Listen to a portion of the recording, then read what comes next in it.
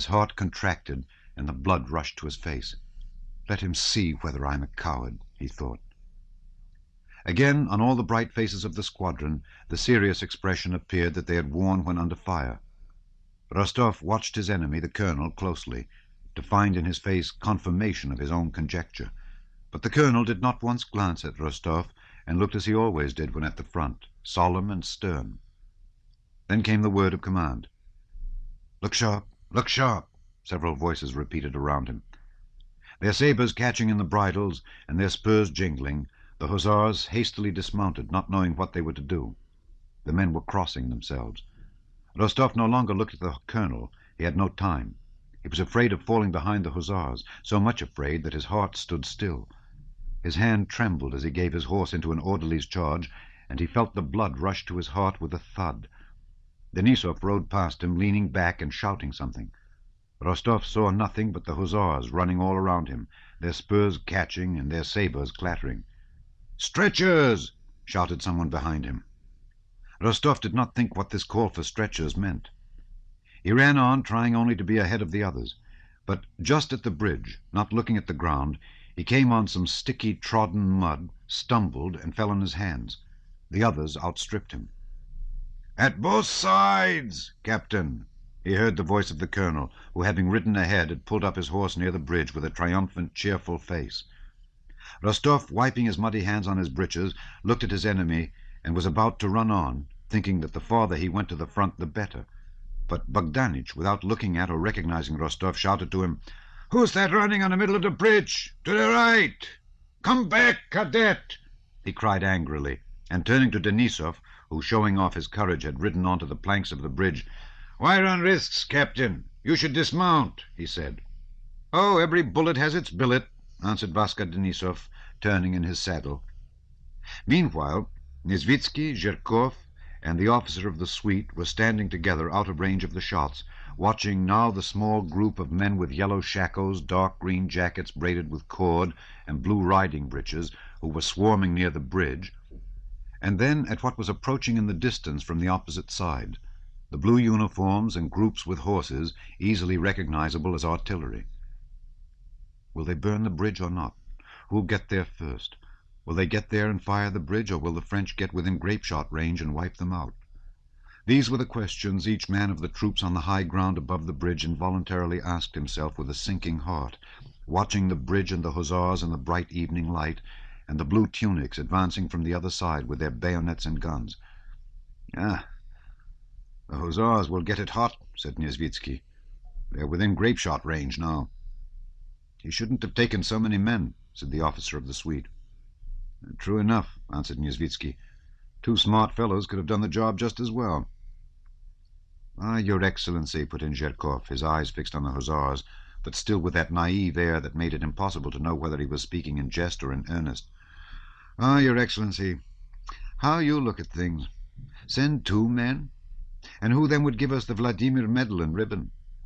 But now, even if they do get peppered, the squadron may be recommended for honors, and he may get a ribbon. Our Bogdanich knows how things are done." "There now," said the officer of the suite. "That's grape-shot." He pointed to the French guns, the limbers of which were being detached and hurriedly removed. On the French side, amid the groups with cannon, a cloud of smoke appeared, then a second and a third almost simultaneously, and at the moment when the first report was heard, a fourth was seen. Then 2 reports, one after another, and a third. "Oh," groaned Nizwitsky as if in fierce pain, seizing the officer of the suite by the arm. "Look, a man has fallen. Fallen. 2, I think." "If I were Tsar, I would never go to war," said Nizwitsky, turning away. The French guns were hastily reloaded. The infantry in their blue uniforms advanced toward the bridge at a run. Smoke appeared again, but at irregular intervals, and grape-shot cracked and rattled onto the bridge. But this time Nizwitsky could not see what was happening there, as a dense cloud of smoke arose from it. The hussars had succeeded in setting it on fire, and the French batteries were now firing at them, no longer to hinder them, but because the guns were trained and there was someone to fire at. The French had time to fire 3 rounds of grape-shot before the hussars got back to their horses. 2 were misdirected, and the shot went too high, but the last round fell in the midst of a group of hussars and knocked 3 of them over. Rostov, absorbed by his relations with Bogdanich, had paused on the bridge, not knowing what to do. There was no one to hew down, as he had always imagined battles to himself, nor could he help to fire the bridge because he had not brought any burning straw with him like the other soldiers. He stood looking about him when suddenly he heard a rattle on the bridge as if nuts were being spilt, and the hussar nearest to him fell against the rails with a groan. Rostov ran up to him with the others. Again someone shouted, "Stretchers!" 4 men seized the hussar and began lifting him. "Oh, for Christ's sake, let me alone!" cried the wounded man, but still he was lifted and laid on the stretcher. Nicholas Rostov turned away, and, as if searching for something, gazed into the distance, at the waters of the Danube, at the sky and at the sun. How beautiful the sky looked! How blue, how calm, and how deep! How bright and glorious was the setting sun! With what soft glitter the waters of the distant Danube shone! And fairer still were the far-away blue mountains beyond the river, the nunnery, the mysterious gorges, and the pine forests veiled in mist to their summits. There was peace and happiness. "I should wish for nothing else, nothing, if only I were there," thought Rostov. "In myself alone and in that sunshine there is so much happiness, but here groans, suffering, fear, and this uncertainty and hurry. They're shouting again, and again are all running back somewhere, and I shall run with them. And death, is here above me and around. Another instant I shall never again see this sun, this water, that gorge." At that instant the sun began to hide behind the clouds, and other stretchers came into view before Rostov. And the fear of death and of the stretchers, and love of the sun and of life, all merged into one feeling of sickening agitation. "O Lord God, thou who art in that heaven, save, forgive, and protect me," Rostov whispered. The hussars ran back to the men who held their horses. Their voices sounded louder and calmer. The stretchers disappeared from sight. "Well, friend, so you've smelt powder," shouted Vaska Denisov just above his ear. "It's all over, but I'm a coward.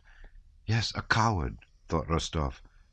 And sighing deeply, he took Rook, his horse, which stood resting 1 foot, from the orderly, and began to mount. "Was that grape shot?" he asked Denisov. "Yes, and no mistake," cried Denisov. "You worked like regular Bwicks, and it's nasty work. An attack's pleasant work, hacking away at the dogs, but this sort of thing is the very devil, with them shooting at you like a target." And Denisov rode up to a group that had stopped near Rostov, composed of the colonel, Nizwitsky, Zherkov, and the officer from the suite. "Well, it seems that no one has noticed," thought Rostov. And this was true. No one had taken any notice, for everyone knew the sensation which the cadet under fire for the first time had experienced. "Here's something for you to report," said Zherkov. "See if I don't get promoted to a sub-lieutenancy." "Inform the prince that the bridge fired," said the colonel triumphantly and gaily. "And if he asks about the losses?" "A trifle," said the colonel in his bass voice. "2 hussars wounded, and 1 knocked out," he added, unable to restrain a happy smile, and pronouncing the phrase "knocked out" with ringing distinctness. Chapter 6. Prince Andrew sent with dispatches to the Austrian court. The Minister of War.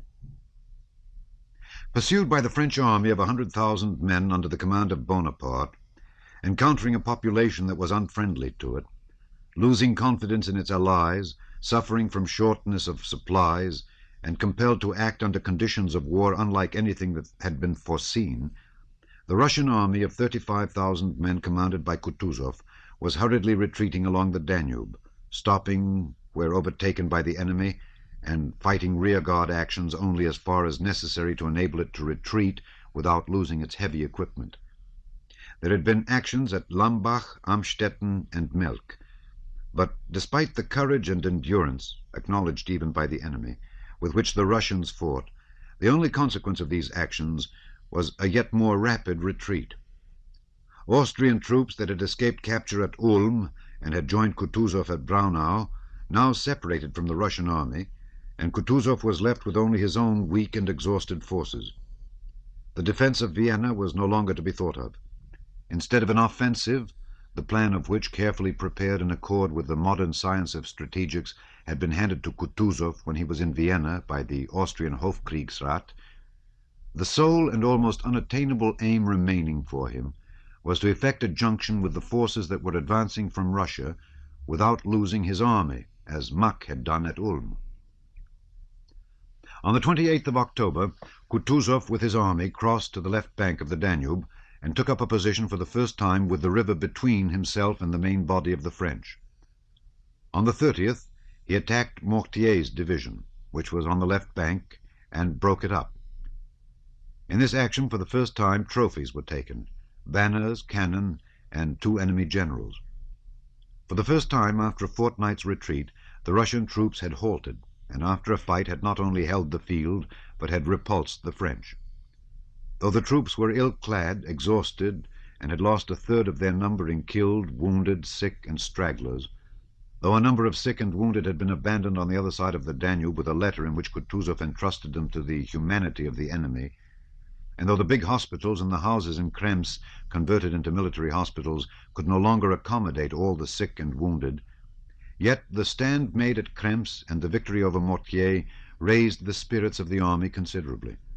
Throughout the whole army and at headquarters, most joyful though erroneous rumors were rife of the imaginary approach of columns from Russia, of some victory gained by the Austrians, and of the retreat of the frightened Bonaparte.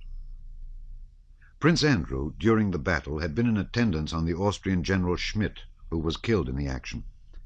His horse had been wounded under him, and his own arm slightly grazed by a bullet. As a mark of the commander-in-chief's special favor, he was sent with the news of this victory to the Austrian court, now no longer at Vienna, which was threatened by the French, but at Brünn. Despite his apparently delicate build, Prince Andrew could endure physical fatigue far better than many very muscular men, and on the night of the battle, having arrived at Krems excited but not weary, with dispatches from Dokhturov to Kutuzov, he was sent immediately with a special dispatch to Brünn. To be so sent meant not only a reward, but an important step toward promotion. The night was dark but starry.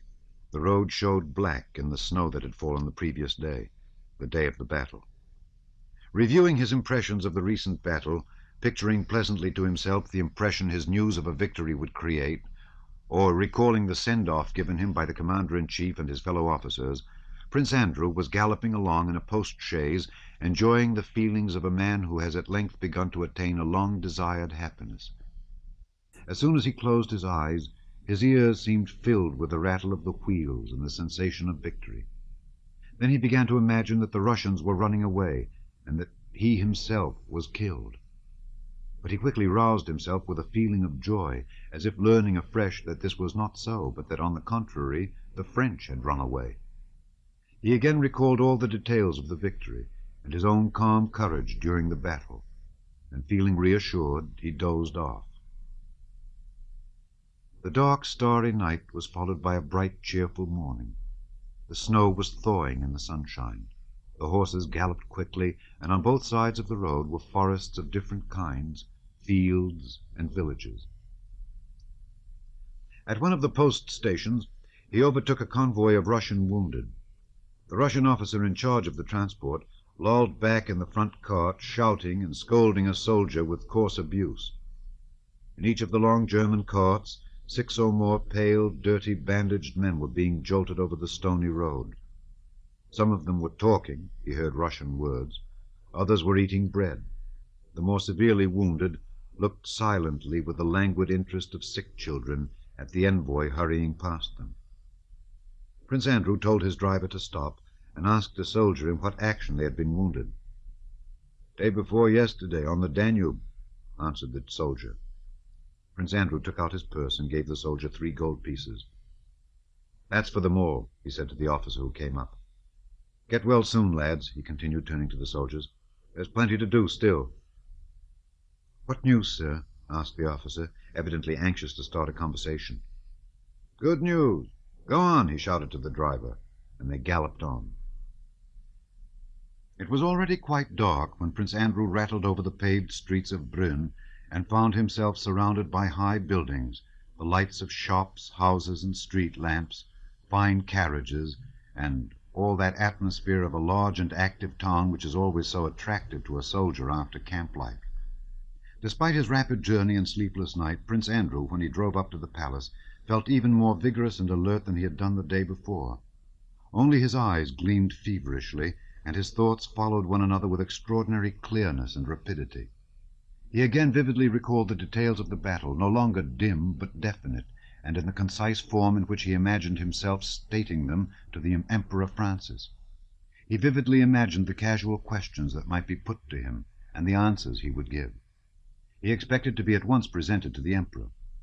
At the chief entrance to the palace, however, an official came running out to meet him, and learning that he was a special messenger, led him to another entrance.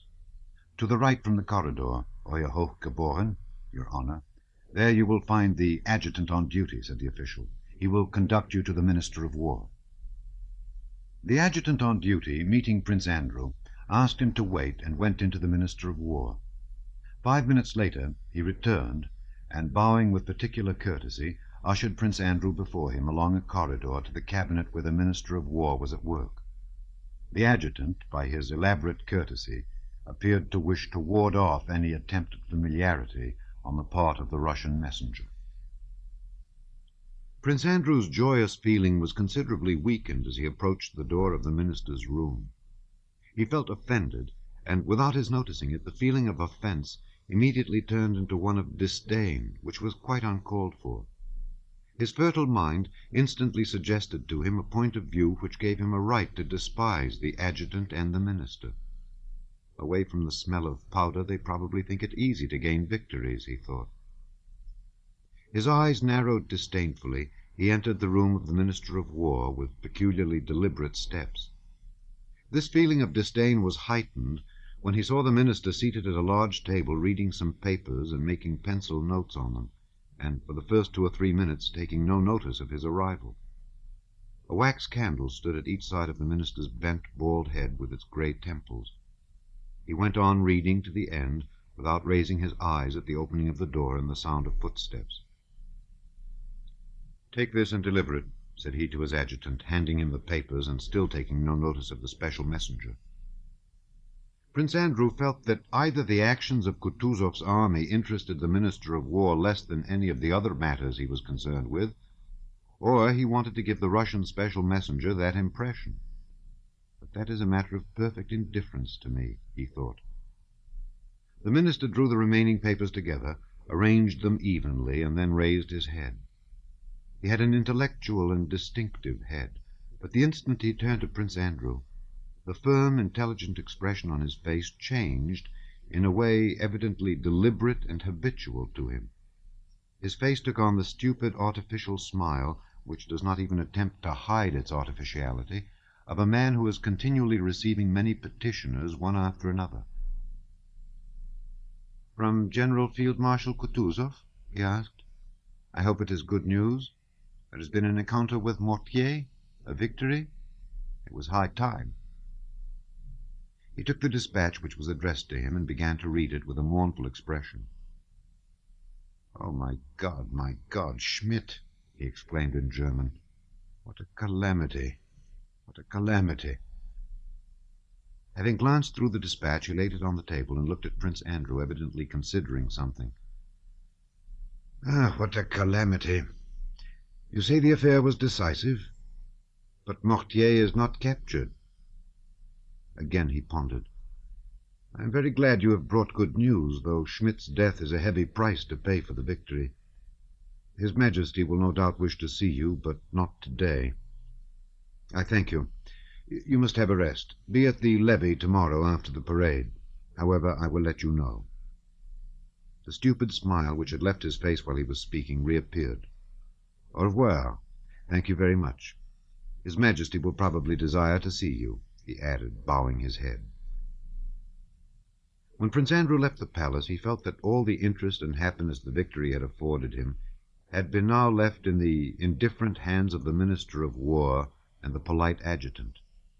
The whole tenor of his thoughts instantaneously changed. The battle seemed the memory of a remote event long past. Chapter 7. Prince Andrew and Bilibin. Note: there is reason to suppose that Bilibin, Bilibin, is drawn partly from Prince A.M. Gorchakov, who directed Russian foreign policy for many years from 1856 onwards. He was said to be in love with his ink pot and to show more ability in the concoction of epigrams than in the conduct of political affairs. Prince Andrew stayed at Brünn with Bilibin, a Russian acquaintance of his in the diplomatic service. "Ah, my dear Prince, I could not have a more welcome visitor," said Bilibin as he came out to meet Prince Andrew. "Franz, put the Prince's things in my bedroom," said he to the servant who was ushering Bolkonsky in. "So you're a messenger of victory, eh? Splendid. And I'm sitting here ill, as you see." After washing and dressing, Prince Andrew came into the diplomat's luxurious study and sat down to the dinner prepared for him. Bilibin settled down comfortably beside the fire. After his journey and the campaign, during which he had been deprived of all the comforts of cleanliness and all the refinements of life, Prince Andrew felt a pleasant sense of repose among luxurious surroundings such as he had been accustomed to from childhood. Besides, it was pleasant, after his reception by the Austrians, to speak, if not in Russian, for they were speaking French, at least with a Russian, who would, he supposed, share the general Russian antipathy to the Austrians, which was then particularly strong. Bilibin was a man of 35, a bachelor, and of the same circle as Prince Andrew. They had known each other previously in Petersburg, but had become more intimate when Prince Andrew was in Vienna with Kutuzov. Just as Prince Andrew was a young man who gave promise of rising high in the military profession, so to an even greater extent Bilibin gave promise of rising in his diplomatic career. He was still a young man, but no longer a young diplomat, as he had entered the service at the age of 16, had been in Paris and Copenhagen, and now held a rather important post in Vienna. Both the foreign minister and our ambassador in Vienna knew him and valued him. He was not one of those many diplomats who are esteemed because they have certain negative qualities, avoid doing certain things, and speak French. He was one of those who, liking work, knew how to do it, and, despite his indolence, would sometimes spend a whole night at his writing table. He worked equally well, whatever the import of his work. It was not the question, what for, but the question, how, that interested him. What the diplomatic matter might be, he did not care, but it gave him great pleasure to prepare a circular, memorandum, or report, skillfully, pointedly, and elegantly. Bilibin's services were valued not only for what he wrote, but also for his skill in dealing and conversing with those in the highest spheres.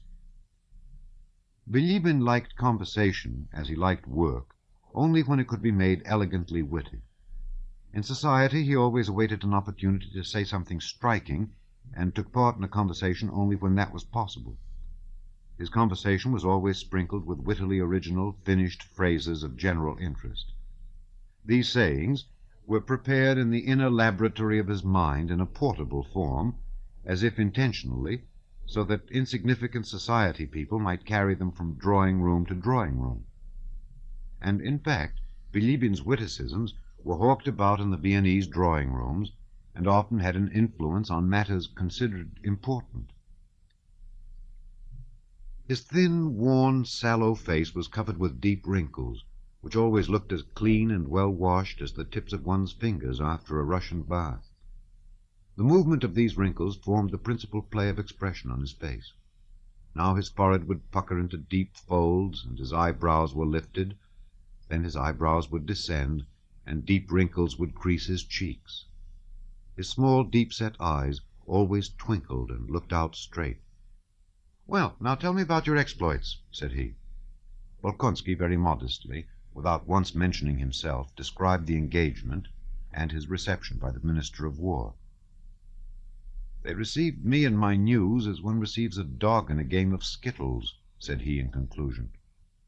Bilibin smiled, and the wrinkles on his face disappeared. "Cependant, mon cher, but my dear fellow," he remarked, examining his nails from a distance, and puckering the skin above his left eye, Malgré la haute estime que je professe with all my respects for the Orthodox Russian army, j'avoue que votre victoire n'est pas des plus victorieuses. I must say that your victory was not particularly victorious. He went on talking in this way in French, uttering only those words in Russian on which he wished to put a contemptuous emphasis. Come now, you with all your forces fall on the unfortunate Mortier and his one division, and even then Mortier slips through your fingers. Where's the victory? But seriously, said Prince Andrew, we can at any rate say without boasting that it was a little better than at Ulm. Why didn't you capture one, just one marshal for us? Because not everything happens as one expects, or with the smoothness of a parade. We had expected, as I told you, to get at their rear by 7 in the morning, but had not reached it by 5 in the afternoon. And why didn't you do it at 7 in the morning? You ought to have been there at 7 in the morning, returned Bilibin with a smile. You ought to have been there at 7 in the morning. Why did you not succeed in impressing on Bonaparte by diplomatic methods that he had better leave Genoa alone? Retorted Prince Andrew in the same tone. I know, interrupted Bilibin. You're thinking it's very easy to take marshals sitting on a sofa by the fire. That is true, but still, why didn't you capture him? So don't be surprised if not only the Minister of War, but also His Most August Majesty the Emperor and King Francis is not much delighted by your victory. Even I, a poor secretary of the Russian embassy, do not feel any need in token of my joy to give my Franz a thaler, or let him go with his Liebchen to the Prater. True, we have no Prater here. He looked straight at Prince Andrew, and suddenly unwrinkled his forehead. It is now my turn to ask you why, mon cher, said Bolkonsky. I confess I do not understand. Perhaps there are diplomatic subtleties here beyond my feeble intelligence, but I can't make it out. Mack loses a whole army. The Archduke Ferdinand and the Archduke Karl give no signs of life and make blunder after blunder. Kutuzov alone at last gains a real victory, destroying the spell of the invincibility of the French, and the Minister of War does not even care to hear the details. That's just it, my dear fellow. You see, it's hurrah for the Tsar, for Russia, for the Orthodox Greek faith.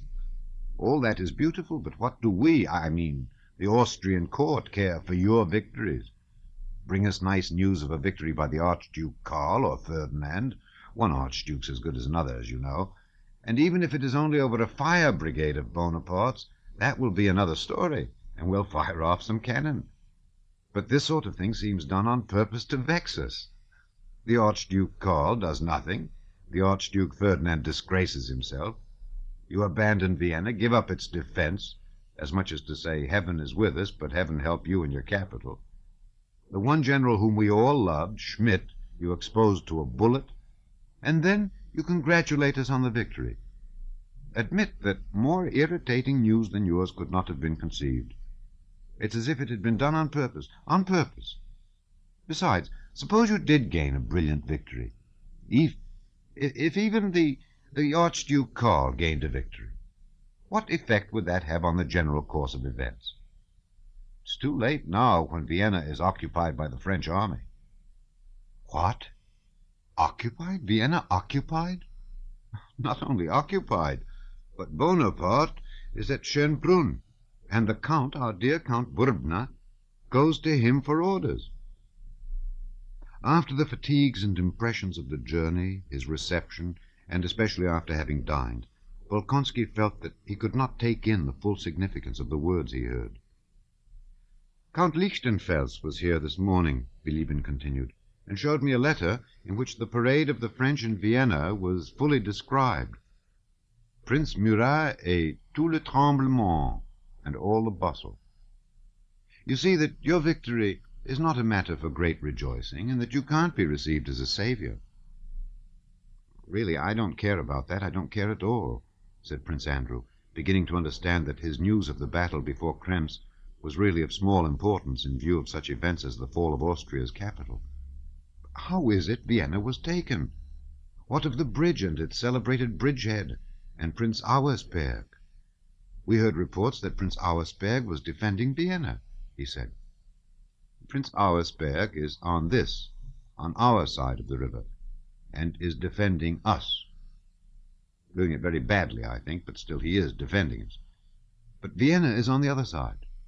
No, the bridge has not yet been taken, and I hope it will not be, for it is mined, and orders have been given to blow it up. Otherwise we should long ago have been in the mountains of Bohemia, and you and your army would have spent a bad quarter of an hour between two fires." "But still this does not mean that the campaign is over," said Prince Andrew. "Well, I think it is. The bigwigs here think so too. But they daren't say so. It will be as I said at the beginning of the campaign. It won't be your skirmishing at Dürrenstein or gunpowder at all that will decide the matter, but those who devised it," said Bilibin, quoting one of his own mots, releasing the wrinkles on his forehead and pausing. "The only question is, what will come of the meeting between the Emperor Alexander and the King of Prussia in Berlin? If Prussia joins the Allies, Austria's hand will be forced and there will be war. If not, it is merely a question of settling where the preliminaries of the new Campo Formio are to be drawn up." "What an extraordinary genius!" Prince Andrew suddenly exclaimed, clenching his small hand and striking the table with it. "And what luck the man has!" "Bonaparte?" said Bilibin inquiringly, puckering up his forehead to indicate that he was about to say something witty. "Buonaparte?" he repeated, accentuating the U. "I think, however, now that he lays down laws for Austria at Schönbrunn, il faut lui faire grâce de lui. We must let him off the U. I shall certainly adopt an innovation and call him simply Bonaparte." "But joking apart," said Prince Andrew, "do you really think the campaign is over?" "This is what I think.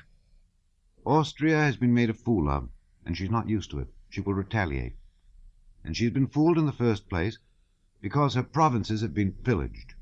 They say the Holy Russian army loots terribly.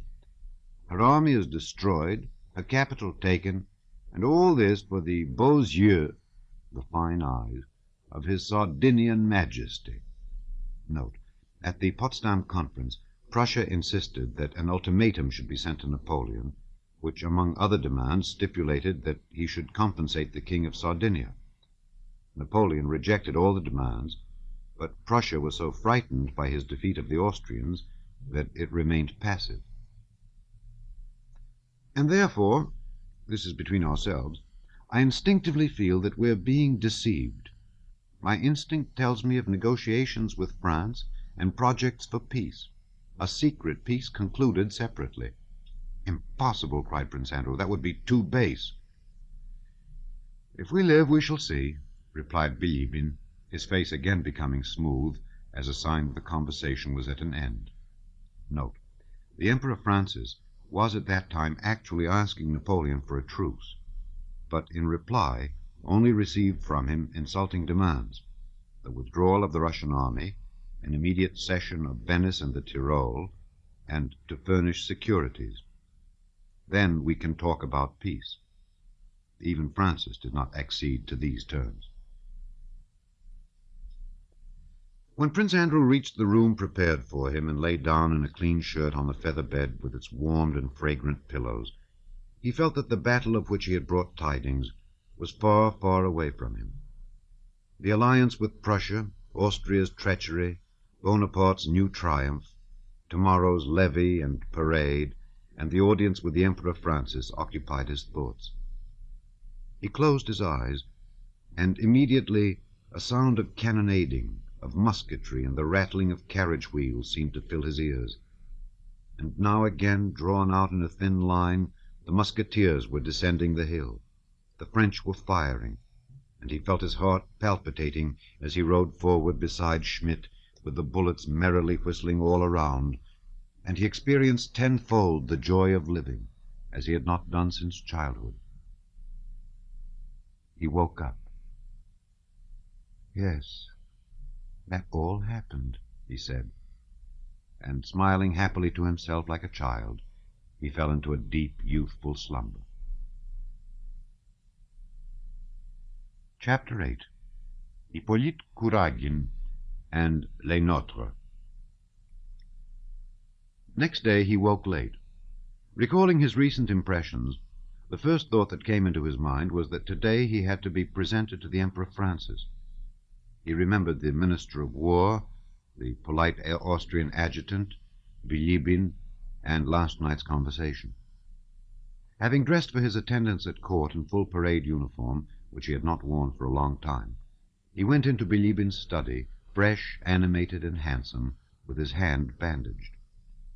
In the study were 4 gentlemen of the diplomatic corps. With Prince Hippolyte Kuragin, who was a secretary to the embassy, Bolkonsky was already acquainted. Bilibin introduced him to the others. The gentlemen assembled at Bilibin's were young, wealthy, gay society men, who here, as in Vienna, formed a special set, which Bilibin, their leader, called Les Nôtres, ours. This set, consisting almost exclusively of diplomats, evidently had its own interests, which had nothing to do with war or politics, but related to high society, to certain women, and to the official side of the service. These gentlemen received Prince Andrew as one of themselves, an honor they did not extend to many. From politeness, and to start conversation, they asked him a few questions about the army and the battle, and then the talk went off into merry jests and gossip. But the best of it was, said one, telling of the misfortune of a fellow diplomat, that the Chancellor told him flatly that his appointment to London was a promotion, and that he was so to regard it. Can you fancy the figure he cut? But the worst of it, gentlemen, I am giving Kuragin away to you, is that that man suffers, and this Don Juan, wicked fellow, is taking advantage of it. Prince Hippolyte was lolling in a lounge chair with his legs over its arm. He began to laugh. "Tell me about that," he said. "Oh, you Don Juan, you serpent!" cried several voices. "You, Bolkonsky, don't know," said Bilibin, turning to Prince Andrew, "that all the atrocities of the French army, I nearly said of the Russian army, are nothing compared to what this man has been doing among the women. La femme est la compagne de l'homme. Woman is man's companion," announced Prince Hippolyte, and began looking through a lorgnette at his elevated legs. Bilibin and the rest of ours burst out laughing in Hippolyte's face, and Prince Andrew saw that Hippolyte, of whom he had to admit he had almost been jealous on his wife's account, was the butt of this set. "Oh, I must give you a treat," Bilibin whispered to Bolkonsky. "Kuragin is exquisite when he discusses politics. You should see his gravity." He sat down beside Hippolyte and, wrinkling his forehead, began talking to him about politics. Prince Andrew and the others gathered round these two. "The Berlin cabinet cannot express a feeling of alliance," began Hippolyte, gazing round with importance at the others, "without expressing, as in its last note, you understand. Besides, unless His Majesty the Emperor derogates from the principle of our alliance— Wait, I've not finished," he said to Prince Andrew, seizing him by the arm. "I believe that intervention will be stronger than non-intervention. And, he paused. Finally, one cannot impute the non-receipt of our dispatch of November 18th. That is how it will end." And he released Bolkonsky's arm to indicate that he had now quite finished. "Demosthenes, I know thee by the pebble thou secretest in thy golden mouth," said Bilibin, and the mop of hair on his head moved with satisfaction. Everybody laughed, and Hippolyte louder than anyone. He was evidently distressed and breathed painfully, but could not restrain the wild laughter that convulsed his usually impassive features. "Well now, gentlemen," said Bilibin, "Bolkonsky is my guest in this house and in Brünn itself. I want to entertain him as far as I can with all the pleasures of life here. If we were in Vienna it would be easy, but here in this wretched Moravian hole it is more difficult, and I beg you all to help me. Brünn's attractions must be shown him. You can undertake the theatre, I society, and you, Hippolyte, of course, the women. We must let him see Amélie. She's exquisite," said one of ours, kissing his fingertips.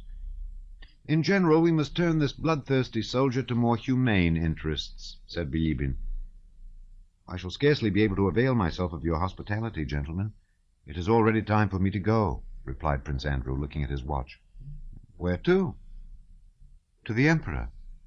"Oh, oh. Well, au revoir, Bolkonsky. Au revoir, Prince.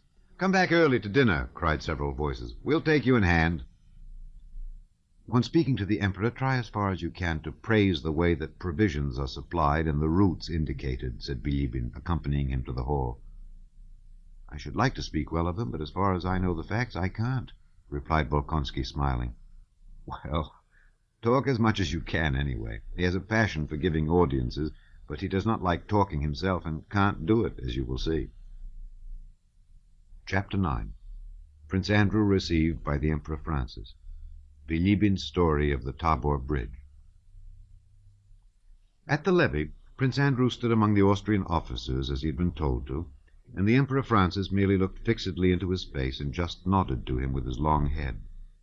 But after it was over, the adjutant he had seen the previous day ceremoniously informed Bolkonsky that the Emperor desired to give him an audience. The Emperor Francis received him standing in the middle of the room.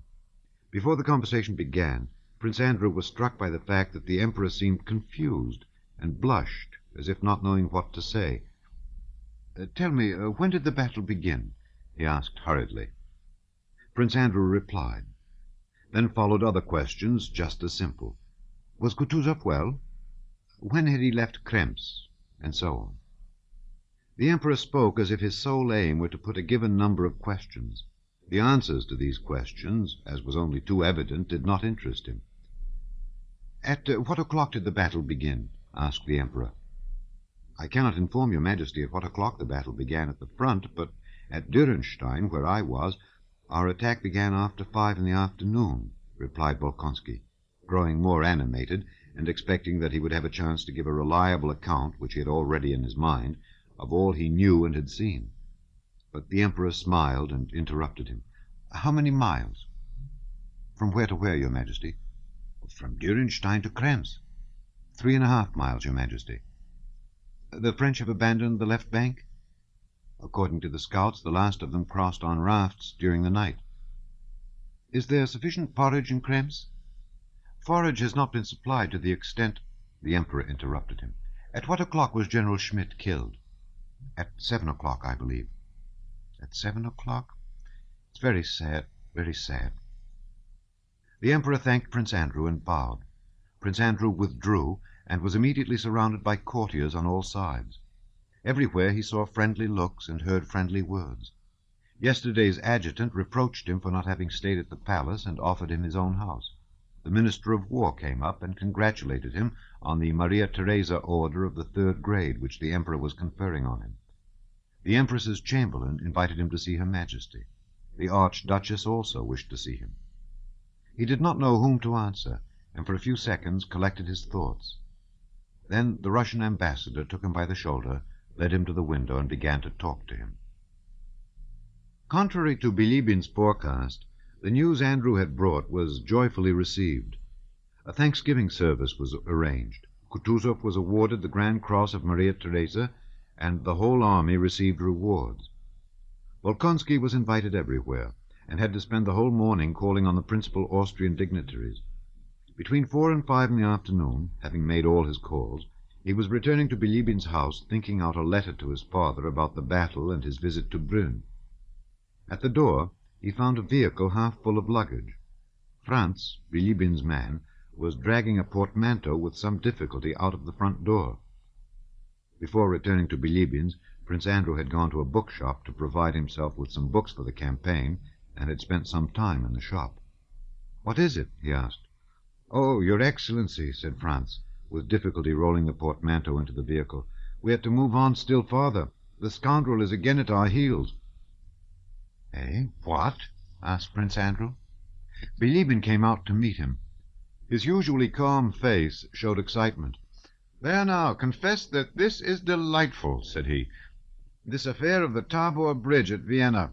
They've crossed without striking a blow." Prince Andrew could not understand. "But where do you come from not to know what every coachman in the town knows?"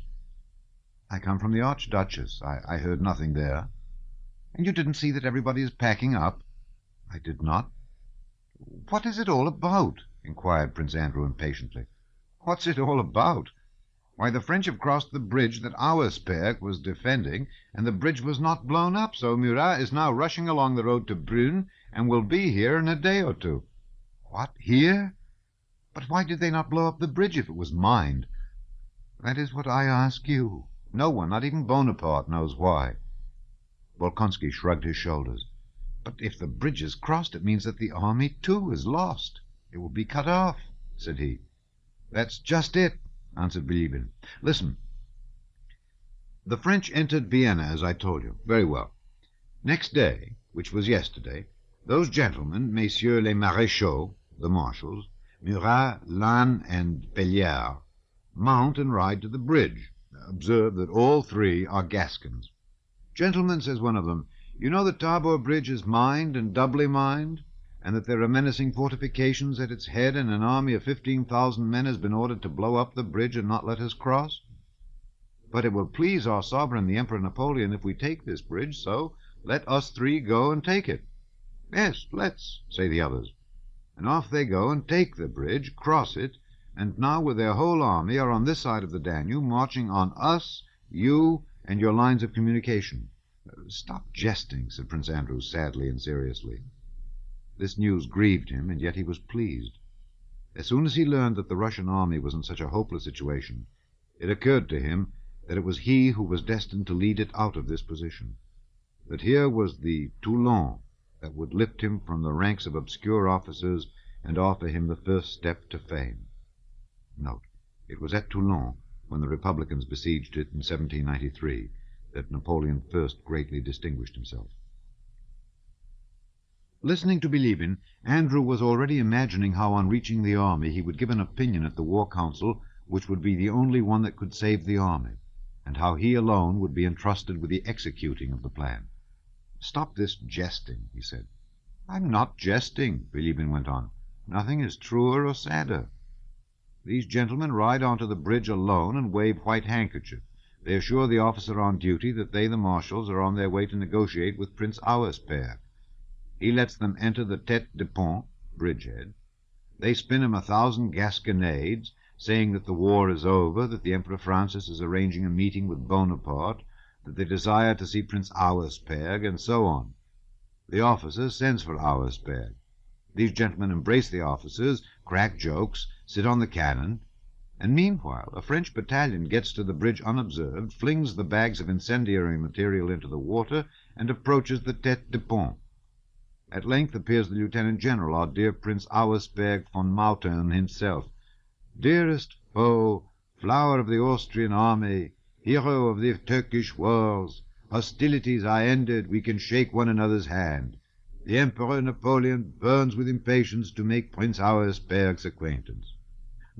In a word, those gentlemen, Gascons indeed, so bewildered him with fine words, and he so flattered by his rapidly established intimacy with the French marshals, and so dazzled by the sight of Murat's mantle and ostrich plumes, qu'il n'y voit que du feu, et oublie celui qu'il devait faire sur l'ennemi, that their fire gets into his eyes, and he forgets that he ought to be firing at the enemy. In spite of the animation of his speech, Bilibin did not forget to pause after this mode to give time for its due appreciation. The French battalion rushes to the bridgehead, spikes the guns, and the bridge is taken. "But what is best of all," he went on, his excitement subsiding under the delightful interest of his own story, "is that the sergeant in charge of the cannon, which was to give the signal to fire the mines and blow up the bridge, this sergeant, seeing that the French troops were running onto the bridge, was about to fire, but Lannes stayed his hand. The sergeant, who was evidently wiser than his general, goes up to Auersperg and says, 'Prince, you're being deceived. Here are the French.'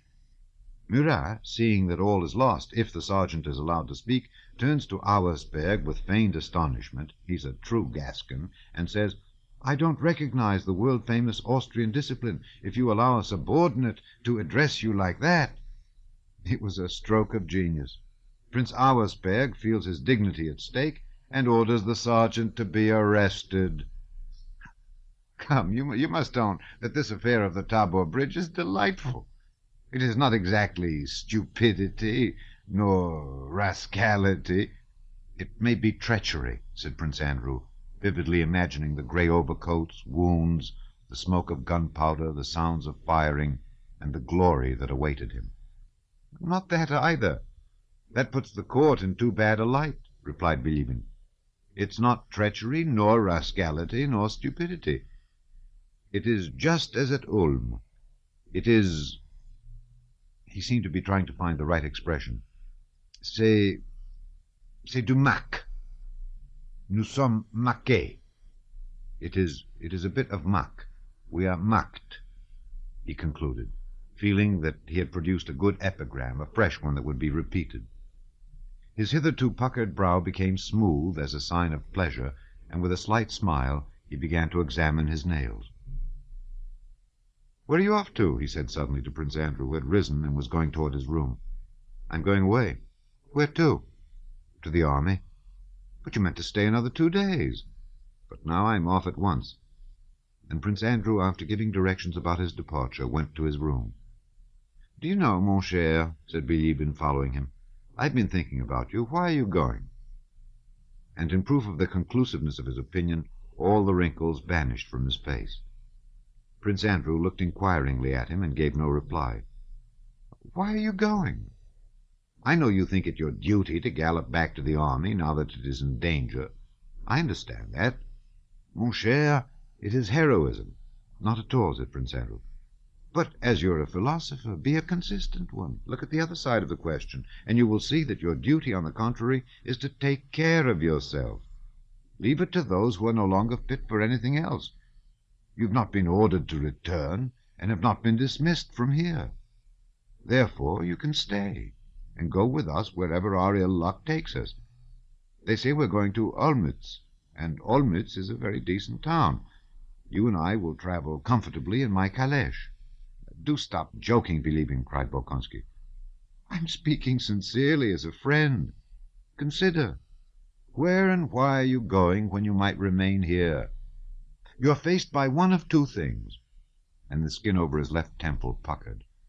"Either you will not reach your regiment before peace is concluded, or you will share defeat and disgrace with Kutuzov's whole army." And Bilibin unwrinkled his temple, feeling that the dilemma was insoluble. "I cannot argue about it," replied Prince Andrew coldly. But he thought, "I'm going to save the army." "My dear fellow, you are a hero," said Bilibin. Chapter 10. Prince Andrew returns to Kutuzov. Bagration sent to Holabrin. Napoleon's letter to Murat. That same night, having taken leave of the Minister of War, Bolkonsky set off to rejoin the army, not knowing where he would find it, and fearing to be captured by the French on the way to Krems. In Brünn, everybody attached to the court was packing up, and the heavy baggage was already being dispatched to Olmütz. Near Hetzelsdorf, Prince Andrew struck the high road along which the Russian army was moving with great haste and in the greatest disorder. The road was so obstructed with carts that it was impossible to get by in a carriage. Prince Andrew took a horse and a Cossack from a Cossack commander, and, hungry and weary, making his way past the baggage wagons, rode in search of the commander-in-chief and of his own luggage. Very sinister reports of the position of the army reached him as he went along, and the appearance of the troops in their disorderly flight confirmed these rumors. "Cette armée russe, que l'or de l'Angleterre a transportée des extrémités de l'univers, nous allons lui faire éprouver le même sort, le sort de l'armée d'Ulm. That Russian army which has been brought from the ends of the earth by English gold, we shall cause to share the same fate, the fate of the army at Ulm." He remembered these words in Bonaparte's address to his army at the beginning of the campaign, and they awoke in him astonishment at the genius of his hero, a feeling of wounded pride and a hope of glory. And should there be nothing left but to die, he thought, well, if need be, I shall do it no worse than others. He looked with disdain at the endless confused mass of detachments, carts, guns, artillery, and again baggage wagons and vehicles of all kinds overtaking one another and blocking the muddy road, 3 and sometimes 4 abreast. From all sides, behind and before, as far as ear could reach, there were the rattle of wheels, the creaking of carts and gun carriages, the tramp of horses, the crack of whips, shouts, the urging of horses, and the swearing of soldiers, orderlies, and officers. All along the sides of the road fallen horses were to be seen, some flayed, some not, and broken-down carts, beside which solitary soldiers sat waiting for something, and again soldiers straggling from their companies, crowds of whom set off to the neighboring villages, or returned from them dragging sheep, fowls, hay, and bulging sacks. At each ascent or descent of the road the crowds were yet denser, and the din of shouting more incessant. Soldiers floundering knee-deep in mud pushed the guns and wagons themselves. Whips cracked, hoofs slipped, traces broke, and lungs were strained with shouting. The officers directing the march rode backward and forward between the carts. Their voices were but feebly heard amid the uproar, and one saw by their faces that they despaired of the possibility of checking this disorder. "Here is our dear Orthodox Russian army," thought Bolkonsky, recalling Bilibin's words. Wishing to find out where the commander-in-chief was, he rode up to a convoy. Directly opposite to him came a strange one-horsed vehicle, evidently rigged up by soldiers out of any available materials, and looking like something between a cart, a cabriolet, and a calèche. A soldier was driving, and a woman enveloped in shawl sat behind the apron under the leather hood of the vehicle. Prince Andrew rode up and was just putting his question to a soldier when his attention was diverted by the desperate shrieks of the woman in the vehicle. An officer in charge of transport was beating the soldier who was driving the woman's vehicle for trying to get ahead of others, and the strokes of his whip fell on the apron of the equipage. The woman screamed piercingly. Seeing Prince Andrew, she leaned out from behind the apron, and, waving her thin arms from under the woolen shawl, cried, "Mr. Aide-de-camp! Mr. Aide-de-camp, for heaven's sake, protect me! What will become of us? I'm the wife of the doctor of the 7th Chasseurs. They won't let us pass. We're left behind and have lost our people." "I'll flatten you into a pancake," shouted the angry officer to the soldier. "Turn back with your slut." "Mr. Aide-de-camp, help me! What does it all mean?" screamed the doctor's wife. "Kindly let this cart pass. Don't you see it's a woman?" said Prince Andrew, riding up to the officer. The officer glanced at him, and without replying turned again to the soldier. "I'll teach you to push on. Back!" "Let them pass, I tell you," repeated Prince Andrew, compressing his lips. "And who are you?" cried the officer, turning on him with tipsy rage. "Who are you? Are you in command here, eh? I'm commander here, not you. Go back or I'll flatten you into a pancake," repeated he. This expression evidently pleased him. "That was a nice snub for the little aide-de-camp," came a voice from behind. Prince Andrew saw that the officer was in that state of senseless, tipsy rage when a man does not know what he is saying. He saw that his championship of the doctor's wife and her queer trap might expose him to what he dreaded more than anything in the world, to ridicule. But his instinct urged him on. Before the officer finished his sentence, Prince Andrew, his face distorted with fury, rode up to him and raised his riding whip. "Kindly let them pass!" The officer flourished his arm and hastily rode away.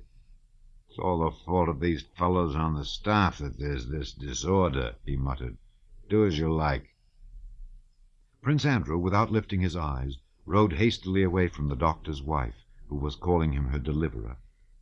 And, recalling with a sense of disgust the minutest details of this humiliating scene, he galloped on to the village where he was told that the commander-in-chief was. On reaching the village, he dismounted and went to the nearest house, intending to rest, if but for a moment, eat something, and try to sort out the stinging and tormenting thoughts that confused his mind. "This is a mob of scoundrels and not an army," he was thinking, as he went up to the window of the first house, when a familiar voice called him by name. He turned round. Nizwitsky's handsome face looked out of the little window. Nizwitsky, moving his moist lips as he chewed something and flourishing his arm, called him to enter. "Bolkonsky! Bolkonsky, don't you hear, eh? Come quick!" he shouted. Entering the house, Prince Andrew saw Nizwitsky and another adjutant having something to eat. They hastily turned round to him, asking if he had any news. On their familiar faces he read agitation and alarm. This was particularly noticeable on Nizwitsky's usually laughing countenance. "Where's the commander-in-chief?" asked Bolkonsky. "Here, in that house," answered the adjutant. "Well, is it true that it's peace and capitulation?" asked Nizwitsky. "I was going to ask you. I know nothing except that it was all I could do to get here." "And we, my dear boy, it's terrible. I was wrong to laugh at Mack. We're getting it still worse," said Nizwitsky. "But sit down and have something to eat." "You won't be able to find either your baggage or anything else now, Prince. And God only knows where your man Peter is," said the other adjutant. "Where are headquarters?" "We're to spend the night in Znaim." "Well, I've got all I need into packs for 2 horses," said Nizwitsky. "They've made up splendid packs for me, fit to cross the Bohemian mountains with. It's a bad lookout, old fellow. But what's the matter with you? You must be ill to shiver like that," he added, noticing that Prince Andrew winced as at an electric shock. "It's nothing," replied Prince Andrew. He had just remembered his recent encounter with the doctor's wife and the convoy officer.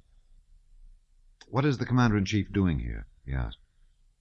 "I can't make out at all," said Nizwitsky. "Well, all I can make out is that everything is abominable, abominable, quite abominable," said Prince Andrew, and he went off to the house where the commander-in-chief was. Passing by Kutuzov's carriage and the exhausted saddle horses of his suite, with their Cossacks who were talking loudly together, Prince Andrew entered the passage. Kutuzov himself, he was told, was in the house with Prince Bagration and Weyrother. Weyrother was the Austrian general who had succeeded Schmidt. In the passage, little Kozlovsky was squatting on his heels in front of a clerk. The clerk, with cuffs turned up, was hastily writing at a tub turned bottom upwards. Kozlovsky's face looked worn. He, too, had evidently not slept all night. He glanced at Prince Andrew and did not even nod to him. "Second line, have you written it?" he continued, dictating to the clerk. "The Kiev Grenadiers, Podolyan." "One can't write so fast, Your Honor," said the clerk, glancing angrily and disrespectfully at Kozlovsky. Through the door came the sounds of Kutuzov's voice, excited and dissatisfied, interrupted by another, an unfamiliar voice. From the sound of these voices, the inattentive way Kozlovsky looked at him, the disrespectful manner of the exhausted clerk, the fact that the clerk and Kozlovsky were squatting on the floor by a tub so near to the commander-in-chief, and from the noisy laughter of the Cossacks holding the horses near the window, Prince Andrew felt that something important and disastrous was about to happen. He turned to Kozlovsky with urgent questions. "Immediately, Prince," said Kozlovsky. "Dispositions for Bagration." "What about capitulation?" "Nothing of the sort. Orders are issued for a battle." Prince Andrew moved toward the door from whence voices were heard. Just as he was going to open it, the sound ceased, the door opened, and Kutuzov, with his eagle nose and puffy face, appeared in the doorway. Prince Andrew stood right in front of Kutuzov, but the expression of the commander-in-chief's one sound eye showed him to be so preoccupied with thoughts and anxieties as to be oblivious of his presence. He looked straight at his adjutant's face without recognizing him. "Well, have you finished?" said he to Kozlovsky. "One moment, Your Excellency." Bagration, a gaunt, middle-aged man of medium height, with a firm, impassive face of Oriental type, came out after the commander-in-chief. "I have the honor to present myself," repeated Prince Andrew, rather loudly, handing Kutuzov an envelope. "Ah, from Vienna? Very good. Later. Kutuzov went out into the porch with Bagration. "Well, goodbye, Prince," said he to Bagration.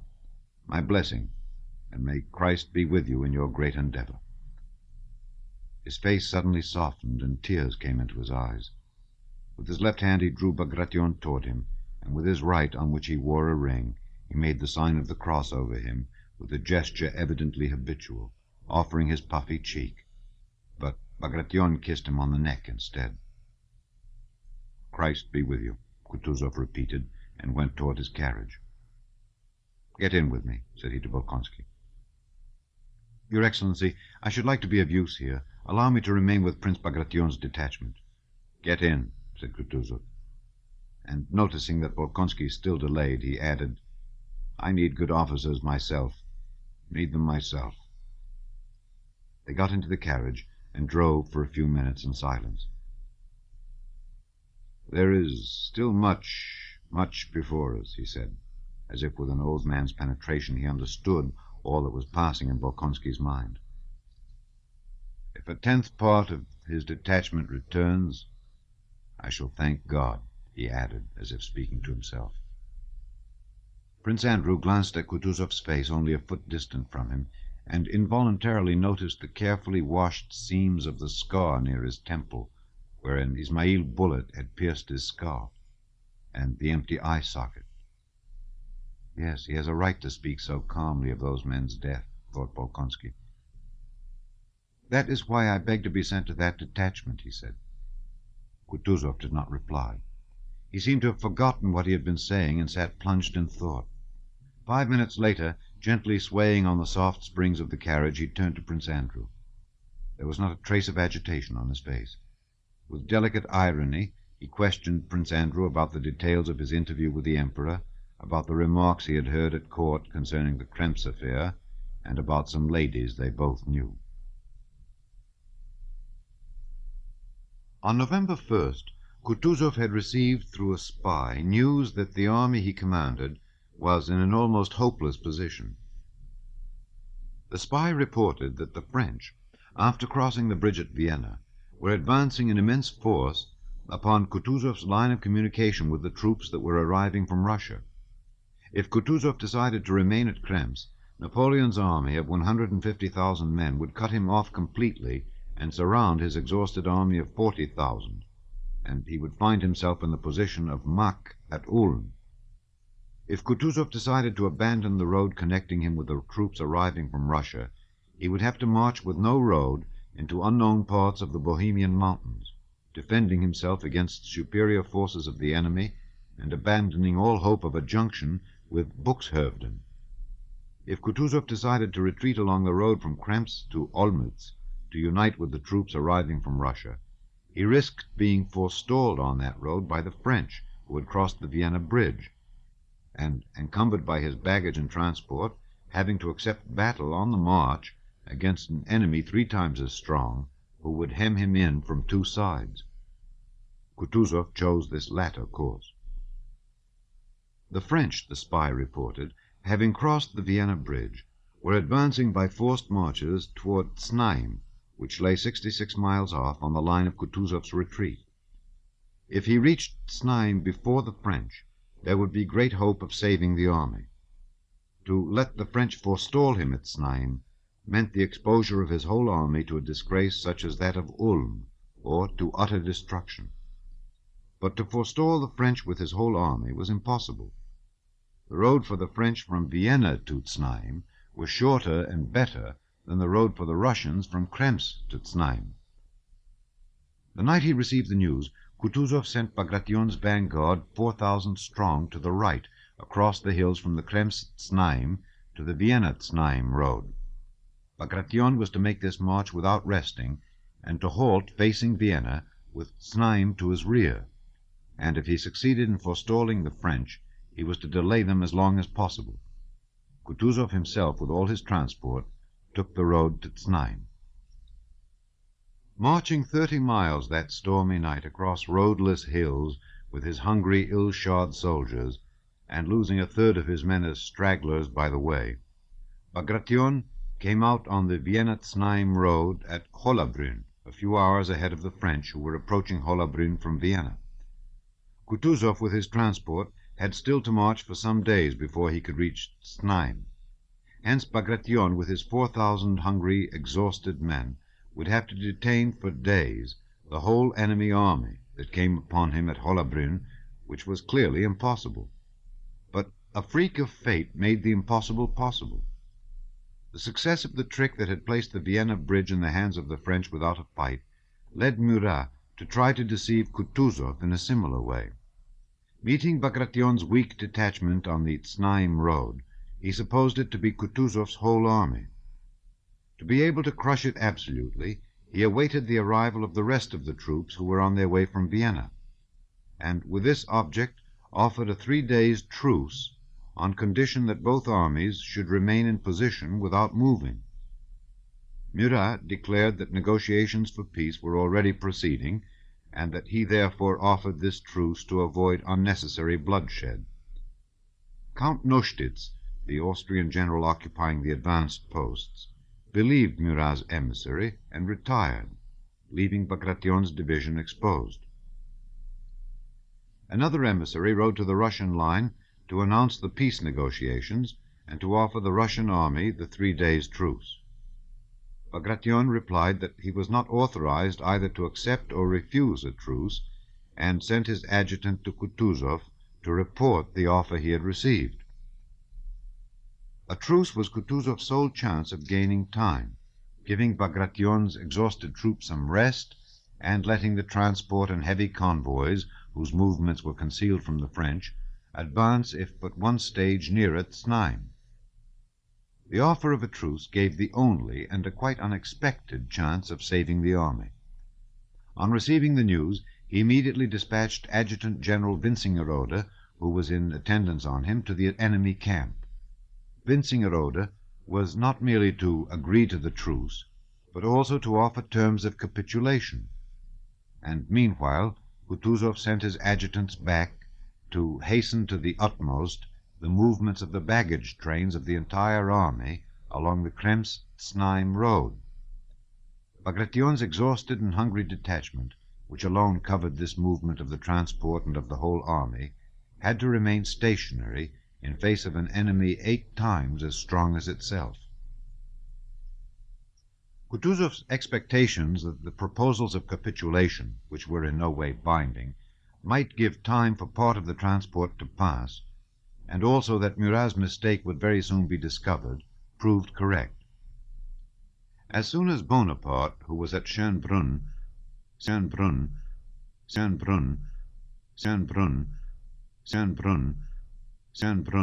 miles from Hollabrunn, received Murat's dispatch with the proposal of a truce and a capitulation, he detected a ruse and wrote the following letter to Murat. Schönbrunn, 25th Brumaire, 1805, at 8 o'clock in the morning. To Prince Murat. I cannot find words to express to you my displeasure. You command only my advance guard, and have no right to arrange an armistice without my order. You are causing me to lose the fruits of a campaign. Break the armistice immediately, and march on the enemy. Inform him that the general who signed that capitulation had no right to do so, and that no one but the Emperor of Russia has that right. If, however, the Emperor of Russia ratifies that convention, I will ratify it. But it is only a trick. March on, destroy the Russian army. You are in a position to seize its baggage and artillery.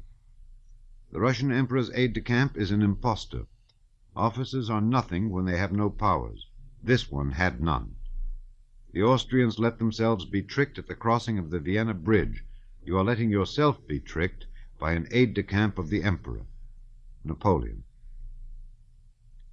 Bonaparte's adjutant rode full gallop with this menacing letter to Murat. Bonaparte himself, not trusting to his generals, moved with all the guards to the field of battle, afraid of letting a ready victim escape, and Bagration's 4,000 men merrily lighted campfires, dried and warmed themselves, cooked their porridge for the first time for 3 days, and not one of them knew or imagined what was in store for him. Note: Napoleon's letter to Murat is taken from Pierre's Histoire du Consulat et de l'Empire. Chapter 11. Prince Andrew reports to Bagration. Captain Tushin. Soldiers at the front. Dolokhov talks to a French grenadier. Between 3 and 4 o'clock in the afternoon, Prince Andrew, who had persisted in his request to Kutuzov, arrived at Grunt and reported himself to Bagration. Bonaparte's adjutant had not yet reached Murat's detachment, and the battle had not yet begun. In Bagration's detachment, no one knew anything of the general position of affairs. They talked of peace, but did not believe in its possibility. Others talked of a battle, but also disbelieved in the nearness of an engagement. Bagration, knowing Bolkonsky to be a favorite and trusted adjutant, received him with distinction and special marks of favor, explaining to him that there would probably be an engagement that day or the next, and giving him full liberty to remain with him during the battle, or to join the rearguard and have an eye on the order of retreat, which is also very important. However, there will hardly be an engagement today, said Bagration, as if to reassure Prince Andrew. If he is one of the ordinary little staff dandies sent to earn a medal, he can get his reward just as well in the rearguard. But if he wishes to stay with me, let him. He'll be of use here if he's a brave officer, thought Bagration. Prince Andrew, without replying, asked the prince's permission to ride round the position to see the disposition of the forces, so as to know his bearings should he be sent to execute an order. The officer on duty, a handsome, elegantly dressed man with a diamond ring on his forefinger, who was fond of speaking French, though he spoke it badly, offered to conduct Prince Andrew. On all sides they saw rain-soaked officers with dejected faces who seemed to be seeking something, and soldiers dragging doors, benches, and fencing from the village. "There now, Prince, we can't stop those fellows," said the staff officer, pointing to the soldiers. "The officers don't keep them in hand. And there," he pointed to a sutler's tent, "they crowd in and sit. This morning I turned them all out, and now look, it's full again. I must go there, Prince, and scare them a bit. It won't take a moment." "Yes, let's go in, and I will get myself a roll and some cheese," said Prince Andrew, who had not yet had time to eat anything. "Why didn't you mention it, Prince? I would have offered you something." They dismounted and entered the tent. Several officers, with flushed and weary faces, were sitting at the table, eating and drinking. "Now what does this mean, gentlemen?" said the staff officer, in the reproachful tone of a man who has repeated the same thing more than once. "You know it won't do to leave your posts like this. The prince gave orders that no one should leave his post. Now you, Captain," and he turned to a thin, dirty little artillery officer, who, without his boots, he had given them to the canteen keeper to dry, in only his stockings, rose when they entered, smiling not altogether comfortably. "Well, aren't you ashamed of yourself, Captain Tushin?" he continued. "One would think that, as an artillery officer, you would set a good example, yet here you are without your boots.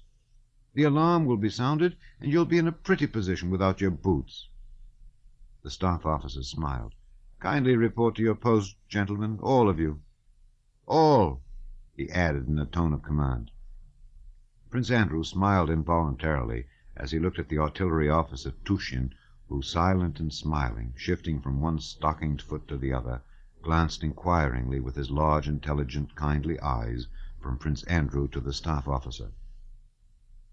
"The soldiers say it feels easier without boots," said Captain Tushin, smiling shyly in his uncomfortable position, evidently wishing to adopt a jocular tone. But before he had finished, he felt that his jest was unacceptable and had not come off. He grew confused. "Kindly return to your posts," said the staff officer, trying to preserve his gravity. Prince Andrew glanced again at the artillery officer's small figure. There was something peculiar about it, quite unsoldierly, rather comic, but extremely attractive. The staff officer and Prince Andrew mounted their horses and rode on.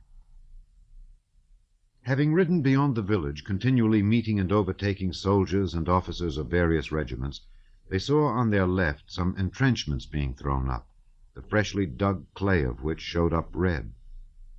Several battalions of soldiers in their shirt-sleeves, despite the cold wind, swarmed in these earthworks like a host of white ants.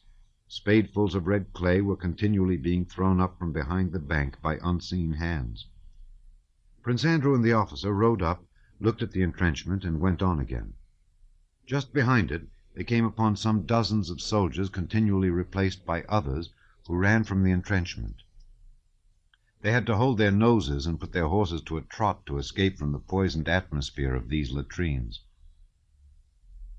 "Voilà l'agrément des camps, Monsieur le Prince." "This is a pleasure one gets in camp, Prince," said the staff officer. They rode up the opposite hill. From there the French could already be seen. Prince Andrew stopped and began examining the position. "That's our battery," said the staff officer, indicating the highest point. "It's in charge of the queer fellow we saw without his boots. You can see everything from there. Let's go there, Prince." "Thank you very much. I will go alone," said Prince Andrew, wishing to rid himself of this staff officer's company. "Please don't trouble yourself any further." The staff officer remained behind, and Prince Andrew rode on alone. The farther forward and nearer the enemy he went, the more orderly and cheerful were the troops. The greatest disorder and depression had been in the baggage train he had passed that morning on the Znaim road, 7 miles away from the French. At Grunt also some apprehension and alarm could be felt. But the nearer Prince Andrew came to the French lines, the more confident was the appearance of our troops. The soldiers in their greatcoats were ranged in lines. The sergeants major and company officers were counting the men, poking the last man in each section in the ribs and telling him to hold his hand up. Soldiers scattered over the whole place were dragging logs and brushwood and were building shelters with merry chatter and laughter. Around the fires sat others, dressed and undressed, drying their shirts and leg bands, or mending boots or overcoats, and crowding round the boilers and porridge cookers. In one company dinner was ready, and the soldiers were gazing eagerly at the steaming boiler, waiting till the sample which a quartermaster sergeant was carrying in a wooden bowl to an officer who sat on a log before his shelter had been tasted. Another company, a lucky one, for not all the companies had vodka, crowded round a pock-marked, broad-shouldered sergeant major, who, tilting a keg, filled one after another the canteen lids held out to him. The soldiers lifted the canteen lids to their lips with reverential faces, emptied them, rolling the vodka in their mouths, and walked away from the sergeant major with brightened expressions, licking their lips and wiping them on the sleeves of their greatcoats. All their faces were as serene as if all this were happening at home, awaiting peaceful encampment, and not within sight of the enemy, before an action in which at least half of them would be left on the field. After passing a chasseur regiment, and in the lines of the Kiev Grenadiers, fine fellows busy with similar peaceful affairs, near the shelter of the regimental commander, higher than and different from the others, Prince Andrew came out in front of a platoon of grenadiers, before whom lay a naked man. 2 soldiers held him, while 2 others were flourishing their switches and striking him regularly on his bare back. The man shrieked unnaturally. A stout major was pacing up and down the line, and regardless of the screams kept repeating, "It's a shame for a soldier to steal. A soldier must be honest, honorable, and brave. But if he robs his fellows, there is no honor in him. He's a scoundrel. Go on! Go on!" So the swishing sound of the strokes and the desperate but unnatural screams continued. "Go on! Go on!" said the major.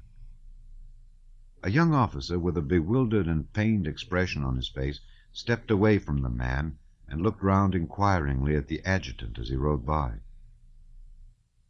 Prince Andrew, having reached the front line, rode along it. Our front line and that of the enemy were far apart on the right and left flanks, but in the center, where the men with the flag of truce had passed that morning, the lines were so near together that the men could see one another's faces and speak to one another. Besides the soldiers who formed the picket line on either side, there were many curious onlookers who, jesting and laughing, stared at their strange foreign enemies. Since early morning, despite an injunction not to approach the picket line, the officers had been unable to keep sightseers away. The soldiers forming the picket line, like showmen exhibiting a curiosity, no longer looked at the French, but paid attention to the sightseers, and grew weary waiting to be relieved. Prince Andrew halted to have a look at the French. "Look! Look there!" one soldier was saying to another, pointing to a Russian musketeer who had gone up to the picket line with an officer and was rapidly and excitedly talking to a French grenadier. "Hark to him jabbering! Fine, isn't it? It's all the Frenchy can do to keep up with him. There now, Sidorov." "Wait a bit and listen. It's fine," answered Sidorov, who was considered an adept at French. The soldier to whom the laughers referred was Dolokhov. Prince Andrew recognized him and stopped to listen to what he was saying. Dolokhov had come from the left flank where their regiment was stationed with his captain. "Now then, go on," incited the officer, bending forward and trying not to lose a word of the speech which was incomprehensible to him. "More, please, more. What's he saying?" Dolokhov did not answer the captain. He had been drawn into a hot dispute with the French grenadier. They were naturally talking about the campaign. The Frenchman, confusing the Austrians with the Russians, was trying to prove that the Russians had surrendered and had fled all the way from Ulm, while Dolokhov maintained that the Russians had not surrendered, but had beaten the French. "We have orders to drive you off here, and we shall drive you off," said Dolokhov. "Only take care you and your Cossacks are not all captured," said the French grenadier. The French onlookers and listeners laughed. "We'll make you dance as we did under Suvorov." "On vous fera danser," said Dolokhov. "Qu'est-ce qu'il chante?" "What's he singing about?" asked a Frenchman. "It's ancient history," said another, guessing that it referred to a former war. "The Emperor will teach your Suvara as he has taught the others." "Bonaparte," began Dolokhov, but the Frenchman interrupted him. "Not Bonaparte. He is the Emperor. Sacré nom!" cried he angrily. "The devil skin your Emperor!" And Dolokhov swore at him in coarse soldier's Russian, and shouldering his musket, walked away. "Let us go, Ivan Lukitch," he said to the captain. "Ah, that's the way to talk French," said the picket soldiers. "Now, Sidorov, you have a try." Sidorov, turning to the French, winked and began to jabber meaningless sounds very fast. "Kari malatafa safi mutter kaska," he said, trying to give an expressive intonation to his voice. "Ho, ho, ho! Ha, ha, ha! Ooh-hoo!" came peals of such healthy and good-humored laughter from the soldiers that it infected the French involuntarily, so much so that the only thing left to do seemed to be to unload the muskets, explode the ammunition, and all return home as quickly as possible. But the guns remained loaded, the loopholes in blockhouses and entrenchments looked out just as menacingly, and the unlimbered cannon confronted one another as before. Chapter 12. Prince Andrew surveys the position. The first shot. Having ridden round the whole line from right flank to left, Prince Andrew made his way up to the battery from which the staff officer had told him the whole field could be seen. Here he dismounted and stopped beside the farthest of the 4 unlimbered cannon. Before the guns, an artillery sentry was pacing up and down. He stood at attention when the officer arrived, but at a sign resumed his measured, monotonous pacing. Behind the guns were their limbers, and still farther back picket ropes and artillerymen's bonfires. To the left, not far from the farthest cannon, was a small, newly constructed wattle shed, from which came the sound of officers' voices in eager conversation. It was true that a view over nearly the whole Russian position and the greater part of the enemy's opened out from this battery. Just facing it, on the crest of the opposite hill, the village of Schöngraben could be seen. And in 3 places to left and right, the French troops amid the smoke of their campfires, the greater part of whom were evidently in the village itself and behind the hill. To the left from that village amid the smoke was something resembling a battery, but it was impossible to see it clearly with the naked eye. Our right flank was posted on a rather steep incline which dominated the French position. Our infantry was stationed there, and at the farthest point the dragoons. In the center, where Tushin's battery stood and from which Prince Andrew was surveying the position, was the easiest and most direct descent and ascent to the brook separating us from Schöngraben. On the left our troops were close to a copse in which smoked the bonfires of our infantry who were felling wood. The French line was wider than ours, and it was plain that they could easily outflank us on both sides. Behind our position was a steep and deep dip, making it difficult for artillery and cavalry to retire. Prince Andrew took out his notebook and, leaning on the cannon, sketched a plan of the position. He made some notes on 2 points, intending to mention them to Bagration. His idea was first to concentrate all the artillery in the center, and secondly, to withdraw the cavalry to the other side of the dip. Prince Andrew, being always near the commander-in-chief, closely followed the mass movements and general orders, and constantly studying historical accounts of battles, involuntarily pictured to himself the course of events in the forthcoming action in broad outline. He imagined only important possibilities. If the enemy attacks the right flank, he said to himself, the Kiev Grenadiers and the Podolsk chasseurs must hold their position till reserves from the center come up. In that case, the dragoons could successfully make a flank counterattack. If they attack our center, we, having the center battery on this high ground, shall withdraw the left flank under its cover and retreat to the dip by echelons. So he reasoned. All the time he had been beside the gun, he had heard the voices of the officers distinctly, but, as often happens, had not understood a word of what they were saying. Suddenly, however, he was struck by a voice coming from the shed, and its tone was so sincere that he could not but listen. "No, friend," said a pleasant voice, and as it seemed to Prince Andrew, a familiar voice. "What I say is that if it were possible to know what is beyond death, none of us would be afraid of it. That's so, friend." Another, a younger voice, interrupted him. "Afraid or not, you can't escape it anyhow." "All the same, one is afraid." "Oh, you clever people," said a third manly voice, interrupting them both. "Of course you artillerymen are very wise, because you can take everything along with you, vodka and snacks." And the owner of the manly voice, evidently an infantry officer, laughed. "Yes, one is afraid," continued the first speaker, he of the familiar voice.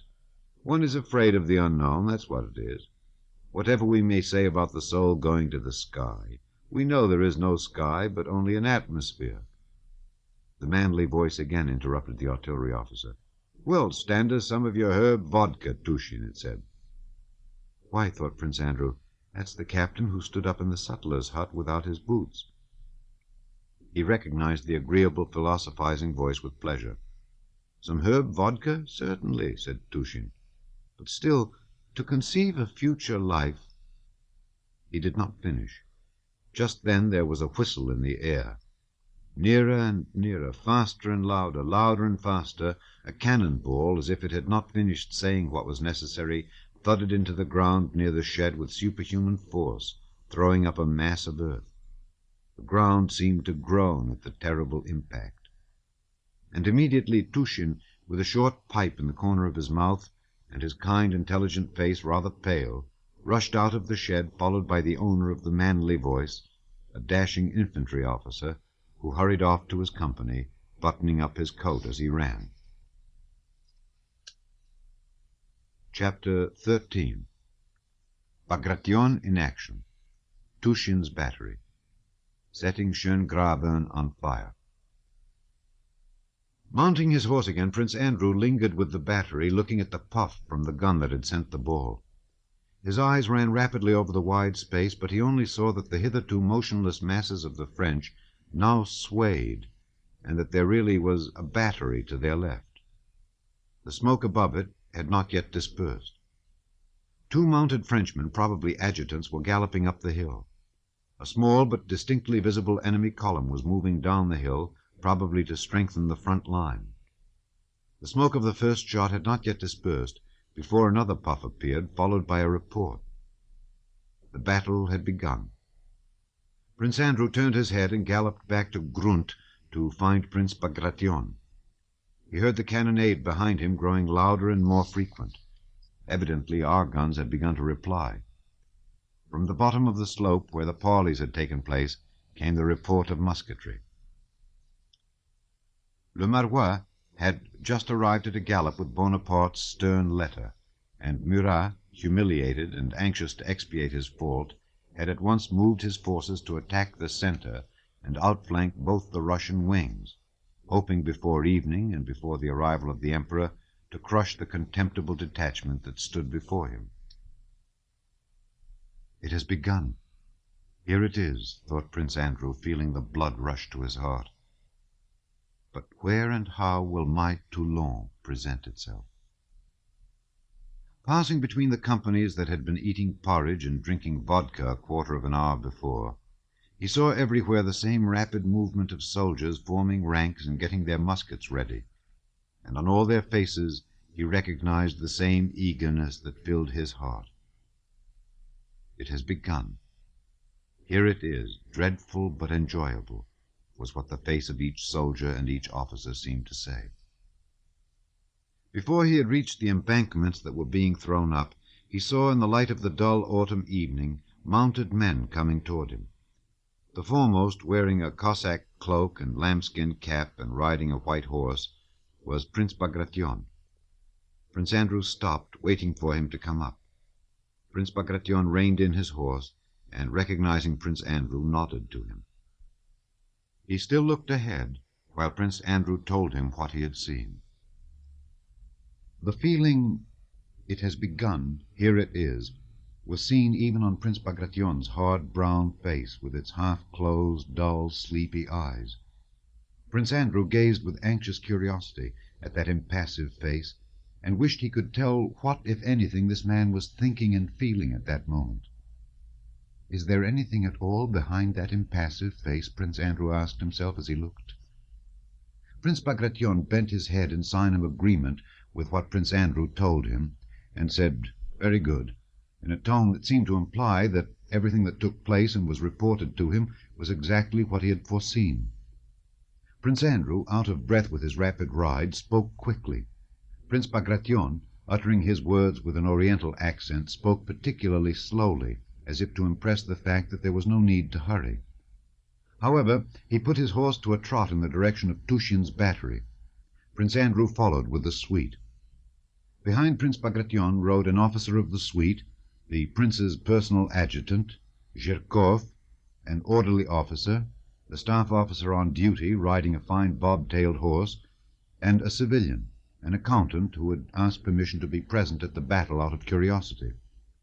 The accountant, a stout, full-faced man, looked around him with a naive smile of satisfaction, and presented a strange appearance among the hussars, Cossacks, and adjutants in his camlet coat, as he jolted on his horse with a convoy officer's saddle. "He wants to see a battle," said Zherkov to Bolkonsky, pointing to the accountant, "but he feels a pain in the pit of his stomach already." "Oh, leave off," said the accountant with a beaming but rather cunning smile, as if flattered at being made the subject of Zherkov's joke, and purposely trying to appear stupider than he really was. "It is very strange, mon monsieur prince," said the staff officer. He remembered that in French there is some peculiar way of addressing a prince, but could not get it quite right. By this time they were all approaching Tushin's battery, and a ball struck the ground in front of them. "What's that has fallen?" asked the accountant with a naive smile. "A French pancake," answered Zherkov. "So that's what they hit with?" asked the accountant. "How awful!" He seemed to swell with satisfaction. He had hardly finished speaking when they again heard an unexpectedly violent whistling, which suddenly ended with a thud into something soft, flop, and a Cossack, riding a little to their right and behind the accountant, crashed to earth with his horse.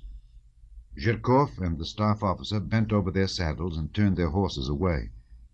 The accountant stopped, facing the Cossack, and examined him with attentive curiosity. The Cossack was dead, but the horse still struggled. Prince Bagration screwed up his eyes, looked round, and, seeing the cause of the confusion, turned away with indifference, as if to say, "Is it worth while noticing trifles?"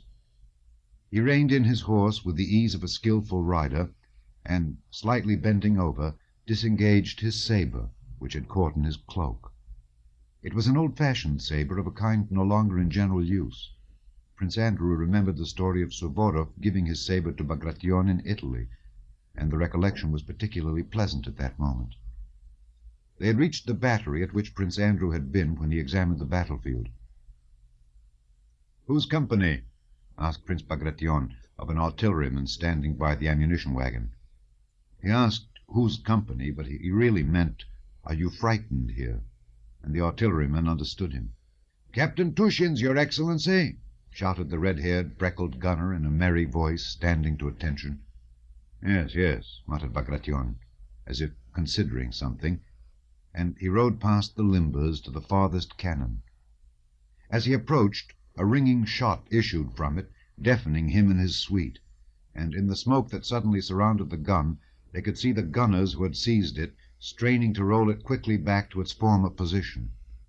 A huge, broad-shouldered gunner, number 1, holding a mop, his legs far apart, sprang to the wheel, while number 2, with a trembling hand, placed a charge in the cannon's mouth. The short, round-shouldered Captain Tushin, stumbling over the tail of the gun carriage, moved forward, and, not noticing the general, looked out, shading his eyes with his small hand. "Lift it 2 lines more, and it will be just right," cried he in a feeble voice, to which he tried to impart a dashing note, ill-suited to his weak figure. "Number 2," he squeaked. "Fire, Medvedev!" Bagration called to him, and Tushin, raising 3 fingers to his cap with a bashful and awkward gesture not at all like a military salute but like a priest's benediction, approached the general. Though Tushin's guns had been intended to cannonade the valley, he was firing incendiary balls at the village of Schöngraben, visible just opposite, in front of which large masses of French were advancing. No one had given Tushin orders where and at what to fire, but after consulting his sergeant-major, Zakharchenko, for whom he had great respect, he had decided that it would be a good thing to set fire to the village.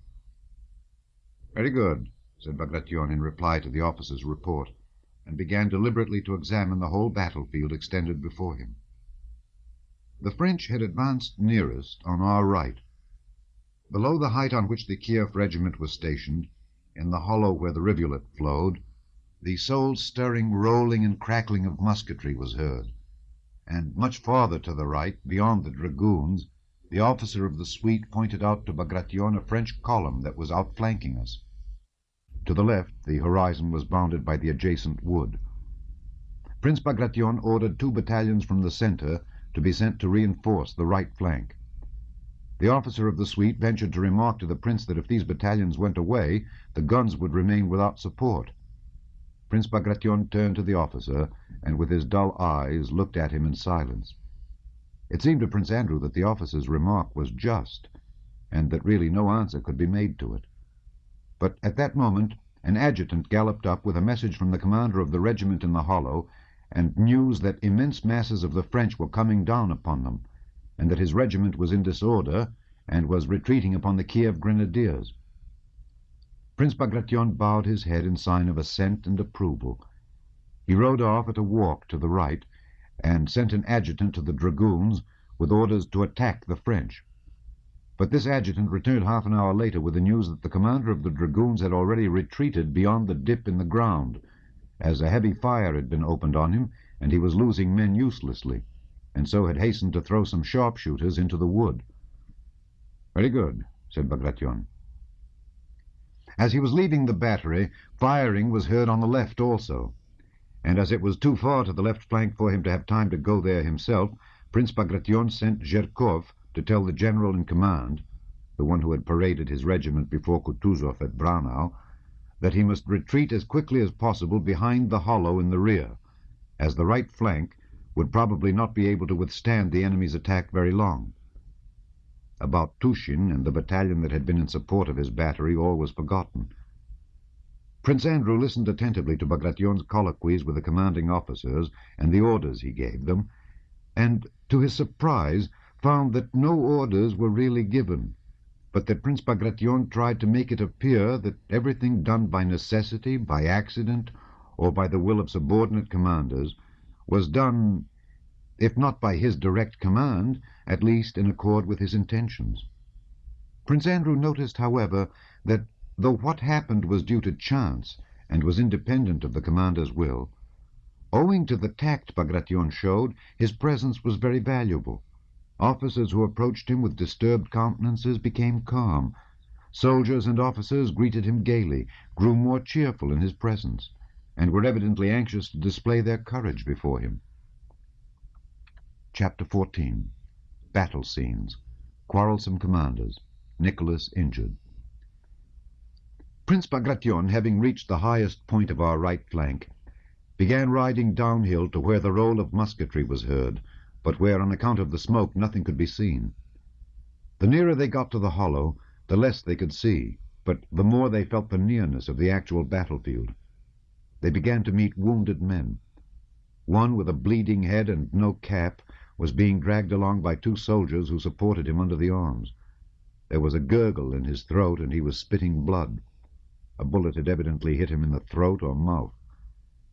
Another was walking sturdily by himself, but without his musket, groaning aloud and swinging his arm, which had just been hurt, while blood from it was streaming over his greatcoat as from a bottle.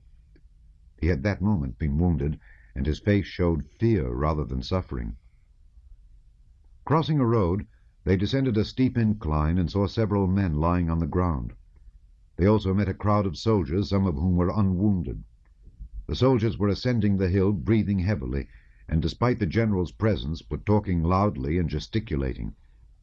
In front of them, rows of grey cloaks were already visible through the smoke, and an officer, catching sight of Bagration, rushed shouting after the crowd of retreating soldiers, ordering them back. Bagration rode up to the ranks along which shots crackled, now here and now there, drowning the sound of voices and the shouts of command. The whole air reeked with smoke. The excited faces of the soldiers were blackened with it. Some were using their ramrods, others putting powder on the touch pans or taking charges from their pouches, while others were firing, though who they were firing at could not be seen for the smoke, which there was no wind to carry away. A pleasant humming and whistling of bullets were often heard. "What is this?" thought Prince Andrew, approaching the crowd of soldiers. "It can't be an attack, for they are not moving. It can't be a square, for they are not drawn up for that." The commander of the regiment, a thin, feeble-looking old man with a pleasant smile, his eyelids drooping more than half over his old eyes, giving him a mild expression, rode up to Bagration and welcomed him as a host welcomes an honored guest. He reported that his regiment had been attacked by French cavalry, and that, though the attack had been repulsed, he had lost more than half his men. He said the attack had been repulsed, employing this military term to describe what had occurred to his regiment, but in reality he did not himself know what had happened during that half-hour to the troops entrusted to him, and could not say with certainty whether the attack had been repulsed or his regiment had been broken up.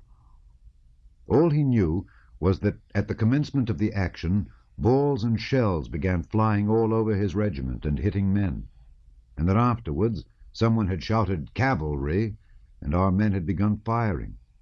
They were still firing, not at the cavalry, which had disappeared, but at French infantry, who had come into the hollow and were firing at our men.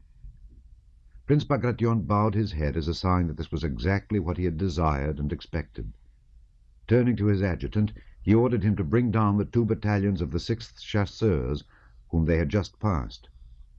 Prince Andrew was struck by the changed expression on Prince Bagration's face at this moment.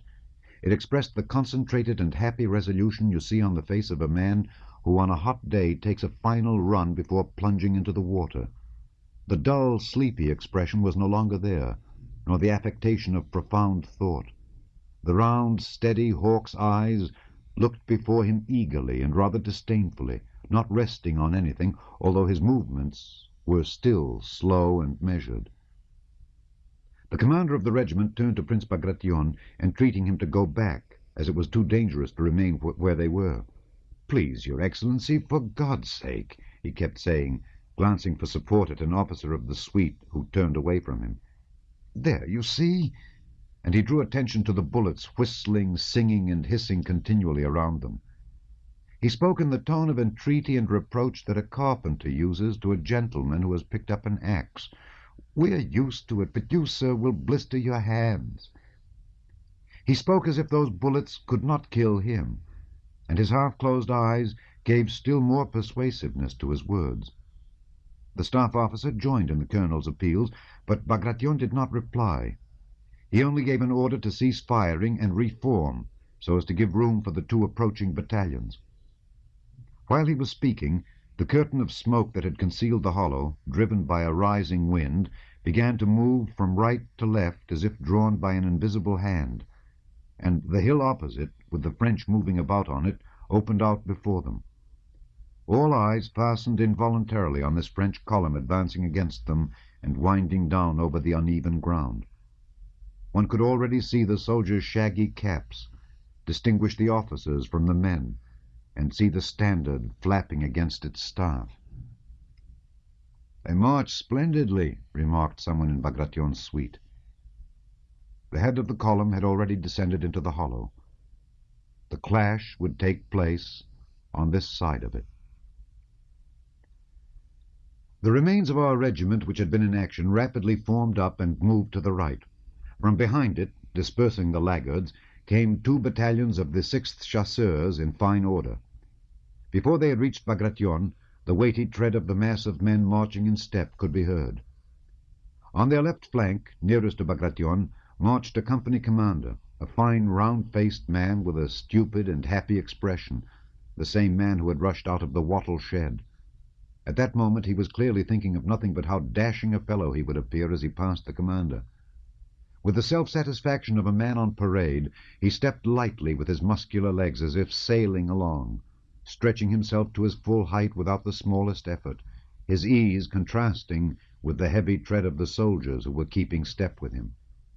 He carried close to his leg a narrow unsheathed sword, small, curved, and not like a real weapon, and looked now at the superior officers and now back at the men without losing step, his whole powerful body turning flexibly.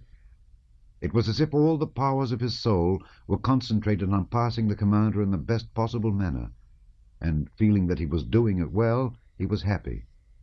"Left, left, left," he seemed to repeat to himself at each alternate step, and in time to this, with stern but varied faces, the wall of soldiers, burdened with knapsacks and muskets, marched in step, and each one of these hundreds of soldiers seemed to be repeating to himself at each alternate step, "Left, left, left." A fat major skirted a bush, puffing and falling out of step. A soldier who had fallen behind, his face showing alarm at his defection, ran at a trot, panting to catch up with his company. A cannonball, cleaving the air, flew over the heads of Bagration and his suite and fell into the column to the measure of left, left. "Close up!" came the company commander's voice in jaunty tones. The soldiers passed in a semicircle round something where the ball had fallen, and an old trooper on the flank, a non-commissioned officer who had stopped beside the dead men, ran to catch up his line, and, falling into step with a hop, looked back angrily, and through the ominous silence and the regular tramp of feet beating the ground in unison, one seemed to hear left, left, left. "Well done, lads," said Prince Bagration. "Glad to do our best, Your Excellency," came a confused shout from the ranks. A morose soldier marching on the left turned his eyes on Bagration as he shouted, with an expression that seemed to say, "We know that ourselves." Another, without looking round, as though fearing to relax, shouted with his mouth wide open and passed on. The order was given to halt and down knapsacks. Bagration rode round the ranks that had marched past him and dismounted. He gave the reins to a Cossack, took off and handed over his felt coat, stretched his legs and set his cap straight. The head of the French column, with its officers leading, appeared from below the hill. "Forward with God!" said Bagration in a resolute, sonorous voice, turning for a moment to the front line, and, slightly swinging his arms, he went forward uneasily over the rough field with the awkward gait of a cavalryman. Prince Andrew felt that an invisible power was leading him forward, and experienced great happiness. The French were already near. Prince Andrew, walking beside Bagration, could clearly distinguish their bandoliers, red epaulets, and even their faces. He distinctly saw an old French officer who, with gaitered legs and turned-out toes, climbed the hill with difficulty. Prince Bagration gave no further orders, and silently continued to walk on in front of the ranks. Suddenly, one shot after another rang out from the French. Smoke appeared all along their uneven ranks, and musket shots sounded. Several of our men fell, among them the round-faced officer who had marched so gaily and complacently. But at the moment the first report was heard, Bagration looked round and shouted, "Hurrah! Hurrah!" Rang a long, drawn shout from our ranks, and passing Bagration and racing one another, they rushed in an irregular but joyous and eager crowd down the hill at their disordered foe. Note: this was the attack of which Pierre says, "The Russians behaved courageously, and, what seldom happens in war, two bodies of infantry were seen marching resolutely against one another without either of them giving way before meeting." And Napoleon at St. Helena said, "Some Russian battalions showed entire fearlessness." The attack of the 6th Chasseurs secured the retreat of our right flank. In the center, Tushin's forgotten battery, which had managed to set fire to the Schöngrabern village, delayed the French advance. The French were putting out the fire which the wind was spreading, and thus gave us time to retreat. The retirement of the center to the other side of the dip in the ground at the rear was hurried and noisy, but the different companies did not get mixed. But our left, which consisted of the Azov and Podolsk infantry and the Pavlograd hussars, was simultaneously attacked and outflanked by superior French forces under Lannes, and was thrown into confusion. Bagration had sent Zherkov to the general commanding that left flank with orders to retreat immediately. Zherkov, not removing his hand from his cap, turned his horse about and galloped off, but no sooner had he left Bagration than his courage failed him. He was seized by panic and could not go where it was dangerous. Having reached the left flank, instead of going to the front where the firing was, he began to look for the general and his staff where they could not possibly be, and so did not deliver the order.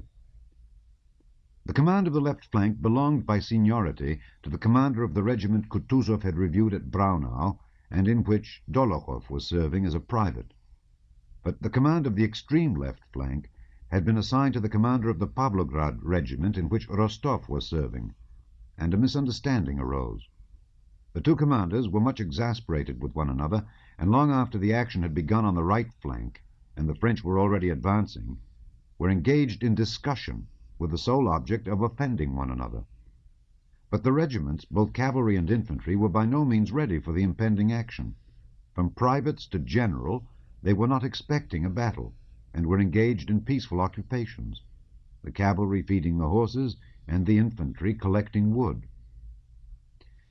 "He higher ist than I in rank," said the German colonel of the hussars, flushing and addressing an adjutant who had ridden up. "So let him do what he will, but I cannot sacrifice my hussars.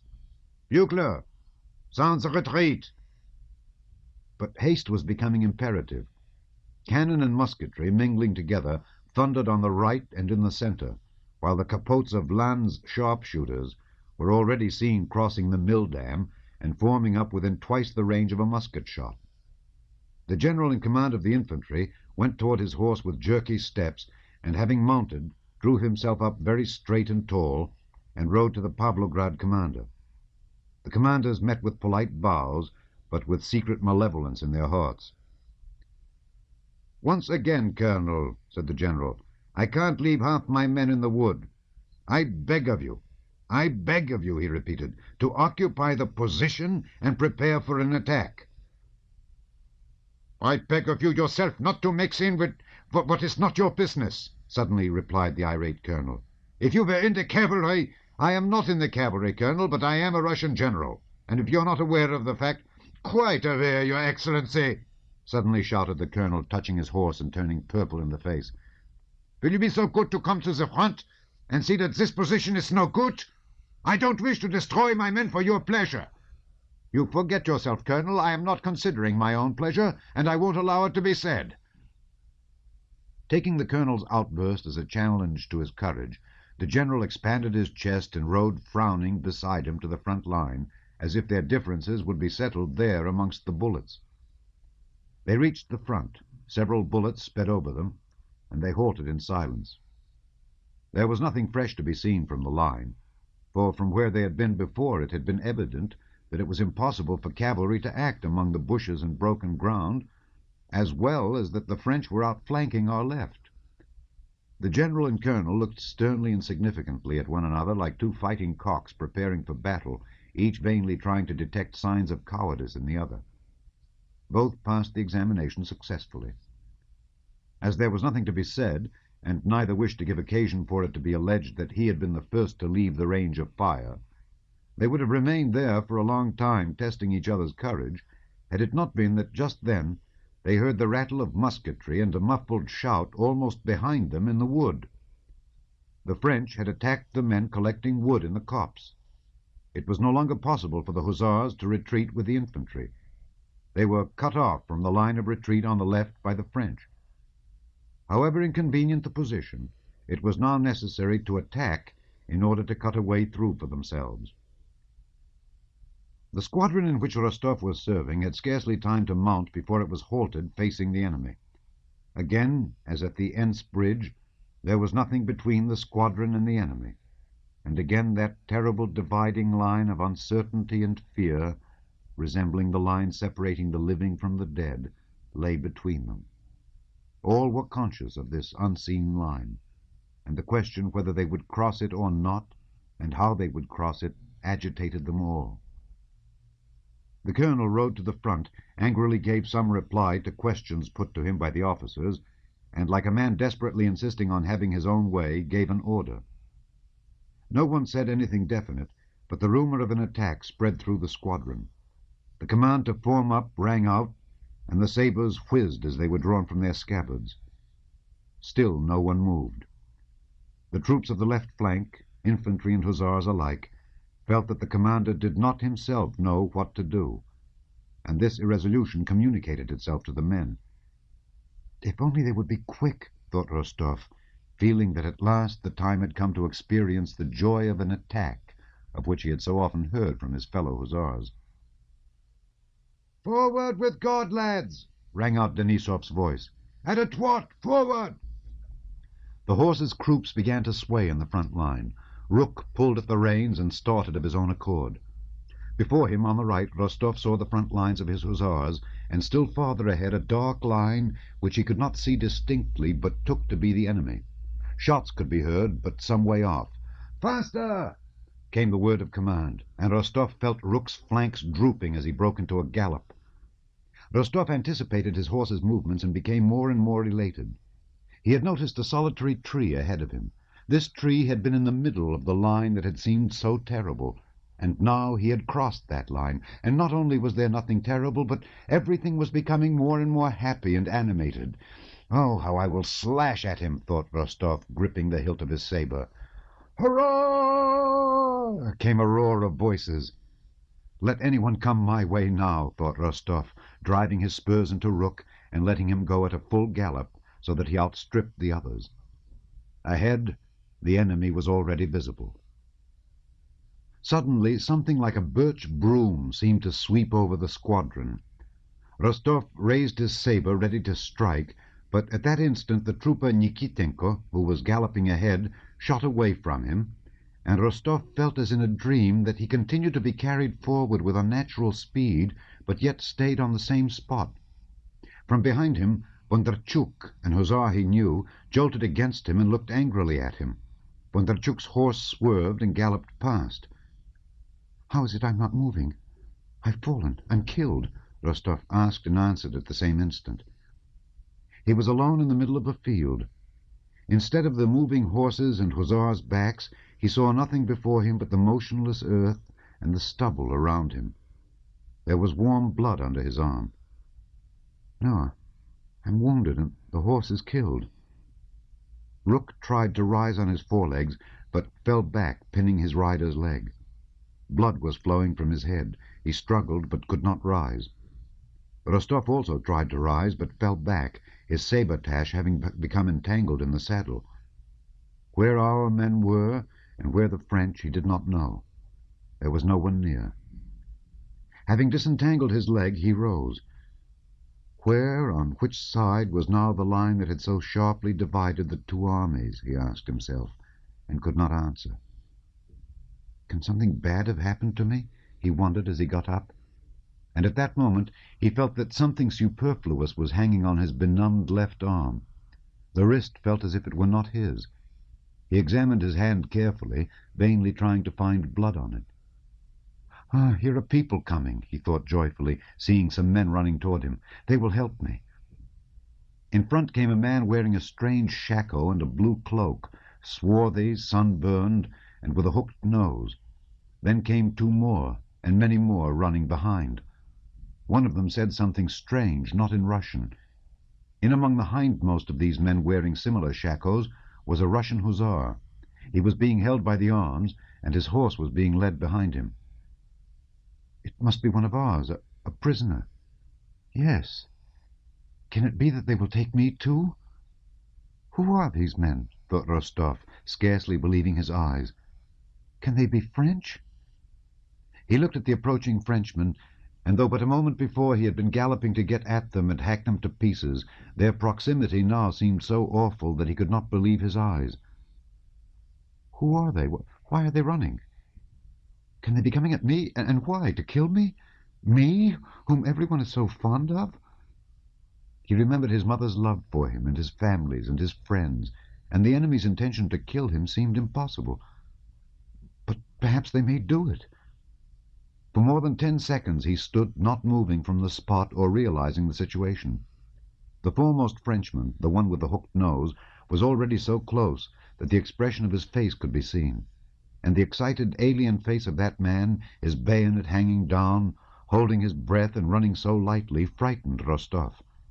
He seized his pistol and, instead of firing it, flung it at the Frenchman and ran with all his might toward the bushes. He did not now run with the feeling of doubt and conflict with which he had trodden the Enns bridge, but with the feeling of a hare fleeing from the hounds. One single sentiment, that of fear for his young and happy life, possessed his whole being. Rapidly leaping the furrows, he fled across the field with the impetuosity he used to show at catch-play, now and then turning his good-natured, pale young face to look back. A shudder of terror went through him. No, better not look, he thought. But having reached the bushes, he glanced round once more. The French had fallen behind, and just as he looked round, the first man changed his run to a walk, and, turning, shouted something loudly to a comrade farther back. Rostov paused. No, there's some mistake, thought he. They can't have wanted to kill me. But at the same time his left arm felt as heavy as if a 70-pound weight were tied to it. He could run no more. The Frenchman also stopped and took aim. Rostov closed his eyes and stooped down. One bullet and then another whistled past him. He mustered his last remaining strength, took hold of his left hand with his right, and reached the bushes. Behind these were some Russian sharpshooters. Chapter 15. Panic. Timokhin's counterattack. Dolokhov's insistence. Tushin's battery. Prince Andrew sent to order him to retreat. The infantry regiments that had been caught unawares in the outskirts of the wood ran out of it, the different companies getting mixed, and retreated as a disorderly crowd. One soldier, in his fear, uttered the senseless cry, "Cut off!" that is so terrible in battle, and that word infected the whole crowd with a feeling of panic. "Surrounded! Cut off! We're lost!" shouted the fugitives. The moment he heard the firing and the cry from behind, the general realized that something dreadful had happened to his regiment, and the thought that he, an exemplary officer of many years' service who had never been to blame, might be held responsible at headquarters for negligence or inefficiency, so staggered him that, forgetting the recalcitrant cavalry colonel, his own dignity as a general, and above all quite forgetting the danger and all regard for self-preservation, he clutched the crupper of his saddle and, spurring his horse, galloped to the regiment under a hail of bullets which fell around but fortunately missed him. His one desire was to know what was happening, and at any cost correct or remedy the mistake if he had made one, so that he, an exemplary officer of 22 years' service, who had never been censured, should not be held to blame. Having galloped safely through the French, he reached a field behind the copse, across which our men, regardless of orders, were running and descending the valley. That moment of moral hesitation which decides the fate of battles had arrived. Would this disorderly crowd of soldiers attend to the voice of their commander, or would they, disregarding him, continue their flight? Despite his desperate shouts that used to seem so terrible to the soldiers, despite his furious purple countenance distorted out of all likeness to his former self, and the flourishing of his sabre, the soldiers all continued to run, talking, firing into the air, and disobeying orders. The moral hesitation which decided the fate of battles was evidently culminating in a panic. The general had a fit of coughing as a result of shouting and of the powder smoke, and stopped in despair. Everything seemed lost. But at that moment the French who were attacking suddenly and without any apparent reason ran back and disappeared from the outskirts, and Russian sharpshooters showed themselves in the copse. It was Timochin's company, which alone had maintained its order in the wood, and having lain in ambush in a ditch, now attacked the French unexpectedly. Timochin, armed only with a sword, had rushed at the enemy with such a desperate cry and such mad, drunken determination that, taken by surprise, the French had thrown down their muskets and run. Dolokhov, running beside Timochin, killed a Frenchman at close quarters and was the first to seize the surrendering French officer by his collar. Our fugitives returned, the battalions reformed, and the French, who had nearly cut our left flank in half, were for the moment repulsed. Our reserve units were able to join up, and the fight was at an end. The regimental commander and Major Economov had stopped beside a bridge, letting the retreating companies pass by them, when a soldier came up and took hold of the commander's stirrup, almost leaning against him. The man was wearing a bluish coat of broadcloth. He had no knapsack or cap, his head was bandaged, and over his shoulder a French munition pouch was slung. He had an officer's sword in his hand. The soldier was pale, his blue eyes looked impudently into the commander's face, and his lips were smiling. Though the commander was occupied in giving instructions to Major Economov, he could not help taking notice of the soldier. "Your Excellency, here are 2 trophies," said Dolokhov, pointing to the French sword and pouch. "I've taken an officer prisoner. I stopped the company." Dolokhov breathed heavily from weariness and spoke in abrupt sentences. "The whole company can bear witness. I beg you will remember this, Your Excellency." All right," replied the commander, and turned to Major Economov. But Dolokhov did not go away. He untied the handkerchief around his head, pulled it off, and showed the blood congealed on his hair. "A bayonet wound. I remained at the front. Remember, Your Excellency." Tushin's battery had been forgotten, and only at the very end of the action did Prince Bagration, still hearing the cannonade in the centre, send his orderly staff officer, and later Prince Andrew also, to order the battery to retire as quickly as possible.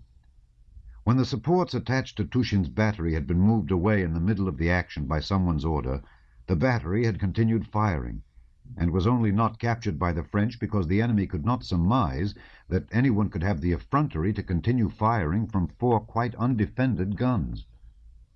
On the contrary, the energetic action of that battery led the French to suppose that here, in the centre, the main Russian forces were concentrated. Twice they had attempted to attack this point, but on each occasion had been driven back by grape shot from the 4 isolated guns on the hillock.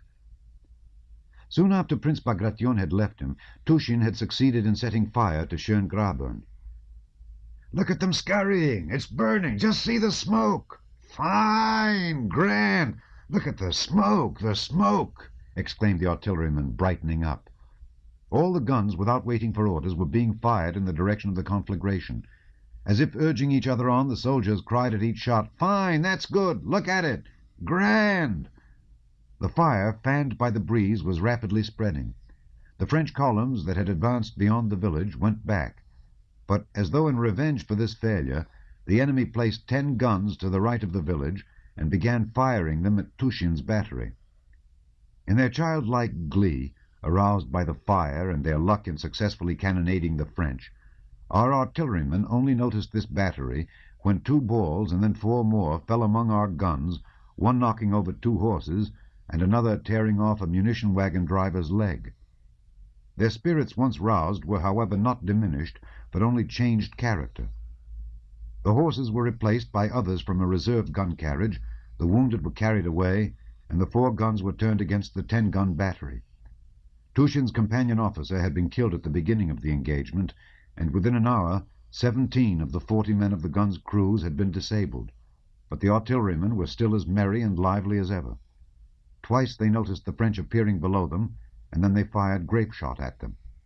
Little Tushin, moving feebly and awkwardly, kept telling his orderly to refill my pipe for that one, and then, scattering sparks from it, ran forward, shading his eyes with his small hand to look at the French.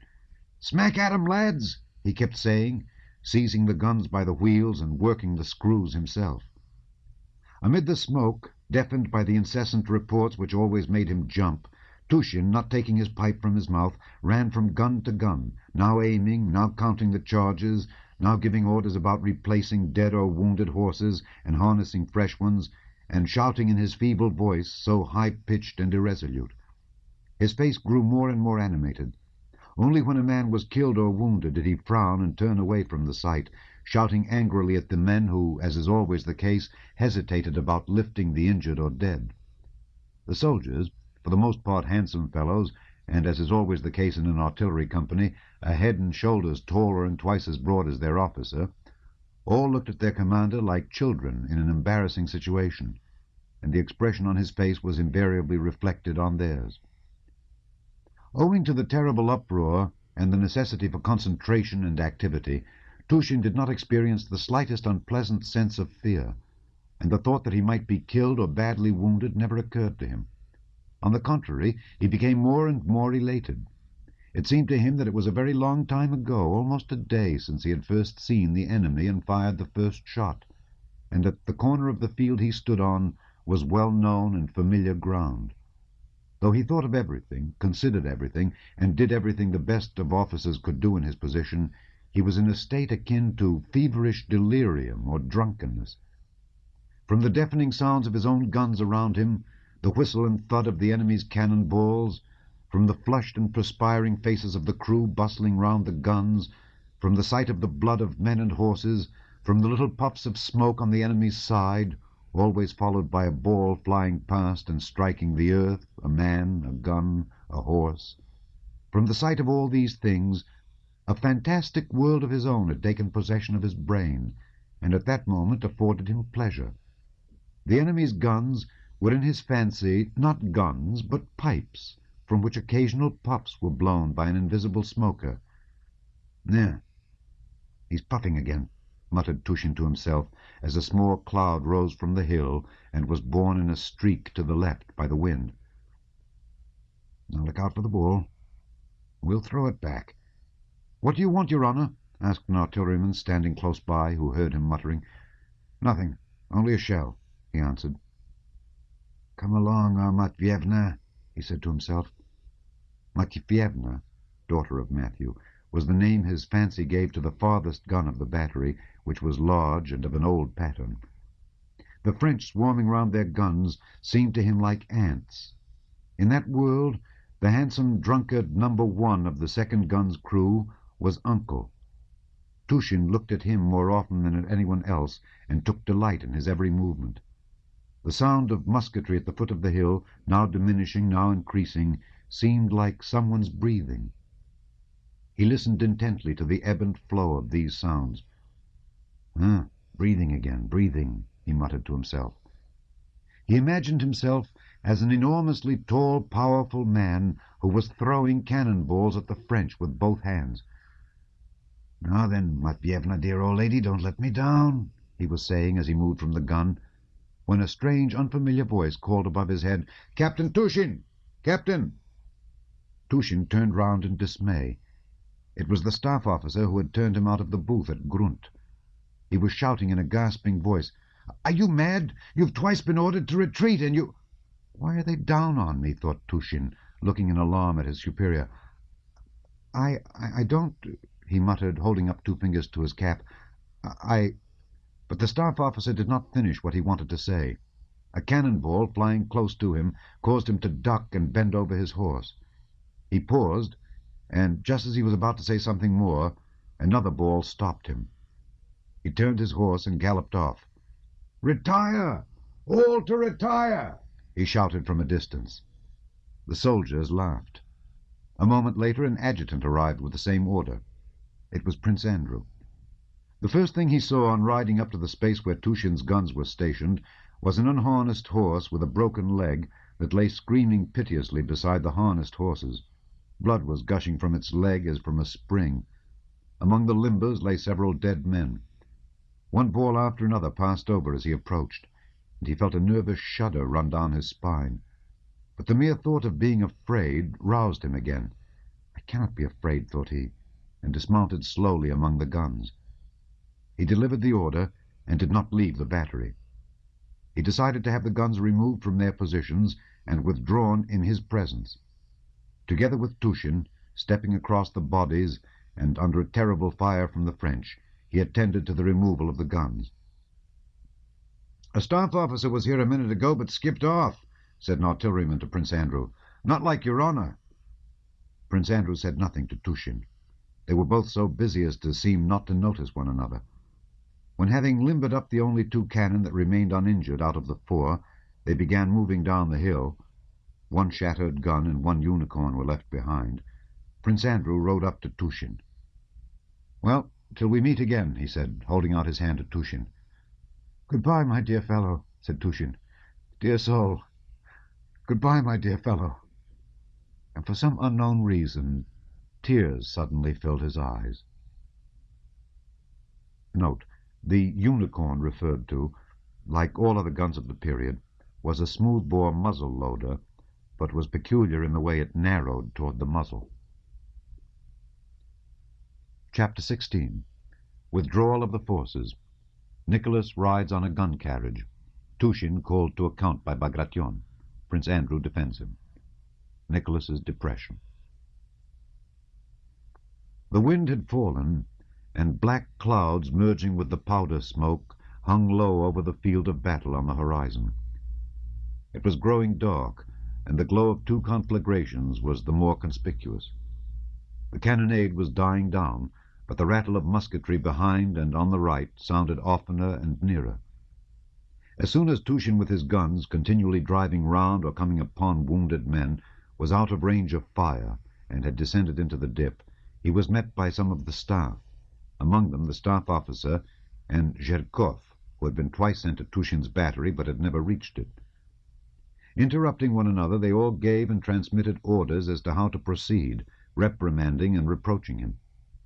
Tushin gave no orders, and silently, fearing to speak because at every word he felt ready to weep without knowing why, rode behind on his artillery nag. Though the orders were to abandon the wounded, many of them dragged themselves after the troops and begged for seats on the gun-carriages. The jaunty infantry officer, who just before the battle had rushed out of Tushin's wattle shed, was laid with a bullet in his stomach on Matvievna's carriage. At the foot of the hill, a pale hussar cadet, supporting one hand with the other, came up to Tushin and asked for a seat. "Captain, for God's sake, I've hurt my arm," he said timidly. "For God's sake, I can't walk. For God's sake." It was plain that this cadet had already repeatedly asked for a lift and been refused. He asked in a hesitating, piteous voice, "Tell them to give me a seat, for God's sake." "Give him a seat," said Tushin. "Lay a cloak for him to sit on, lad," he said, addressing his favorite soldier. "And where's the wounded officer?" "He's been set down. He died," replied someone. "Help him up. Sit down, dear fellow, sit down. Spread out the cloak, Antonov." The cadet was Rostov. With one hand he supported the other. He was pale, and his jaw trembled, shivering feverishly. He was placed on Matvievna, the gun from which they had removed the dead officer. The cloak they spread under him was wet with blood, which stained his breeches and arm. "What, are you wounded, my lad?" said Tushin, approaching the gun on which Rostov sat. "No, it's a sprain." "What is this blood on the gun-carriage?" inquired Tushin. "It was the officer, your honour, stained it," answered the artilleryman, wiping away the blood with his coat sleeve, as if apologizing for the state of his gun. It was all that they could do to get the guns up the rise, aided by the infantry, and having reached the village of Gruntersdorf, they halted. It had grown so dark that one could not distinguish the uniforms 10 paces off, and the firing had begun to subside. Side. Side. Side. Suddenly, nearby on the right, shouting and firing were again heard. Flashes of shot gleamed in the darkness. This was the last French attack, and was met by soldiers who had sheltered in the village houses. They all rushed out of the village again, but Tushin's guns could not move, and the artillerymen, Tushin and the cadet, exchanged silent glances as they awaited their fate. The firing died down, and soldiers, talking eagerly, streamed out of a side street. "Not hurt, Petrov?" asked one. "We've given it 'em hot, mate. They won't make another push now," said another. "You couldn't see a thing. How they shot at their own fellows." "Nothing could be seen. Pitch dark, brother." "Isn't there something to drink?" The French had been repulsed for the last time, and again in the complete darkness Tushin's guns moved forward, surrounded by the humming infantry as by a frame.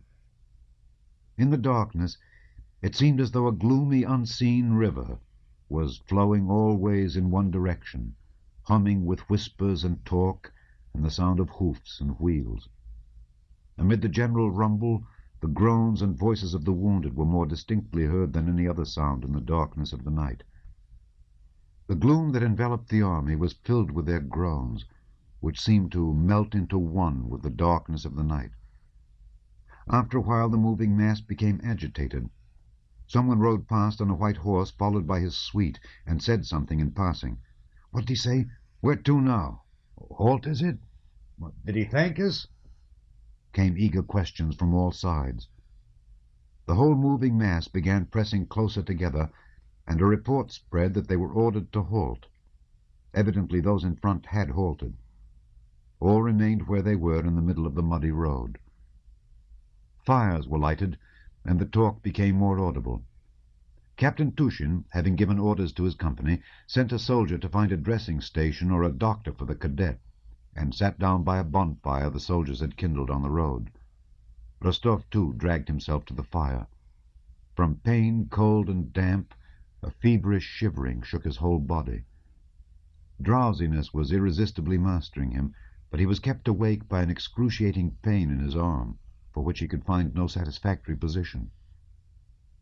He kept closing his eyes, and then again looking at the fire, which seemed to him dazzlingly red, and at the feeble, round-shouldered figure of Tushin, who was sitting cross-legged like a Turk beside him. Tushin's large, kind, intelligent eyes were fixed with sympathy and commiseration on Rostov, who saw that Tushin with his whole heart wished to help him but could not. From all sides were heard the footsteps and talk of the infantry, who were walking, driving past, and settling down all around. The sound of voices, the tramping feet, the horses' hoofs moving in mud, the crackling of wood fires near and afar, merged into one tremulous rumble. It was no longer as before a dark, unseen river flowing through the gloom, but a dark sea, swelling and gradually subsiding after a storm. Rostov looked at and listened listlessly to what passed before and around him. An infantryman came to the fire, squatted on his heels, held his hands to the blaze, and turned away his face. "You don't mind, Your Honor?" he asked Tushin. "I've lost my company, Your Honor. I don't know where. Such bad luck." With the soldier, an infantry officer with a bandaged cheek came up to the bonfire, and addressing Tushin asked him to have the guns moved a trifle to let a wagon go past. After he had gone, two soldiers rushed to the campfire. They were quarreling and fighting desperately, each trying to snatch from the other a boot they were both holding on to. "You picked it up. I dare say you're very smart," one of them shouted hoarsely. Then a thin, pale soldier, his neck bandaged with a blood-stained leg band, came up and in angry tones asked the artilleryman for water. "Must one die like a dog?" said he. Tushin told them to give the man some water. Then a cheerful soldier ran up, begging a little fire for the infantry. "Nice little hot torch for the infantry. Good luck to you, fellow countrymen. Thanks for the fire. We'll return it with interest," said he, carrying away into the darkness a glowing stick. Next came 4 soldiers, carrying something heavy on a cloak, and passed by the fire. One of them stumbled. "Oh, the devil has put the logs on the road," snarled he. "He's dead. Why carry him?" said another. "Shut up!" And they disappeared into the darkness with their load. "Still aching?" Tushin asked Rostov in a whisper. "Yes." "Your Honor, you're wanted by the general. He's in the hut here," said a gunner coming up to Tushin. "Coming, friend." Tushin rose, and buttoning his greatcoat and pulling it straight, walked away from the fire. Not far from the artillery campfire, in a hut that had been prepared for him, Prince Bagration sat at dinner, talking with some commanding officers who had gathered at his quarters. The little old man with the half-closed eyes was there, greedily gnawing a mutton bone, and the general who had served blamelessly for 22 years, flushed by a glass of vodka and the dinner, and the staff officer with the signet ring, and Zherkov, uneasily glancing at them all, and Prince Andrew, pale, with compressed lips and feverishly glittering eyes. In a corner of the hut stood a standard captured from the French, and the accountant with the naive face was feeling its texture, shaking his head in perplexity, perhaps because the banner really interested him, perhaps because it was hard for him, hungry as he was, to look on at a dinner where there was no place for him. In the next hut there was a French colonel who had been taken prisoner by our dragoons. Our officers were flocking in to look at him. Prince Bagration was thanking the individual commanders and inquiring into details of the action and our losses. The general whose regiment had been inspected at Braunau was informing the prince that as soon as the action began, he had withdrawn from the wood, mustered the men who were wood-cutting, and, allowing the French to pass him, had made a bayonet charge with 2 battalions and had broken up the French troops. "When I saw, Your Excellency, that their 1st battalion was disorganized, I stopped in the road and thought, I'll let them come on, and will meet them with the fire of the whole battalion. And that's what I did." The general had so wished to do this, and was so sorry he had not managed to do it, that it seemed to him as if it had really happened. Perhaps it might really have been so. Could one possibly make out amid all that confusion what did or did not happen? "By the way, Your Excellency, I should inform you," he continued, remembering Dolokhov's conversation with Kutuzov and his last interview with the gentleman ranker, "that Private Dolokhov, who was reduced to the ranks, took a French officer prisoner in my presence, and particularly distinguished himself." "I saw the Pavlograd Hussars attack there, Your Excellency," chimed in Zherkov, looking uneasily around. He had not seen the Hussars at all that day, but had heard about them from an infantry officer. "They broke up 2 squares, Your Excellency." Several of those present smiled at Zherkov's words, expecting one of his usual jokes, but noticing that what he was saying redounded to the glory of our arms and of the day's work, they assumed a serious expression, though many of them knew that what he was saying was a lie devoid of any foundation. Prince Bagration turned to the old colonel. "Gentlemen, I thank you all. All arms have behaved heroically, infantry, cavalry, and artillery. How was it that 2 guns were abandoned in the center?" he inquired, searching with his eyes for someone. Prince Bagration did not ask about the guns on the left flank. He knew that all the guns there had been abandoned at the very beginning of the action. "I think I sent you," he added, turning to the staff officer on duty. "One was damaged," answered the staff officer, "and the other I can't understand. I was there all the time giving orders and had only just left. It is true that it was hot there," he added modestly. "Someone mentioned that Captain Tushin was bivouacking close to the village and had already been sent for." But you were there," said Prince Bagration, addressing Prince Andrew. "Of course, we only just missed one another," said the staff officer with a smile to Bolkonsky. "I had not the pleasure of seeing you," said Prince Andrew coldly and abruptly. All was silent.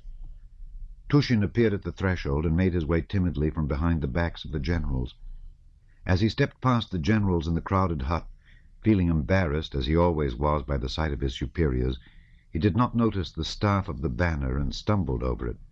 Several of those present laughed. "How was it a gun was abandoned?" asked Bagration, frowning, not so much at the captain as at those who were laughing, among whom Zherkov laughed loudest.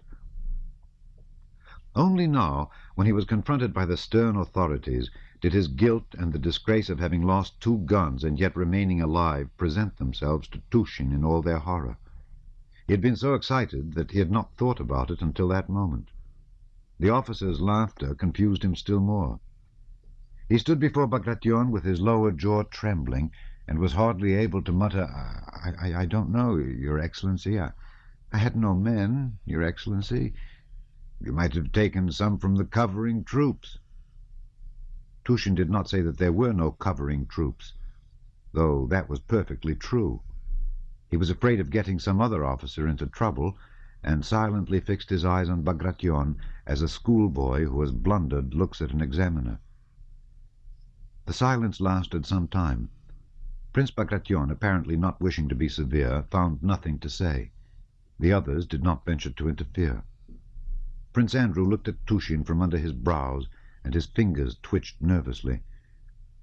Your Excellency, Prince Andrew broke the silence with his abrupt voice, you were pleased to send me to Captain Tushin's battery. I went there and found 2/3 of the men and horses knocked out, 2 guns smashed, and no supports at all. Prince Bagration and Tushin looked with equal intentness at Bolkonsky, who spoke with suppressed agitation.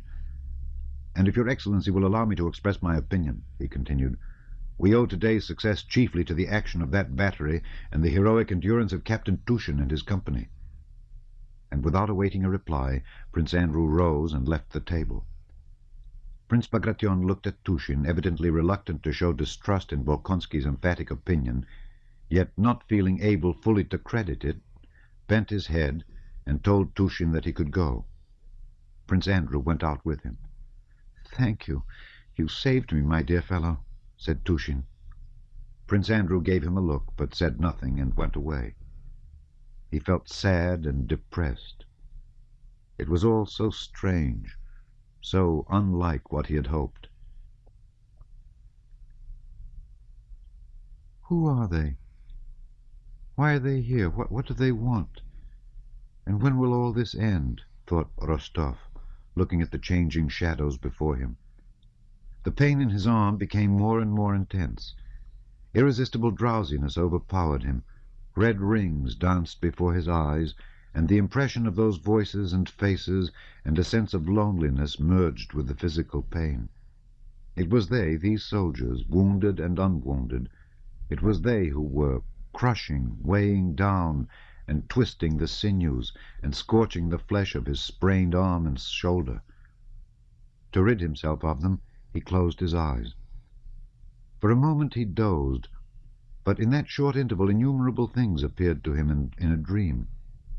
His mother and her large white hand, Sonia's thin little shoulders, Natasha's eyes and laughter, Denisov with his voice and moustache, and Telyanin, and all that affair with Telyanin and Bogdanich.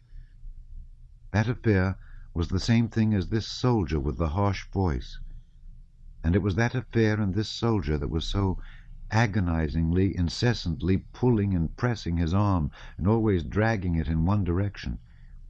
He tried to get away from them, but they would not for an instant let his shoulder move a hair's breadth. It would not ache. It would be well, if only they did not pull it. But it was impossible to get rid of them.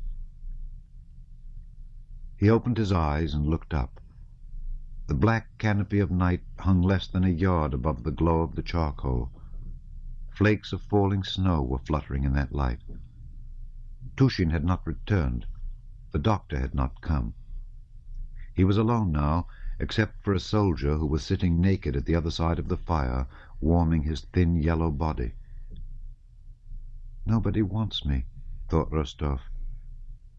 There is no one to help me or pity me. Yet I was once at home, strong, happy, and loved. He sighed, and, doing so, groaned involuntarily. "Eh, is anything hurting you?" asked the soldier, shaking his shirt out over the fire, and, not waiting for an answer, he gave a grunt and added, "What a lot of men have been crippled today. Frightful." Rostov did not listen to the soldier. He looked at the snowflakes fluttering above the fire, and remembered a Russian winter at his warm, bright home, his fluffy fur coat, his quickly gliding sleigh, his healthy body, and all the affection and care of his family. And why did I come here? He wondered. Next day, the French army did not renew their attack, and the remnant of Bagration's detachment was reunited to Kutuzov's army. Book 3. Dates of principal historical events. 1805. The dates are old style. November 19th, the Council of War at Austerlitz. November 20th, Battle of Austerlitz. Chapter 1. Prince Vasily and Pierre. A soirée at Anna Pavlovna's. Hélène's name day. Pierre's marriage. Prince Vasily was not a man who deliberately thought out his plans. Still less did he think of injuring anyone for his own advantage. He was merely a man of the world who had got on, and to whom getting on had become a habit. Schemes and devices for which he never rightly accounted to himself, but which formed the whole interest of his life, were constantly shaping themselves in his mind, arising from the circumstances and persons he met. Of these plans he had not merely one or two in his head, but dozens, some only beginning to form themselves, some approaching achievement, and some in course of disintegration. He did not, for instance, say to himself, "This man now has influence. I must gain his confidence and friendship, and through him obtain a special grant." Nor did he say to himself, "Pierre is a rich man. I must entice him to marry my daughter and lend me the 40,000 roubles I need." But when he came across a man of position, his instinct immediately told him that this man could be useful. And without any premeditation, Prince Vasily took the first opportunity to gain his confidence, flatter him, become intimate with him, and finally make his request. He had Pierre at hand in Moscow, and procured for him an appointment as gentleman of the bedchamber, which at that time conferred the status of Councillor of State, and insisted on the young man accompanying him to Petersburg and staying at his house. Note, Councillor of State, a less important functionary than the title in English suggests. It was the fifth of the 11 classes in which all officials, civil or military, were ranged. With apparent absent-mindedness, yet with unhesitating assurance that he was doing the right thing, Prince Vasily did everything to get Pierre to marry his daughter. Had he thought out his plans beforehand, he could not have been so natural and shown such unaffected familiarity in intercourse with everybody both above and below him in social standing. Something always drew him toward those richer and more powerful than himself, and he had rare skill in seizing the most opportune moment for making use of people. Pierre, on unexpectedly becoming Count Bezukhov and a rich man, felt himself, after his recent loneliness and freedom from cares, so beset and preoccupied that only in bed was he able to be by himself. He had to sign papers, to present himself at government offices, the purpose of which was not clear to him, to question his chief steward, to visit his estate near Moscow, and to receive many people who formerly did not even wish to know of his existence, but would now have been offended and grieved had he chosen not to see them. These different people, businessmen, relations, and acquaintances alike, were all disposed to treat the young heir in the most friendly and flattering manner. They were all evidently firmly convinced of Pierre's noble qualities. He was always hearing such words as, "with your remarkable kindness," or "with your excellent heart," "yourself so honorable, Count," or "were he as clever as you," and so on, till he began sincerely to believe in his own exceptional kindness and extraordinary intelligence. The more so, as in the depth of his heart it had always seemed to him that he really was very kind and intelligent. Even people who had formerly been spiteful toward him and evidently unfriendly now became gentle and affectionate. The angry eldest princess, with the long waist and hair plastered down like a doll's, had come into Pierre's room after the funeral. With drooping eyes and frequent blushes, she told him she was very sorry about their past misunderstandings, and did not now feel she had a right to ask him for anything except only for permission, after the blow she had received, to remain for a few weeks longer in the house she so loved and where she had sacrificed so much. She could not refrain from weeping at these words. Touched that this statuesque princess could so change, Pierre took her hand and begged her forgiveness, without knowing what for. From that day the eldest princess quite changed toward Pierre and began knitting a striped scarf for him. "Do this for my sake, mon cher. After all, she had to put up with a great deal from the deceased," said Prince Vasily to him, handing him a deed to sign for the princess's benefit. Prince Vasily had come to the conclusion that it was necessary to throw this bone, a bill for 30,000 roubles, to the poor princess, that it might not occur to her to speak of his share in the affair of the inlaid portfolio. Pierre signed the deed, and after that the princess grew still kinder. The younger sisters also became affectionate to him, especially the youngest, the pretty one with the mole, who often made him feel confused by her smiles and her own confusion when meeting him. It seemed so natural to Pierre that everyone should like him, and it would have seemed so unnatural had anyone disliked him, that he could not but believe in the sincerity of those around him. Besides, he had no time to ask himself whether these people were sincere or not. He was always busy and always felt in a state of mild and cheerful intoxication. He felt as though he were the center of some important and general movement, that something was constantly expected of him, that if he did not do it he would grieve and disappoint many people, but if he did this and that all would be well. And he did what was demanded of him, but still that happy result always remained in the future. More than anyone else, Prince Vasily took possession of Pierre's affairs and of Pierre himself in those early days. From the death of Count Bezukhov, he did not let go his hold of the lad.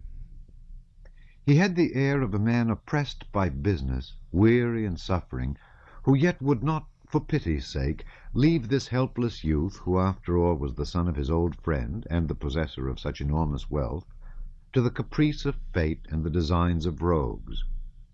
During the few days he spent in Moscow after the death of Count Bezukhov, he would call Pierre, or go to him himself, and tell him what ought to be done in a tone of weariness and assurance, as if he were adding every time, "You know I'm overwhelmed with business, and it is purely out of charity that I trouble myself about you, and you also know quite well that what I propose is the only thing possible."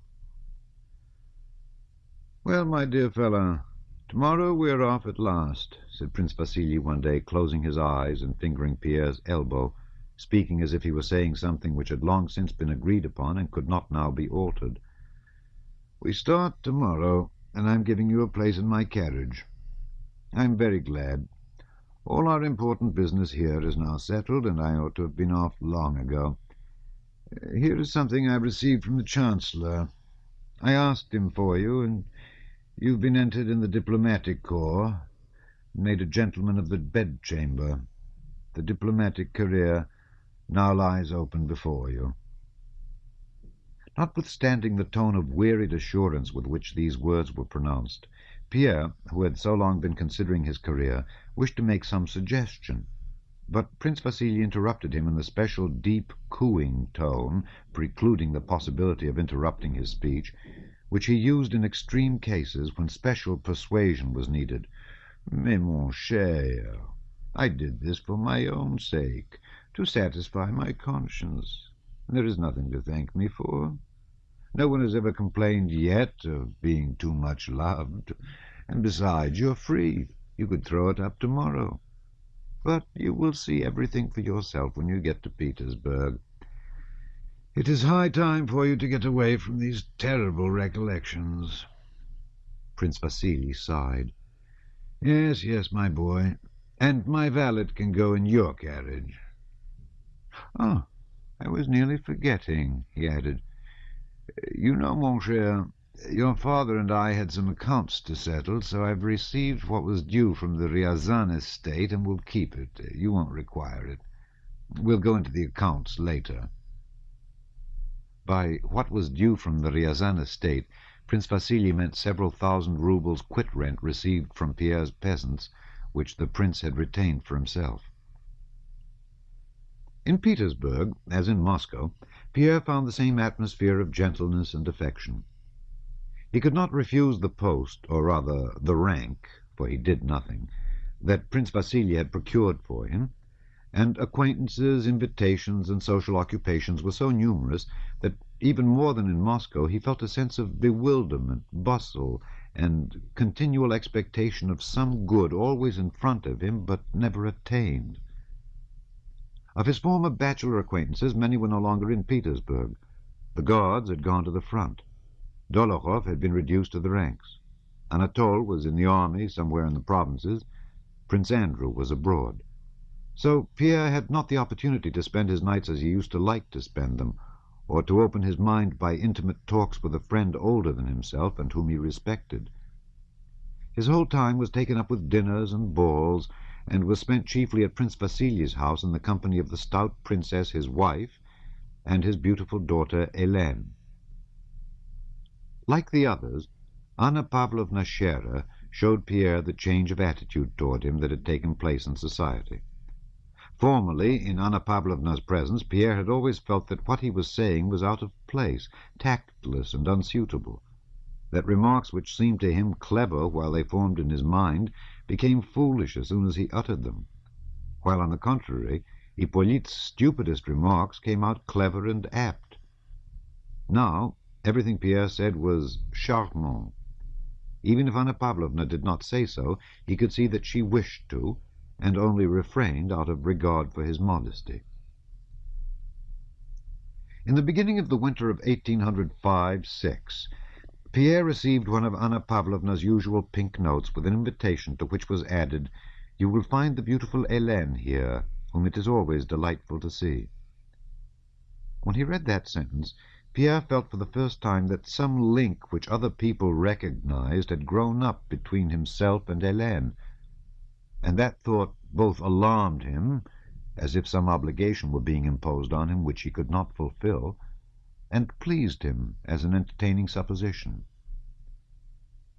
Anna Pavlovna's at home was like the former one, only the novelty she offered her guests this time was not Mortemart, but a diplomatist fresh from Berlin with the very latest details of the Emperor Alexander's visit to Potsdam, and of how the two august friends had pledged themselves in an indissoluble alliance to uphold the cause of justice against the enemy of the human race. Note, this was one of the strangest scenes in history. The German and Russian emperors took an oath of eternal mutual fealty before the tomb of Frederick the Great. Anna Pavlovna received Pierre with a shade of melancholy, evidently relating to the young man's recent loss by the death of Count Bezukhov. Everyone constantly considered it a duty to assure Pierre that he was greatly afflicted by the death of the father he had hardly known.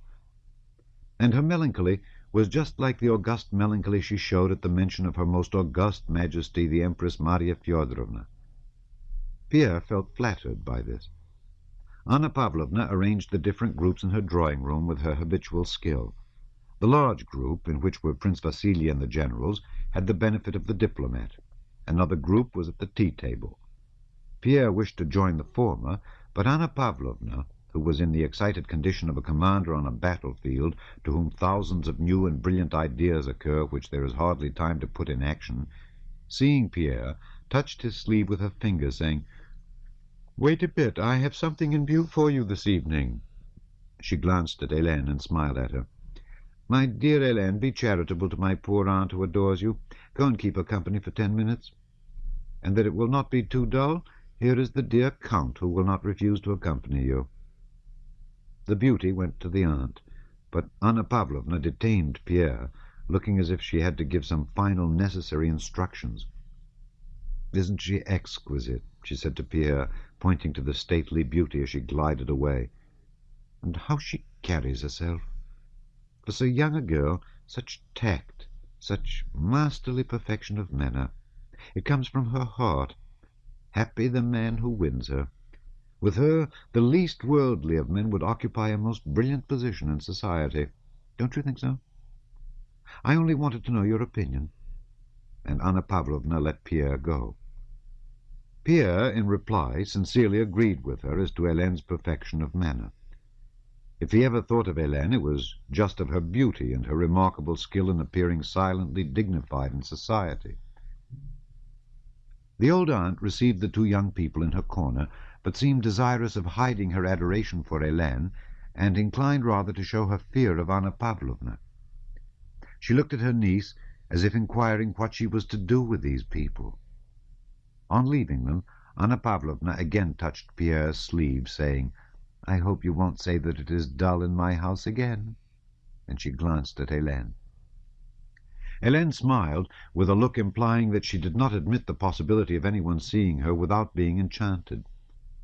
The aunt coughed, swallowed, and said in French that she was very pleased to see Hélène. Then she turned to Pierre with the same words of welcome and the same look. In the middle of a dull and halting conversation, Hélène turned to Pierre with the beautiful bright smile that she gave to everyone. Pierre was so used to that smile, and it had so little meaning for him, that he paid no attention to it. The aunt was just speaking of a collection of snuff-boxes that had belonged to Pierre's father, Count Bezúkhov, and showed them her own box. Princess Hélène asked to see the portrait of the aunt's husband on the box lid. "That is probably the work of Vinesse," said Pierre, mentioning a celebrated miniaturist, and he leaned over the table to take the snuff-box while trying to hear what was being said at the other table. He half rose, meaning to go round, but the aunt handed him the snuff-box, passing it across Hélène's back. Hélène stooped forward to make room, and looked round with a smile. She was, as always at evening parties, wearing a dress such as was then fashionable, cut very low at front and back. Her bust, which had always seemed like marble to Pierre, was so close to him that his short-sighted eyes could not but perceive the living charm of her neck and shoulders, so near to his lips that he need only have bent his head a little to have touched them. He was conscious of the warmth of her body, the scent of perfume, and the creaking of her corset as she moved. He did not see her marble beauty forming a complete whole with her dress, but all the charm of her body only covered by her garments. And having once seen this, he could not help being aware of it, just as we cannot renew an illusion we have once seen through. "So you have never noticed before how beautiful I am," Hélène seemed to say. "You had not noticed that I am a woman? Yes, I am a woman who may belong to anyone. To you, too," said her glance. And at that moment Pierre felt that Hélène not only could, but must be his wife, and that it could not be otherwise.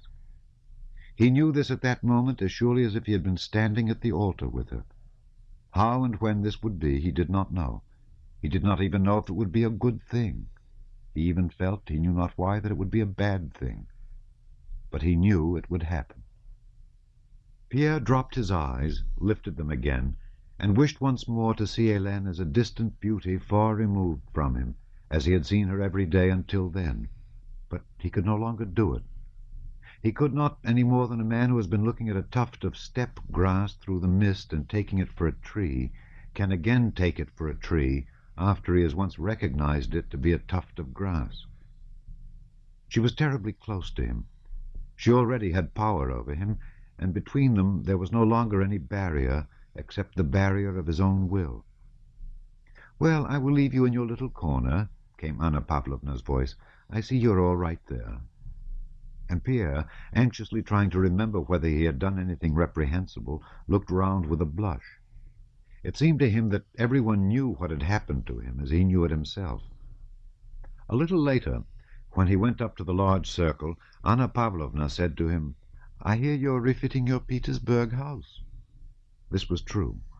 The architect had told him that it was necessary, and Pierre, without knowing why, was having his enormous Petersburg house done up. "That's a good thing, but don't move from Prince Vasily's. It is good to have a friend like the prince," she said, smiling at Prince Vasily. "I know something about that, don't I? And you're still so young. You need advice. Don't be angry with me for exercising an old woman's privilege." She paused, as women always do, expecting something after they have mentioned their age. "If you marry, it will be a different thing," she continued, uniting them both in one glance. Pierre did not look at Hélène, nor she at him, but she was just as terribly close to him. He muttered something and colored, When he got home, he could not sleep for a long time for thinking of what had happened. What had happened? Nothing. He had merely understood that the woman he had known as a child, of whom when her beauty was mentioned he had said absent-mindedly, "Yes, she's good-looking," he had understood that this woman might belong to him. But she's stupid. I have myself said she's stupid, he thought. There is something nasty, something wrong in the feeling she excites in me. I've been told that her brother Anatol was in love with her, and she with him, that there was quite a scandal, and that that's why he was sent away. Hippolyte is her brother. Prince Vasily is her father. It's bad, he reflected. But while he was thinking this, the reflection was still incomplete. He caught himself smiling, and was conscious that another line of thought had sprung up, and while thinking of her worthlessness, he was also dreaming of how she would be his wife, how she would love him and become quite different, and how all he had thought and heard of her might be false. And he again saw her not as the daughter of Prince Vasily, but visualized her whole body only veiled by its grey dress. But no, why did this thought never occur to me before? And again he told himself that it was impossible, that there would be something unnatural and, as it seemed to him, dishonorable in this marriage. He recalled her former words and looks, and the words and looks of those who had seen them together. He recalled Anna Pavlovna's words and looks when she spoke to him about his house, recalled thousands of such hints from Prince Vasily and others, and was seized by terror lest he had already in some way bound himself to do something that was evidently wrong and that he ought not to do. But at the very time he was expressing this conviction to himself, in another part of his mind, her image rose in all its womanly beauty. In November 1805, Prince Vasily had to go on a tour of inspection in 4 different provinces. He had arranged this for himself so as to visit his neglected estates at the same time and pick up his son Anatol, where his regiment was stationed, and take him to visit Prince Nicholas Bolkonsky in order to arrange a match for him with the daughter of that rich old man. But before leaving home and undertaking these new affairs, Prince Vasily had to settle matters with Pierre, who, it is true, had latterly spent whole days at home, that is, in Prince Vasily's house, where he was staying, and had been absurd, excited, and foolish in Hélène's presence, as a lover should be, but had not yet proposed to her. "This is all very fine, but things must be settled," said Prince Vasily to himself with a sorrowful sigh one morning, feeling that Pierre, who was under such obligations to him, but never mind that, was not behaving very well in this matter. Youth, frivolity, well, God be with him, thought he, relishing his own goodness of heart. But it must be brought to a head. The day after tomorrow will be Lyolya's name day. Lyolya, a pet name for Hélène. I will invite 2 or 3 people, and if he does not understand what he ought to do, then it will be my affair. Yes, my affair. I am her father. 6 weeks after Anna Pavlovna's at home, and after the sleepless night when he had decided that to marry Hélène would be a calamity, and that he ought to avoid her and go away, Pierre, despite that decision, had not left Prince Vasily's, and felt with terror that, in people's eyes, he was every day more and more connected with her, that it was impossible for him to return to his former conception of her, that he could not break away from her, and that though it would be a terrible thing, he would have to unite his fate with hers. He might perhaps have been able to free himself, but that Prince Vasily, who had rarely before given receptions, now hardly let a day go by without having an evening party at which Pierre had to be present, unless he wished to spoil the general pleasure and disappoint everyone's expectation. Prince Vasily, in the rare moments when he was at home, would take Pierre's hand in passing and draw it downwards, or absent-mindedly hold out his wrinkled, clean-shaven cheek for Pierre to kiss, and would say, "Till tomorrow," or "Be in to dinner, or I shall not see you," or "I'm staying in for your sake," and so on.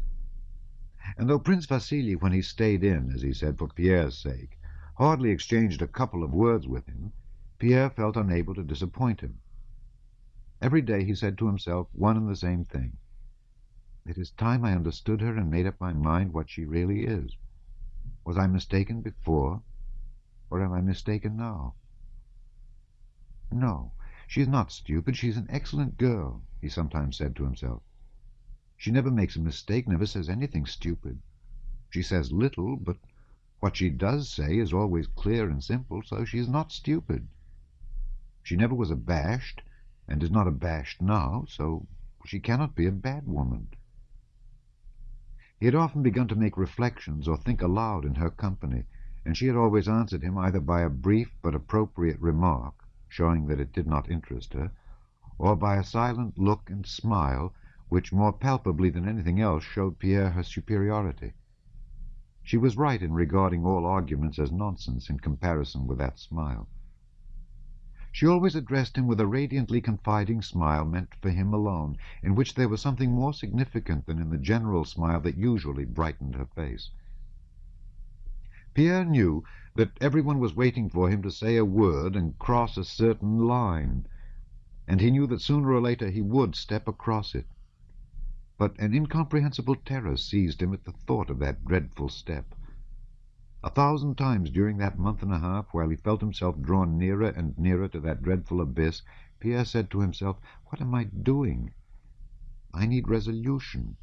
Can it be that I have none?" He wished to take a decision, but felt with dismay that, in this matter, he lacked that strength of will which he had known in himself and really possessed. Pierre was one of those who are only strong when they feel themselves quite innocent, and since that day when he was overpowered by a feeling of desire while stooping over the snuff-box at Anna Pavlovna's, an unacknowledged sense of the guilt of that desire paralyzed his will. On Hélène's name-day, a small party of just their own people, as his wife said, met for supper at Prince Vasily's. All these friends and relations had been given to understand that the fate of the young girl would be decided that evening. The visitors were seated at supper.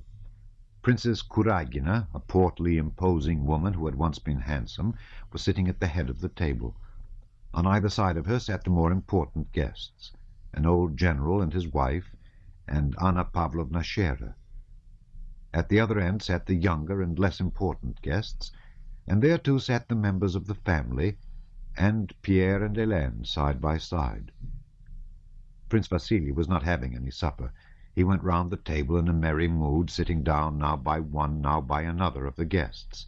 To each of them he made some careless and agreeable remark, except to Pierre and Hélène, whose presence he seemed not to notice. He enlivened the whole party.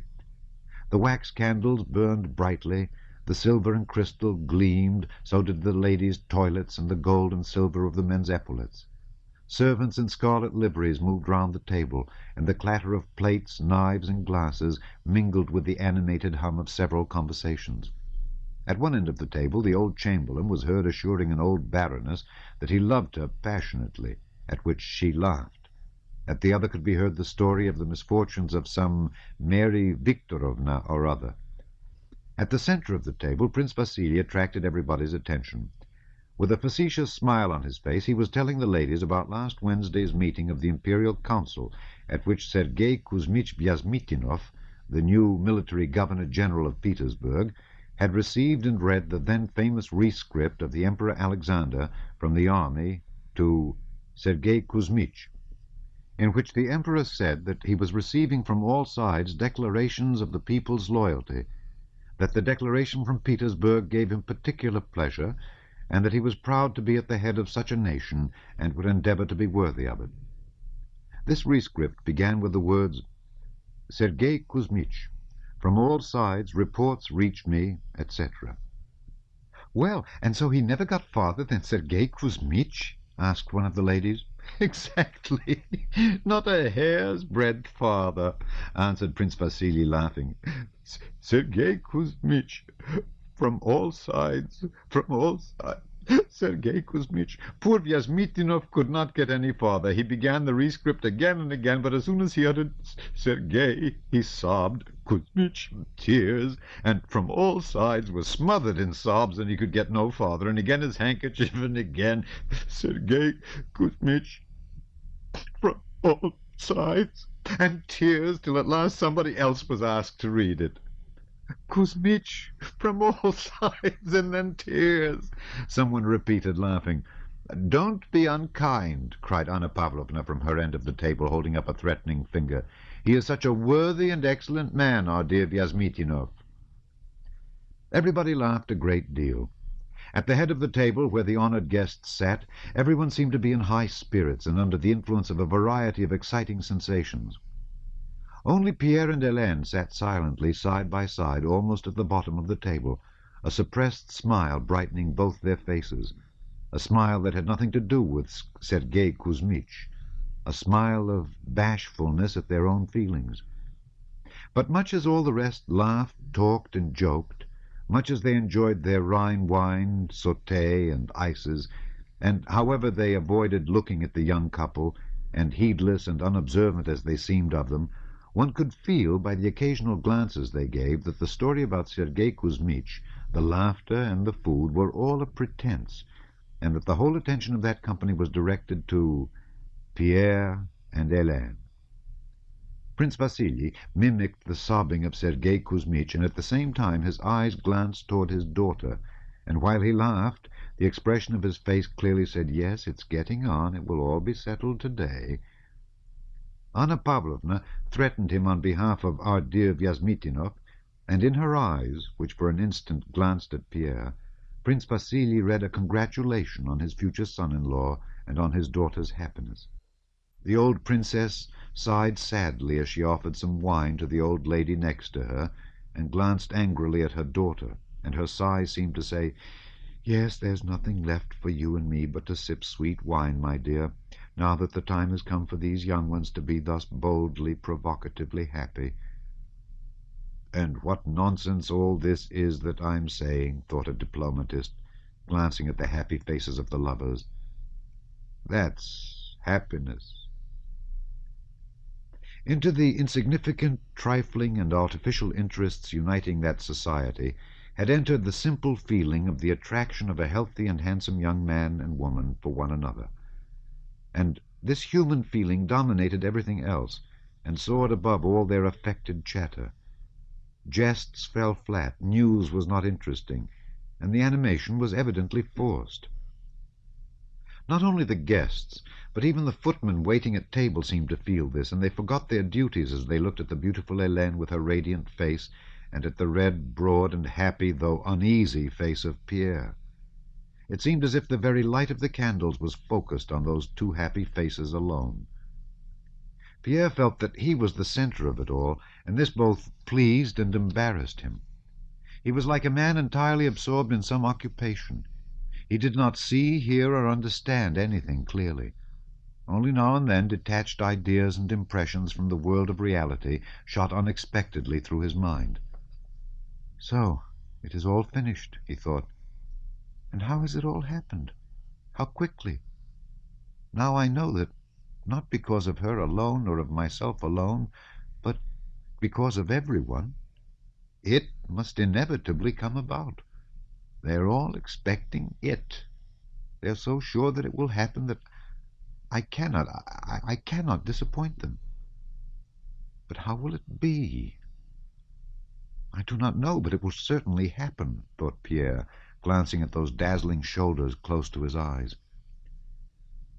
Or he would suddenly feel ashamed of he knew not what. He felt it awkward to attract everyone's attention and to be considered a lucky man, and with his plain face to be looked on as a sort of Paris possessed of a Helen. But no doubt it always is and must be so, he consoled himself. And besides, what have I done to bring it about? How did it begin? I traveled from Moscow with Prince Vasily. Then there was nothing. So why should I not stay at his house?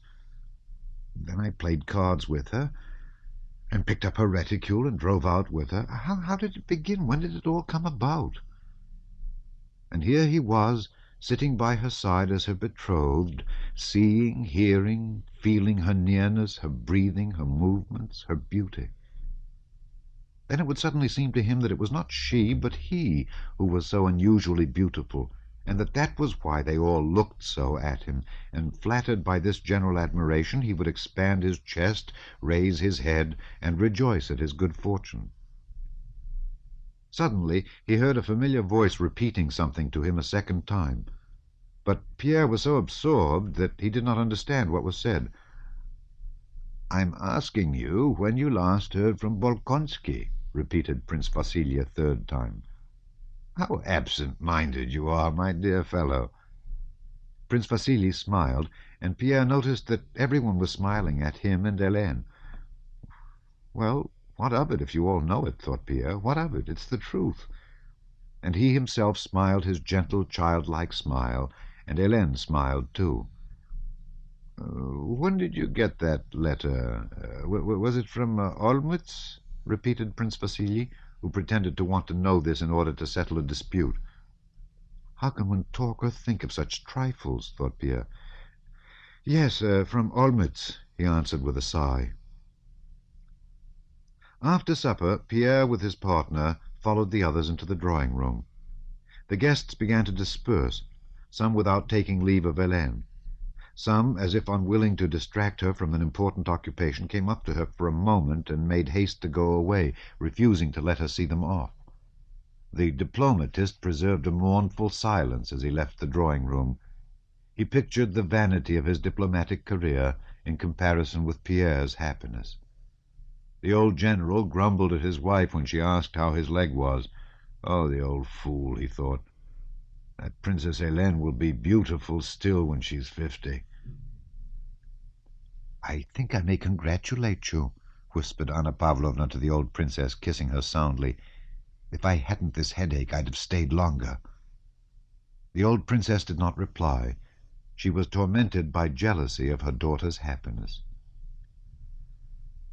While the guests were taking their leave, Pierre remained for a long time alone with Hélène in the little drawing-room where they were sitting. He had often before during the last 6 weeks remained alone with her, but had never spoken to her of love. Now he felt that it was inevitable, but he could not make up his mind to take the final step. He felt ashamed. He felt that he was occupying someone else's place here beside Hélène. "This happiness is not for you," some inner voice whispered to him. "This happiness is for those who have not in them what there is in you." But as he had to say something, he began by asking her whether she was satisfied with the party. She replied in her usual simple manner that this name-day of hers had been one of the pleasantest she had ever had. Some of the nearest relatives had not yet left.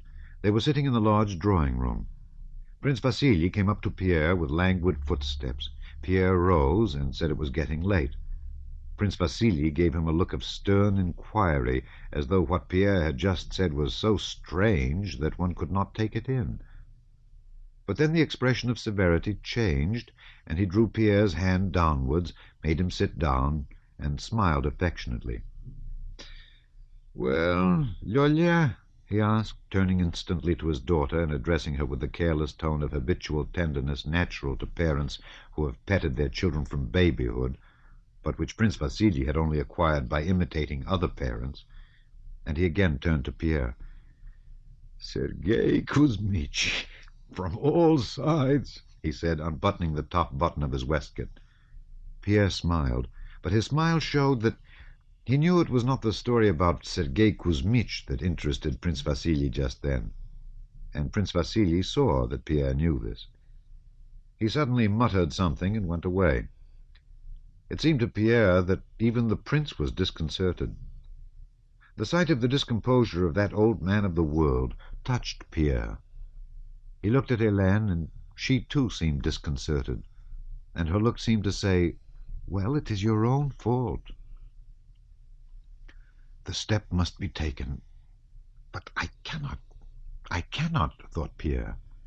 And he again began speaking about indifferent matters, about Sergei Kuzmich, asking what the point of the story was, as he had not heard it properly.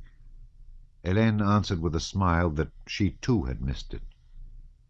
When Prince Vasily returned to the drawing-room, the princess, his wife, was talking in low tones to the elderly lady about Pierre. "Of course it is a very brilliant match, but happiness, my dear—" "Marriages are made in heaven," replied the elderly lady. Prince Vasily passed by, seeming not to hear the ladies, and sat down on a sofa in a far corner of the room. He closed his eyes and seemed to be dozing. His head sank forward, and then he roused himself. "Aline," he said to his wife, "go and see what they are about." The princess went up to the door, passed by it with a dignified and indifferent air, and glanced into the little drawing-room. Pierre and Hélène still sat talking just as before. "Still the same," she said to her husband. Prince Vasily frowned, twisting his mouth. His cheeks quivered, and his face assumed the coarse, unpleasant expression peculiar to him. Shaking himself, he rose, threw back his head, and with resolute steps went past the ladies into the little drawing-room. With quick steps he went joyfully up to Pierre. His face was so unusually triumphant that Pierre rose in alarm on seeing it. "Thank God," said Prince Vasily, "my wife has told me everything." He put one arm round Pierre and the other around his daughter. "My dear boy, Lyolia, I'm very pleased." His voice trembled. "I loved your father, and she will make you a good wife. God bless you." He embraced his daughter, and then again Pierre, and kissed him with his malodorous mouth. Tears actually moistened his cheeks. "Princess, come here!" he shouted. The old princess came in and also wept. The elderly lady was using her handkerchief too. Pierre was kissed, and he kissed the beautiful Hélène's hand several times. After a while they were left alone again. All this had to be, and could not be otherwise, thought Pierre, so it is useless to ask whether it is good or bad. It is good because it's definite, and one is rid of the old tormenting doubt. Pierre held the hand of his betrothed in silence, looking at her beautiful bosom as it rose and fell. "Hélène," he said aloud, and paused. Something special is always said in such cases, he thought, but could not remember what it was that people say. He looked at her face. She drew nearer to him. Her face flushed. "Oh, take those off. Those," she said, pointing to his spectacles. Pierre took them off, and his eyes, besides the strange look eyes have from which spectacles had just been removed, had also a frightened and inquiring look. He was about to stoop over her hand and kiss it, but with a rapid, almost brutal movement of her head, she intercepted his lips and met them with her own. Her face struck Pierre by its altered, unpleasantly excited expression. "It is too late now. It's done. Besides, I love her," thought Pierre. "Je vous aime," he said, remembering what has to be said at such moments. But his words sounded so weak that he felt ashamed of himself. 6 weeks later he was married and settled in Count Bezukhov's large, newly furnished Petersburg house, the happy possessor, as people said, of a wife who was a celebrated beauty and of millions of money. Chapter 2.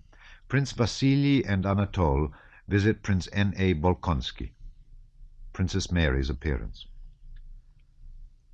Old Prince Nicholas Bolkonsky received a letter from Prince Vasily in November 1805 announcing that he and his son would be paying him a visit. "I am starting on a journey of inspection, and of course I shall think nothing of an extra 70 miles to come and see you at the same time, my honored benefactor," wrote Prince Vasily. "My son Anatol is accompanying me on his way to the army, so I hope you will allow him personally to express the deep respect that, emulating his father, he feels for you." "It seems that there will be no need to bring Mary out. Suitors are coming to us of their own accord," incautiously remarked the little princess on hearing the news. Prince Nicholas frowned, but said nothing. A fortnight after the letter, Prince Vasily's servants came one evening in advance of him, and he and his son arrived next day. Old Bolkonsky had always had a poor opinion of Prince Vasily's character, but more so recently, since in the new reigns of Paul and Alexander, Prince Vasily had risen to high position and honors. And now, from the hints contained in his letter and given by the little princess, he saw which way the wind was blowing, and his low opinion changed into a feeling of contemptuous ill will. He snorted whenever he mentioned him. On the day of Prince Vasily's arrival, Prince Bolkonsky was particularly discontented and out of temper. Whether he was in a bad temper because Prince Vasily was coming, or whether his being in a bad temper made him specially annoyed at Prince Vasily's visit, he was in a bad temper, and in the morning Tikhon had already advised the architect not to go to the prince with his report. "Do you hear how he's walking?" said Tikhon, drawing the architect's attention to the sound of the prince's footsteps. "Stepping flat on his heels. We know what that means." However, at 9 o'clock the prince in his velvet coat with a sable collar and cap went out for his usual walk. It had snowed the day before, and the path to the hothouse along which the prince was in the habit of walking had been swept. The marks of the broom were still visible in the snow, and a shovel had been left sticking in one of the soft snowbanks that bordered both sides of the path. The prince went through the conservatories, the serfs' quarters, and the outbuildings, frowning and silent. "Can a sleigh pass?" he asked his overseer, a venerable man resembling his master in manners and looks, who was accompanying him back to the house. "The snow is deep. I am having the avenue swept, Your Honor." The prince bowed his head and went up to the porch. "God be thanked," thought the overseer, "the storm has blown over." "It would have been hard to drive up, Your Honor," he added. "I heard, Your Honor, that a minister is coming to visit Your Honor." The prince turned round to the overseer and fixed his eyes on him, frowning. "What? A minister? What minister?" "Who gave orders?" he said in his shrill, harsh voice. "The road is not swept for the princess, my daughter, but for a minister. For me there are no ministers." "Your Honor, I thought—" "You thought!" shouted the prince, his words coming more and more rapidly and indistinctly. "You thought! Rascals! Blackguards! I'll teach you to think!" And lifting his stick he swung it, and would have hit Alpatych, the overseer, had not the latter instinctively avoided the blow. "Thought! Blackguards!" shouted the prince rapidly. But although Alpatych, frightened at his own temerity in avoiding the stroke, came up to the prince, bowing his bald head resignedly before him, or perhaps for that very reason, the prince, though he continued to shout, "Blackguards, throw the snow back on the road," did not lift his stick again, but hurried into the house. Before dinner, Princess Mary and Mademoiselle Bourienne, who knew that the prince was in a bad humor, stood awaiting him. Mademoiselle Bourienne with a radiant face that said, "I know nothing, I am the same as usual," and Princess Mary, pale, frightened, and with downcast eyes. What she found hardest to bear was to know that on such occasions she ought to behave like Mademoiselle Bourienne, but could not. She thought, "If I seem not to notice, he will think that I do not sympathize with him. If I seem sad and out of spirits myself, he will say, as he has done before, that I'm in the dumps." The prince looked at his daughter's frightened face and snorted. "Fool, or dummy," he muttered. "And the other one is not here. They've been telling tales," he thought, referring to the little princess who was not in the dining-room. "Where is the princess?" he asked. "Hiding?" "She is not very well," answered Mademoiselle Bourienne with a bright smile, "so she won't come down. It is natural in her state." Muttered the prince, sitting down. His plate seemed to him not quite clean, and pointing to a spot, he flung it away. Tikhon caught it and handed it to a footman.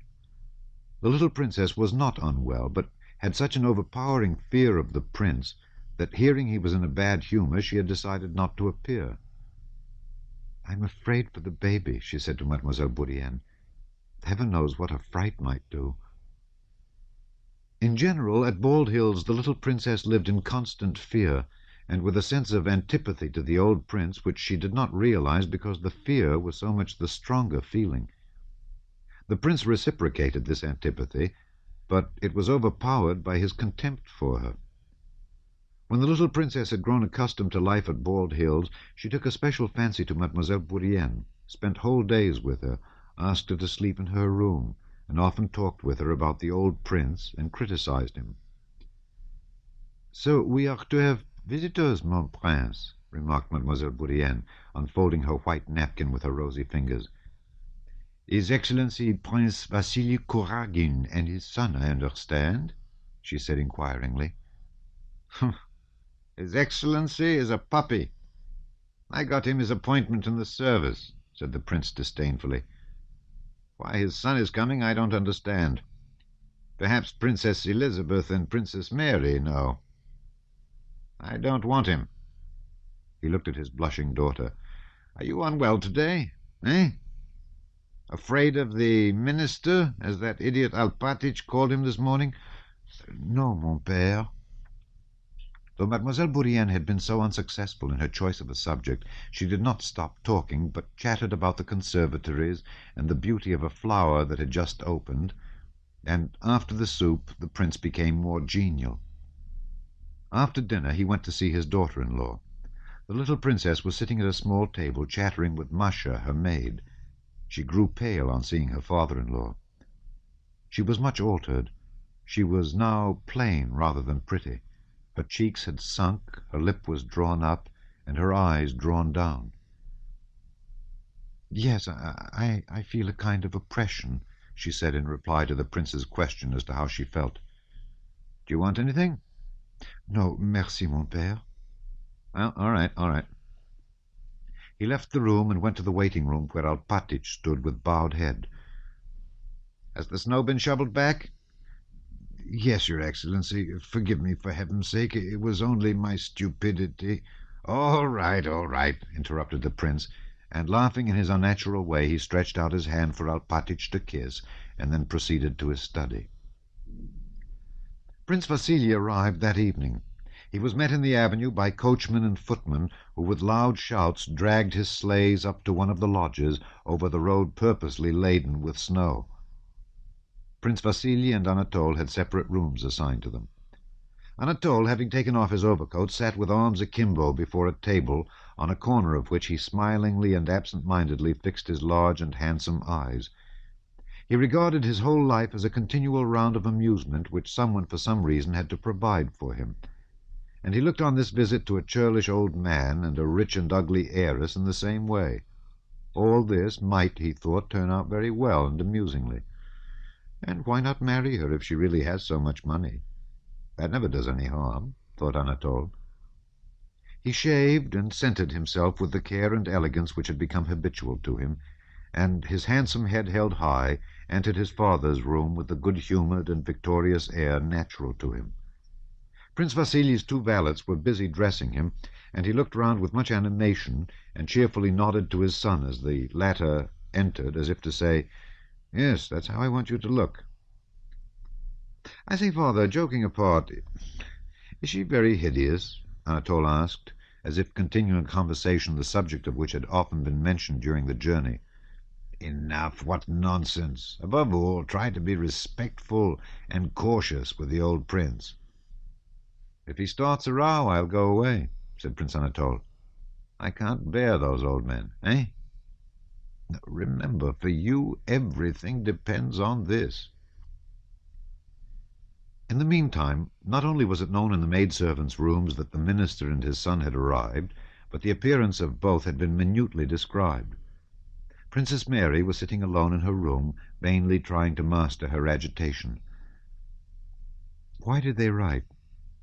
Why did Lise tell me about it? It can never happen," she said, looking at herself in the glass. "How shall I enter the drawing-room? Even if I like him, I can't now be myself with him." The mere thought of her father's look filled her with terror. The little princess and Mademoiselle Bourienne had already received from Masha, the lady's maid, the necessary report of how handsome the minister's son was, with his rosy cheeks and dark eyebrows, and with what difficulty the father had dragged his legs upstairs, while the son had followed him like an eagle 3 steps at a time. Having received this information, the little princess and Mademoiselle Bourienne, whose chattering voices had reached her from the corridor, went into Princess Mary's room. "You know they've come, Marie?" said the little princess, waddling in and sinking heavily into an armchair. She was no longer in the loose gown she generally wore in the morning, but had on one of her best dresses. Her hair was carefully done, and her face was animated, which, however, did not conceal its sunken and faded outlines. Dressed as she used to be in Petersburg society, it was still more noticeable how much plainer she had become. Some unobtrusive touch had been added to Mademoiselle Bourrienne's toilet, which rendered her fresh and pretty face yet more attractive. "What? Are you going to remain as you are, dear princess?" she began.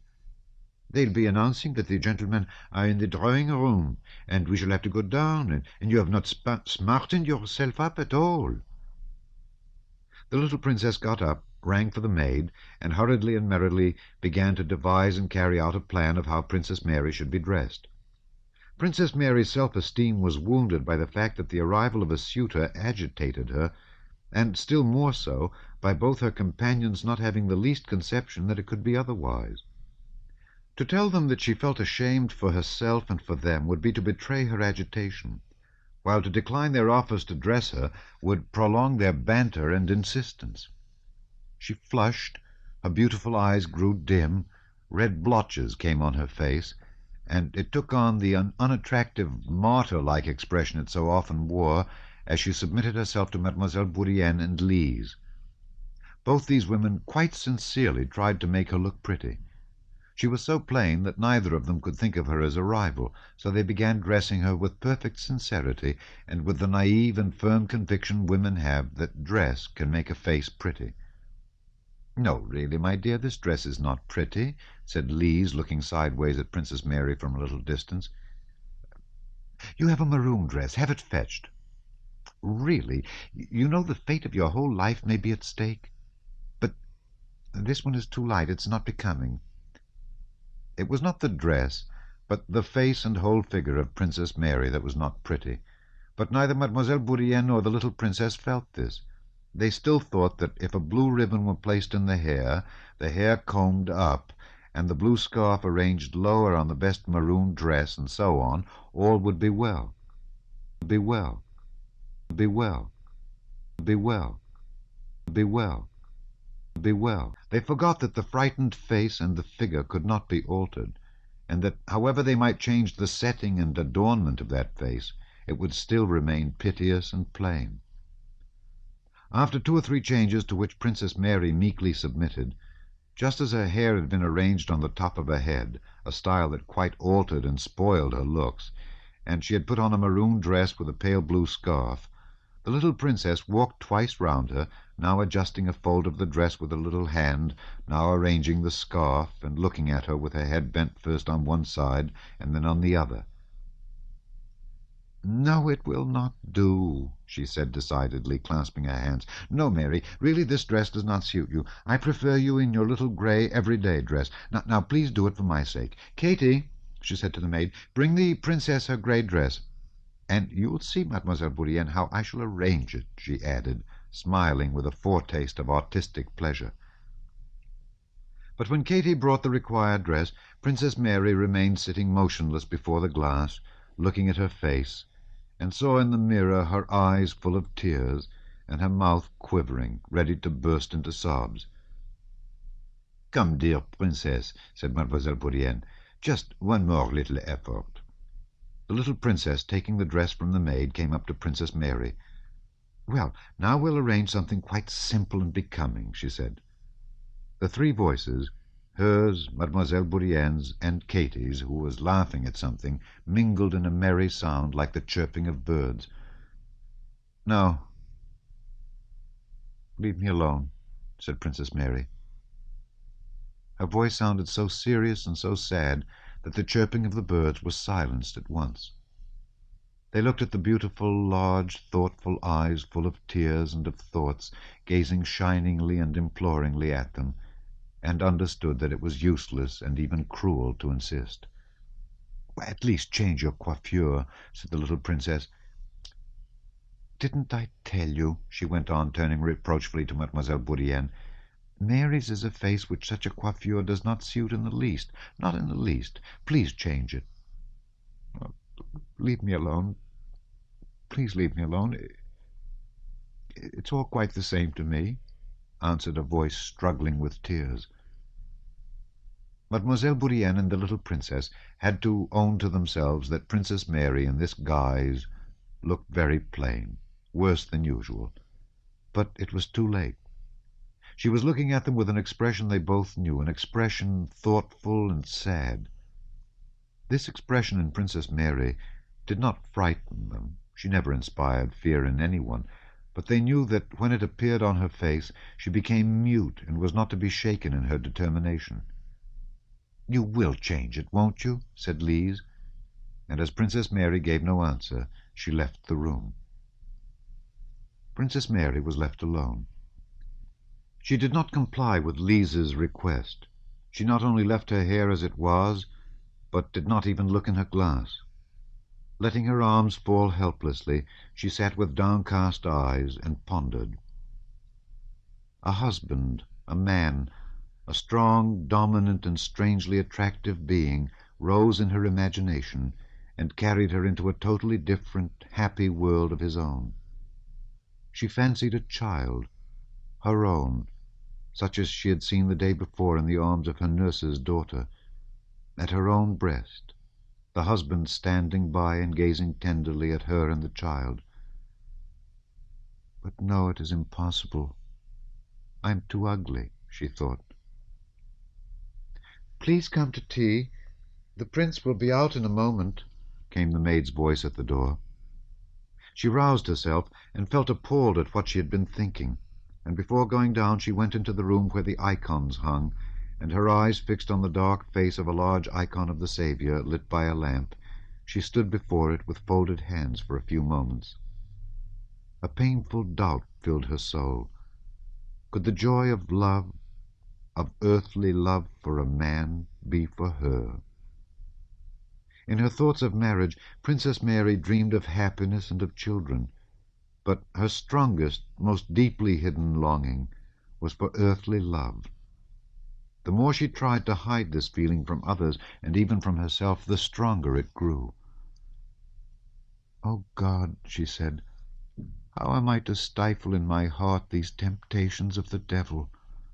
How am I to renounce forever these vile fancies, so as peacefully to fulfill thy will?" And scarcely had she put that question than God gave her the answer in her own heart. "Desire nothing for thyself, seek nothing, be not anxious or envious. Man's future and thy own fate must remain hidden from thee, but live so that thou mayest be ready for anything. If it be God's will to prove thee in the duties of marriage, be ready to fulfill his will." With this consoling thought, but yet with a hope for the fulfillment of her forbidden earthly longing, Princess Mary sighed, and having crossed herself, went down, thinking neither of her gown and coiffure, nor of how she would go in, nor of what she would say. What could all that matter in comparison with the will of God, without whose care not a hair of man's head can fall? Chapter 3.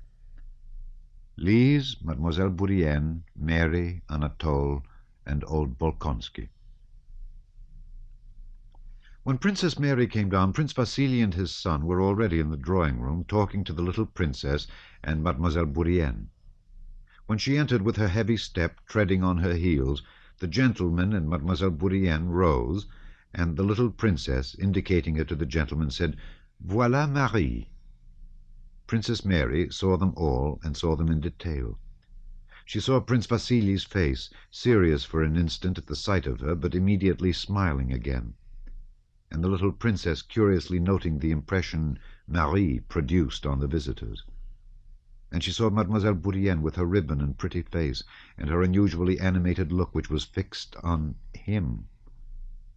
But him she could not see. She only saw something large, brilliant, and handsome moving toward her as she entered the room. Prince Vasily approached first, and she kissed the bald forehead that bent over her hand, and answered his question by saying that, on the contrary, she remembered him quite well.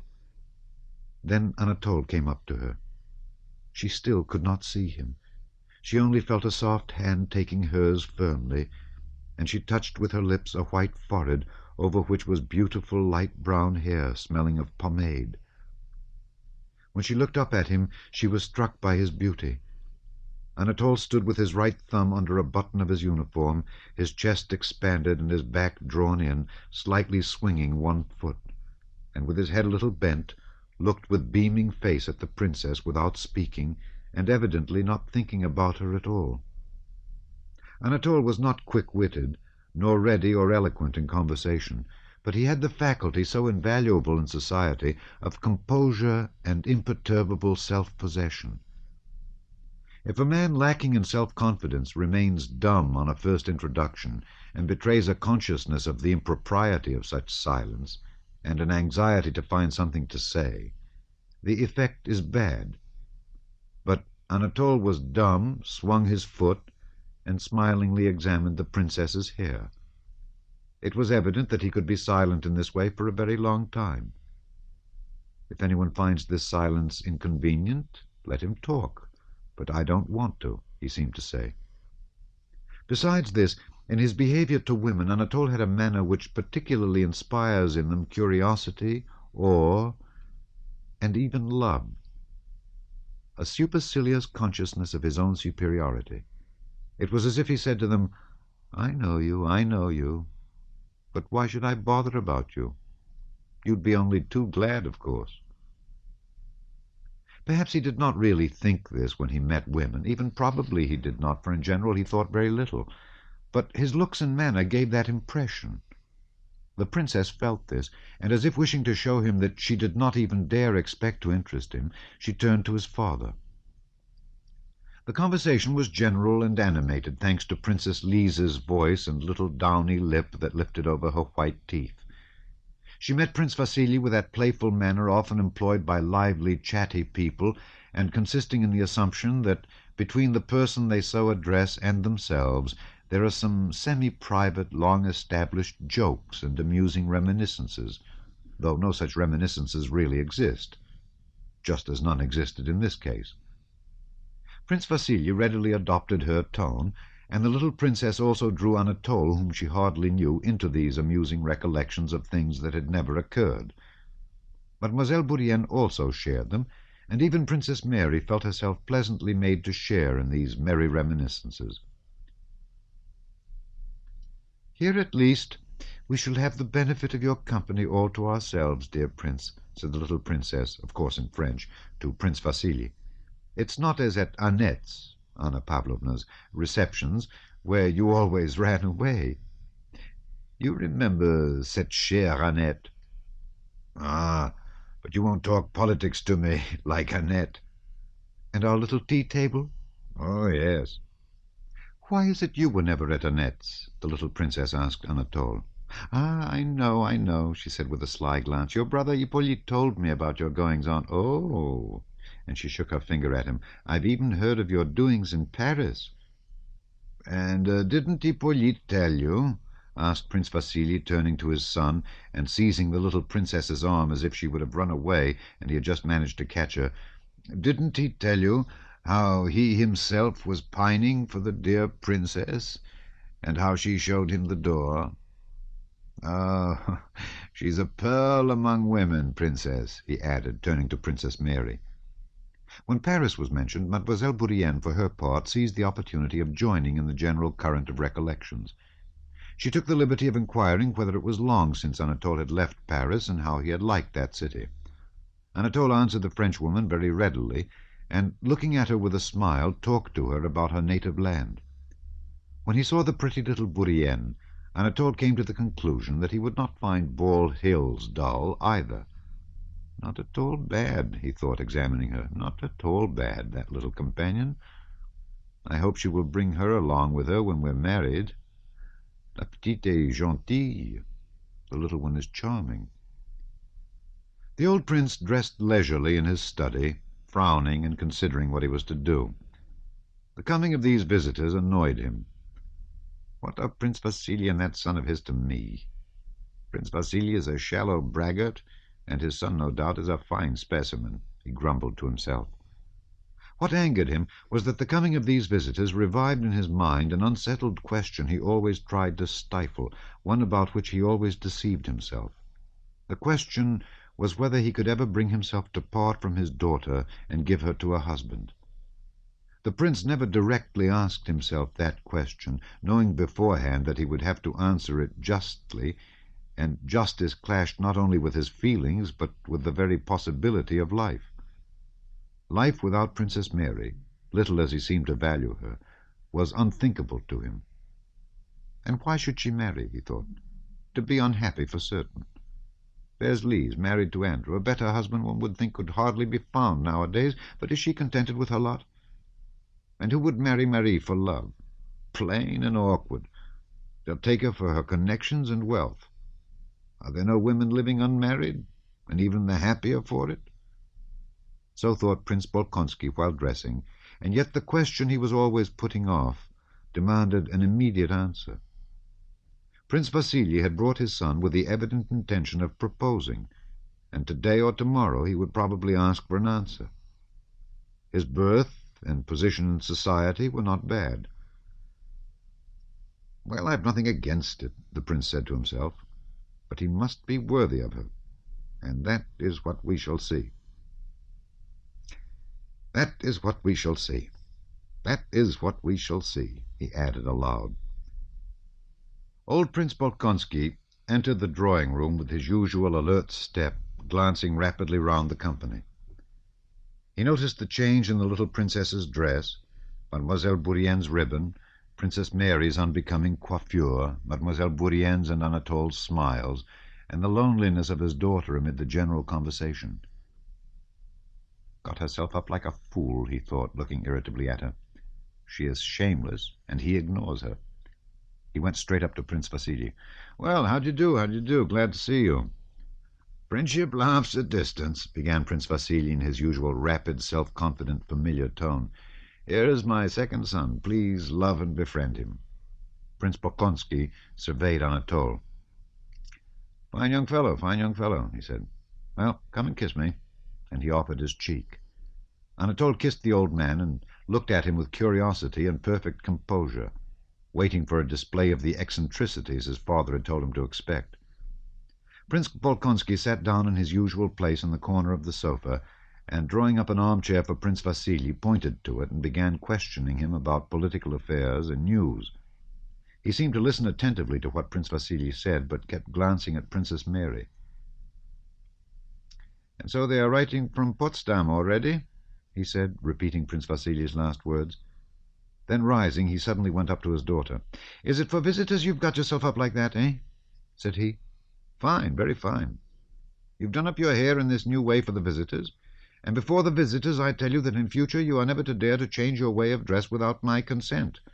"It was my fault, mon père," interceded the little princess with a blush. "You may do as you please," said Prince Bolkonsky, bowing to his daughter-in-law. "But she need not make a fool of herself. She's plain enough as it is." And he sat down again, paying no more attention to his daughter, who was reduced to tears. "On the contrary, that coiffure suits the princess very well," said Prince Vasily. "Now you, young prince, what's your name?" said Prince Bolkonsky, turning to Anatol. "Come here. Let us talk and get acquainted." "Now the fun begins," thought Anatol, sitting down with a smile beside the old prince. "Well, my dear boy, I hear you've been educated abroad, not taught to read and write by the deacon like your father and me. Now tell me, my dear boy, are you serving in the Horse Guards?" asked the old man, scrutinizing Anatol closely and intently. "No, I've been transferred to the line," said Anatol, hardly able to restrain his laughter. "Ah, that's a good thing. So, my dear boy, you wish to serve the Tsar and the country.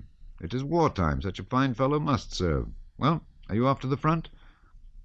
"No, Prince, our regiment has gone to the front, but I'm attached—" "What is it I'm attached to, Papa?" said Anatol, turning to his father with a laugh. "A splendid soldier, splendid. What am I attached to? Ha, ha, ha!" laughed Prince Bolkonsky, and Anatol laughed still louder. Suddenly Prince Bolkonsky frowned.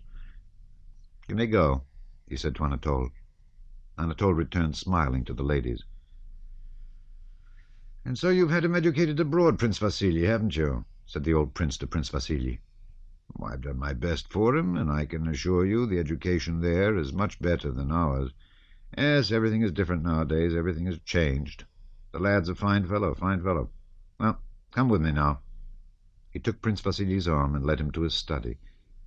As soon as they were alone together, Prince Vasily announced his hopes and wishes to the old prince. "Well, do you think I shall prevent her, that I can't part from her?" said the old prince angrily. "What an idea! I'm ready for it tomorrow. Only let me tell you, I want to know my son-in-law better. You know my principles, everything above board. I will ask her tomorrow in your presence. If she's willing, then he can stay on. He can stay, and I'll see." The old prince snorted. "Let her marry. It's all the same to me," he screamed in the same piercing tone as when parting from his son. "I will tell you frankly," said Prince Vasily, in the tone of a crafty man convinced of the futility of being cunning with so keen-sighted a companion. "You know, you see right through people. Anatol is no genius, but he is an honest, good-hearted lad, an excellent son or kinsman. All right, we'll see." As always happens when women lead lonely lives for any length of time without male society, on Anatol's appearance all the three women of Prince Bolkonsky's household felt that their life had not been real till then. Their powers of reasoning, feeling, and observing immediately increased tenfold, and their life, which seemed to have been passed in darkness, was suddenly lit up by a new brightness full of significance. Princess Mary grew quite unconscious of her face and coiffure. The handsome, open face of the man who might perhaps be her husband absorbed all her attention. He seemed to her kind, brave, determined, manly, and magnanimous. She felt convinced of that. Thousands of dreams of a future family life continually rose in her imagination. She drove them away and tried to conceal them. "But am I not too cold with him?" thought the princess. "I try to be reserved because in the depth of my soul I feel too near to him already. But then he cannot know what I think of him, and may imagine that I do not like him." And Princess Mary tried, but could not manage, to be cordial to a new guest. "Poor girl, she's devilish ugly," thought Anatol. Mademoiselle Bourienne, also roused to great excitement by Anatol's arrival, thought in another way. Of course she, a handsome young woman without any definite position, without relations or even a country, did not intend to devote her life to serving Prince Bolkonsky, to reading aloud to him and being friends with Princess Mary. Mademoiselle Bourienne had long been waiting for a Russian prince who, able to appreciate at a glance her superiority to the plain, badly dressed, ungainly Russian princesses, would fall in love with her and carry her off. And here at last was a Russian prince. Mademoiselle Bourienne knew a story, heard from her aunt, but finished in her own way, which she liked to repeat to herself.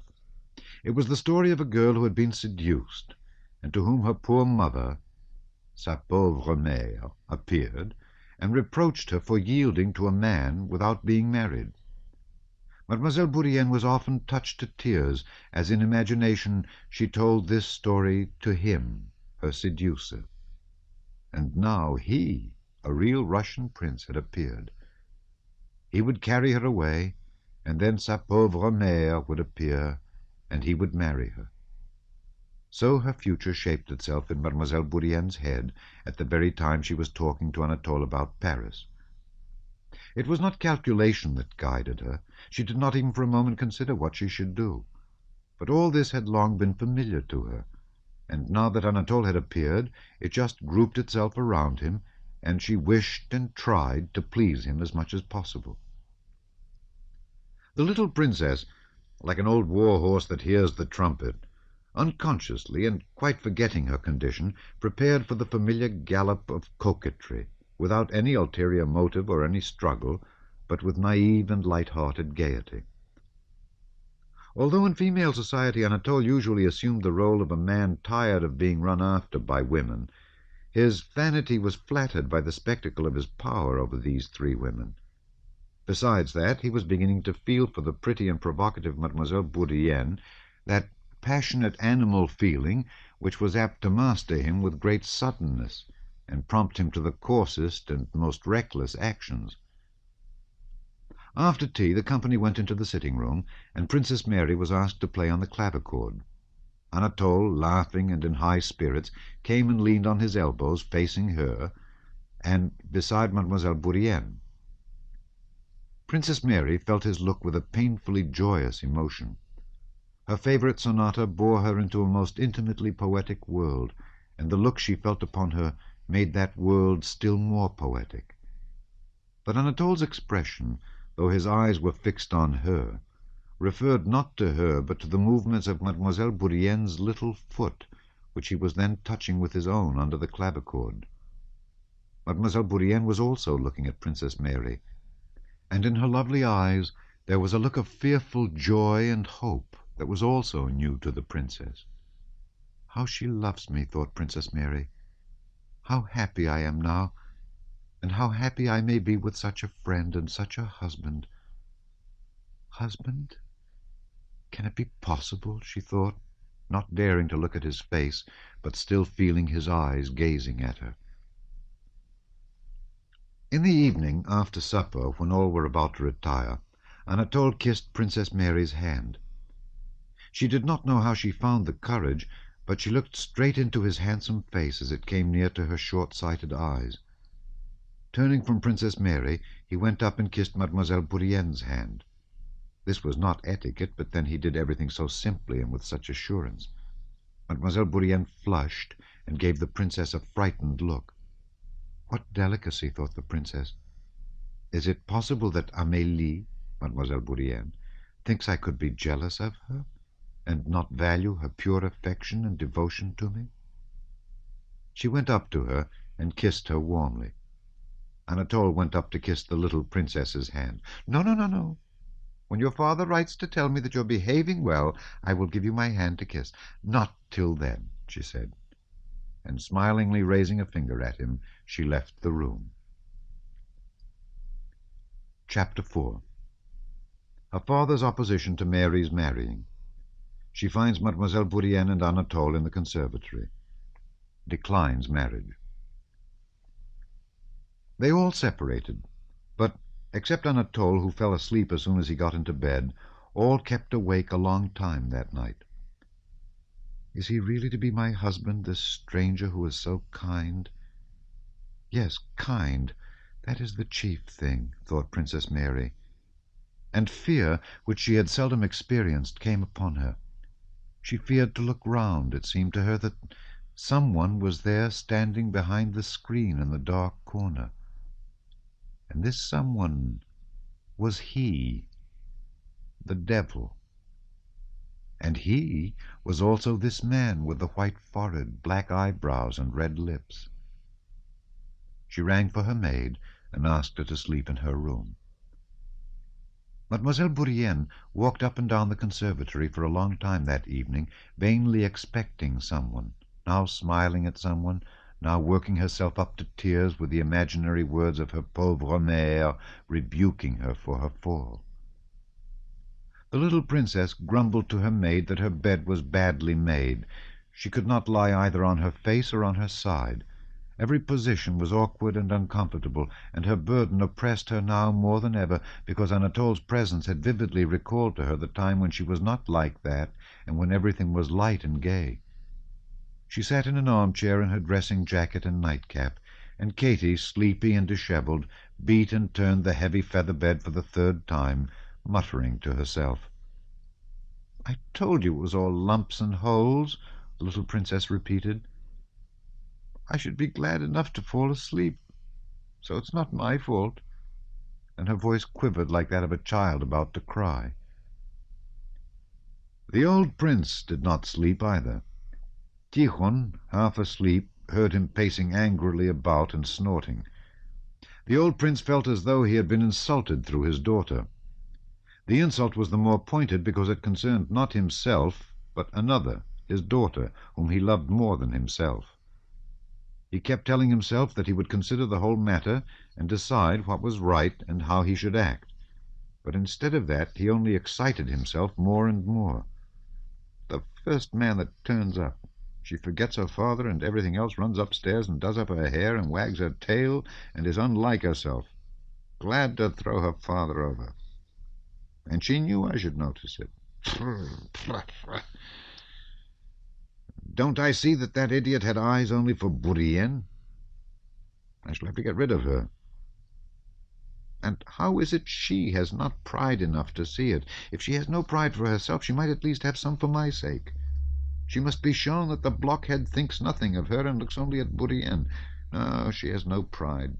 But I let her see. The old prince knew that if he told his daughter she was making a mistake, and that Anatol meant to flirt with Mademoiselle Bourrienne, Princess Mary's self-esteem would be wounded, and his point, not to be parted from her, would be gained. So, pacifying himself with this thought, he called Tikhon and began to undress. What devil brought them here, thought he, while Tikhon was putting the nightshirt over his dried-up old body and grey-haired chest. I never invited them. They came to disturb my life, and there is not much of it left. Devil take him, he muttered, while his head was still covered by the shirt. Tikhon knew his master's habit of sometimes thinking aloud, and therefore met with unaltered looks the angrily inquisitive expression of the face that emerged from the shirt. "Gone to bed?" asked the prince. Tikhon, like all good valets, instinctively knew the direction of his master's thoughts. He guessed that the question referred to Prince Vasily and his son. "They've gone to bed and put out their lights, Your Excellency." "No good, no good," said the prince rapidly, and thrusting his feet into his slippers and his arms into the sleeves of his dressing-gown, he went to the couch on which he slept. Though no words had passed between Anatol and Mademoiselle Bourrienne, they quite understood one another as to the first part of their romance, up to the appearance of the pauvre mère. They understood that they had much to say to one another in private, and so they had been seeking an opportunity since morning to meet one another alone. When Princess Mary went to her father's room at the usual hour, Mademoiselle Bourrienne and Anatol met in the conservatory. Princess Mary went to the door of the study with special trepidation. It seemed to her that not only did everybody know that her fate would be decided that day, but that they also knew what she thought about it. She read this in Tikhon's face and in that of Prince Vasily's valet, who made her a low bow when she met him in the corridor carrying hot water. The old prince was very affectionate and careful in his treatment of his daughter that morning. Princess Mary well knew this painstaking expression of her father's. His face wore that expression when his dry hands clenched with vexation at her not understanding a sum in arithmetic, when rising from his chair he would walk away from her, repeating in a low voice the same words several times over. He came to the point at once, treating her ceremoniously. "I've had a proposition made me concerning you," he said with an unnatural smile. "I expect you have guessed that Prince Vasily has not come and brought his pupil with him." For some reason Prince Bolkonsky referred to Anatol as a pupil. "For the sake of my beautiful eyes. Last night a proposition was made me on your account, and, as you know my principles, I refer it to you." "How am I to understand you, mon père?" said the princess, growing pale and then flushing. "How understand me?" cried her father angrily. "Prince Vasily finds you to his taste as a daughter-in-law and makes a proposal to you on his pupil's behalf. That's how it's to be understood. How understand it? And I ask you—" "I do not know what you think, father," whispered the princess. I? What of me? Leave me out of the question. I'm not going to get married. What about you? That's what I want to know." The princess saw that her father regarded the matter with disapproval, but at that moment the thought occurred to her that her fate would be decided now or never. She lowered her eyes so as not to see the gaze under which she felt that she could not think, but would only be able to submit from habit, and she said, "I wish only to do your will. But if I had to express my own desire—" She had no time to finish. The old prince interrupted her. "That's admirable," he shouted. "He will take you with your dowry and take Mademoiselle Bourrienne into the bargain. She'll be the wife while you—" The prince stopped. He saw the effect these words had produced on his daughter. She lowered her head and was ready to burst into tears. Now then, I'm only joking," he said. "Remember this, princess. I hold to the principle that a maiden has a full right to choose. I give you freedom. Only remember that your life's happiness depends on your decision. Never mind me." "But I do not know, father." "There's no need to talk. He receives his orders and will marry you or anybody, but you are free to choose. Well, go to your room, think it over, and come back in an hour and tell me in his presence, yes or no. I know you will pray over it. Well, pray if you like, but you'd better think it over. Go. Yes or no? Yes or no? Yes or no?" He still shouted when the princess, as if lost in a fog, had already staggered out of the study. Her fate was decided, and happily decided. But what her father had said about Mademoiselle Bourienne was dreadful. It was untrue, to be sure, but still it was terrible, and she could not help thinking of it. She was going straight on through the conservatory, neither seeing nor hearing anything, when suddenly the well-known whispering of Mademoiselle Bourienne aroused her. She raised her eyes, and 2 steps away saw Anatol embracing the Frenchwoman and whispering something to her. With a horrified expression on his handsome face, Anatol looked at Princess Mary, but did not at once take his arm from the waist of Mademoiselle Bourienne, who had not yet seen her. "Who's that? Why, wait a moment," Anatol's face seemed to say. Princess Mary looked at them in silence. She could not understand it. At last Mademoiselle Bourienne gave a scream and ran away.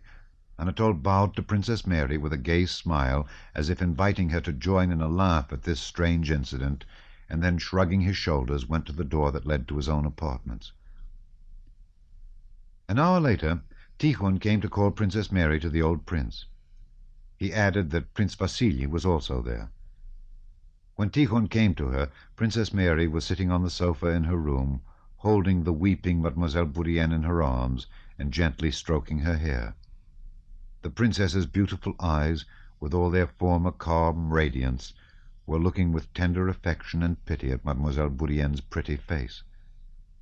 "No, princess, I have lost your affection forever," said Mademoiselle Bourienne. "Why? I love you more than ever," said Princess Mary, "and I will try to do all I can for your happiness. But you despise me. You who are so pure can never understand being so carried away by passion. Oh, only my poor mother—" "I quite understand," answered Princess Mary with a sad smile. "Calm yourself, my dear. I will go to my father," she said, and went out. Prince Vasily, with one leg thrown high over the other and a snuff-box in his hand, was sitting there with a smile of deep emotion on his face, as if stirred to his heart's core, and himself regretting and laughing at his own sensibility, when Princess Mary entered. He hurriedly took a pinch of snuff. "Ah, my dear," he began, rising and taking her by both hands. Then, sighing, he added, "My son's fate is in your hands. Decide, my dear, good, gentle Marie, whom I have always loved as a daughter." He drew back, and a real tear appeared in his eye. snorted Prince Bolkonsky.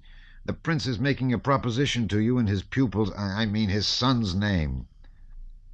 Do you wish or not to be Prince Anatol Kuragин's wife? Reply, yes or no," he shouted, "and then I shall reserve the right to state my opinion also. Yes, my opinion, and only my opinion," added Prince Bolkonsky, turning to Prince Vasily and answering his imploring look. "Yes or no?" "My desire is never to leave you, father, never to separate my life from yours. I don't wish to marry," she answered positively, glancing at Prince Vasily and at her father with her beautiful eyes. "Humbug, nonsense! Humbug, humbug, humbug!" cried Prince Bolkonsky, frowning and taking his daughter's hand. He did not kiss her, but only bending his forehead to hers, just touched it, and pressed her hand so that she winced and uttered a cry. Prince Vasily rose. "My dear, I must tell you that this is a moment I shall never forget. But, my dear, will you not give us a little hope of touching this heart, so kind and generous? Say perhaps. The future is so long. Say perhaps. Prince, what I have said is all there is in my heart. I thank you for the honor, but I shall never be your son's wife. Well, so that's finished, my dear fellow. I'm very glad to have seen you, very glad. Go back to your rooms, Princess. Go, said the old prince. Very, very glad to have seen you, repeated he, embracing Prince Vasily. My vocation is a different one, thought Princess Mary. My vocation is to be happy with another kind of happiness, the happiness of love and self-sacrifice. And cost what it may, I will arrange poor Amélie's happiness. She loves him so passionately, and so passionately repents. I will do all I can to arrange the match between them. If he is not rich, I will give her the means. I will ask my father and Andrew. I shall be so happy when she is his wife. She is so unfortunate, a stranger, alone, helpless. And, oh God, how passionately she must love him if she could so far forget herself. Perhaps I might have done the same, thought Princess Mary. Chapter 5. A Letter from Nicholas. Sonia and Natasha. It was long since the Rostovs had news of Nicholas. Not till midwinter was the Count at last handed a letter addressed in his son's handwriting. On receiving it, he ran on tiptoe to his study in alarm and haste, trying to escape notice, closed the door, and began to read the letter. Anna Mikhailovna, who always knew everything that passed in the house, on hearing of the arrival of the letter, went softly into the room and found the Count with it in his hand, sobbing and laughing at the same time.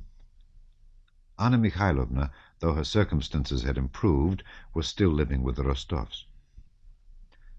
"My dear friend," said she in a tone of pathetic inquiry, prepared to sympathize in any way. The Count sobbed yet more. "Nikolenka, a letter was wounded. My darling boy. Oh, the Countess, promoted to be an officer. Thank God. Now, how tell the little Countess?"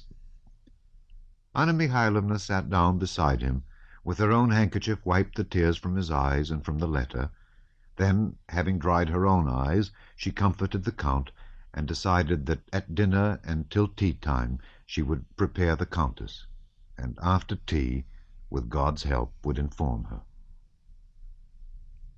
At dinner, Anna Mikhailovna talked the whole time about the war news and about Nikolenka, twice asked when the last letter had been received from him, though she knew that already, and remarked that they might very likely be getting a letter from him that day. Each time that these hints began to make the Countess anxious, and she glanced uneasily at the Count and at Anna Mikhailovna, the latter very adroitly turned the conversation to insignificant matters. Natasha, who of the whole family was the most gifted with a capacity to feel any shades of intonation, look, and expression, pricked up her ears from the beginning of the meal, and was certain that there was some secret between her father and Anna Mikhailovna, that it had something to do with her brother, and that Anna Mikhailovna was preparing them for it. Bold as she was, Natasha, who knew how sensitive her mother was to anything relating to Nikolenka, did not venture to ask any questions at dinner, but she was too excited to eat anything, and kept wriggling about on her chair, regardless of her governess's remarks. After dinner, she rushed headlong after Anna Mikhailovna, and, dashing at her, flung herself on her neck as soon as she overtook her in the sitting-room. "Auntie, darling, do tell me what it is." "Nothing, my dear." "No, dearest, sweet one, honey, I won't give up. I know you know something." Anna Mikhailovna shook her head. "You are a little sly-boots," she said. "A letter from Nikolenka, I'm sure of it," exclaimed Natasha, reading confirmation in Anna Mikhailovna's face. "But for God's sake, be careful. You know how it may affect your mamma." I will. Only tell me." "You won't? Then I will go and tell at once." Anna Mikhailovna, in a few words, told her the contents of the letter, on condition that she should tell no one. "No, "On my true word of honor," said Natasha, crossing herself. "I won't tell anyone." And she ran off at once to Sonia. "Nikolenka, wounded! A letter!" she announced in gleeful triumph. "Nicholas!"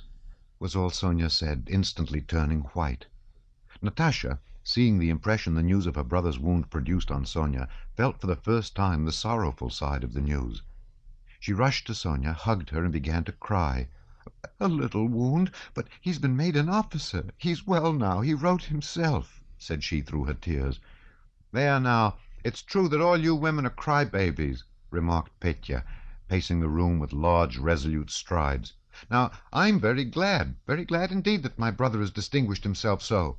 You're all blubberers and understand nothing." Natasha smiled through her tears. "You haven't read the letter?" asked Sonia.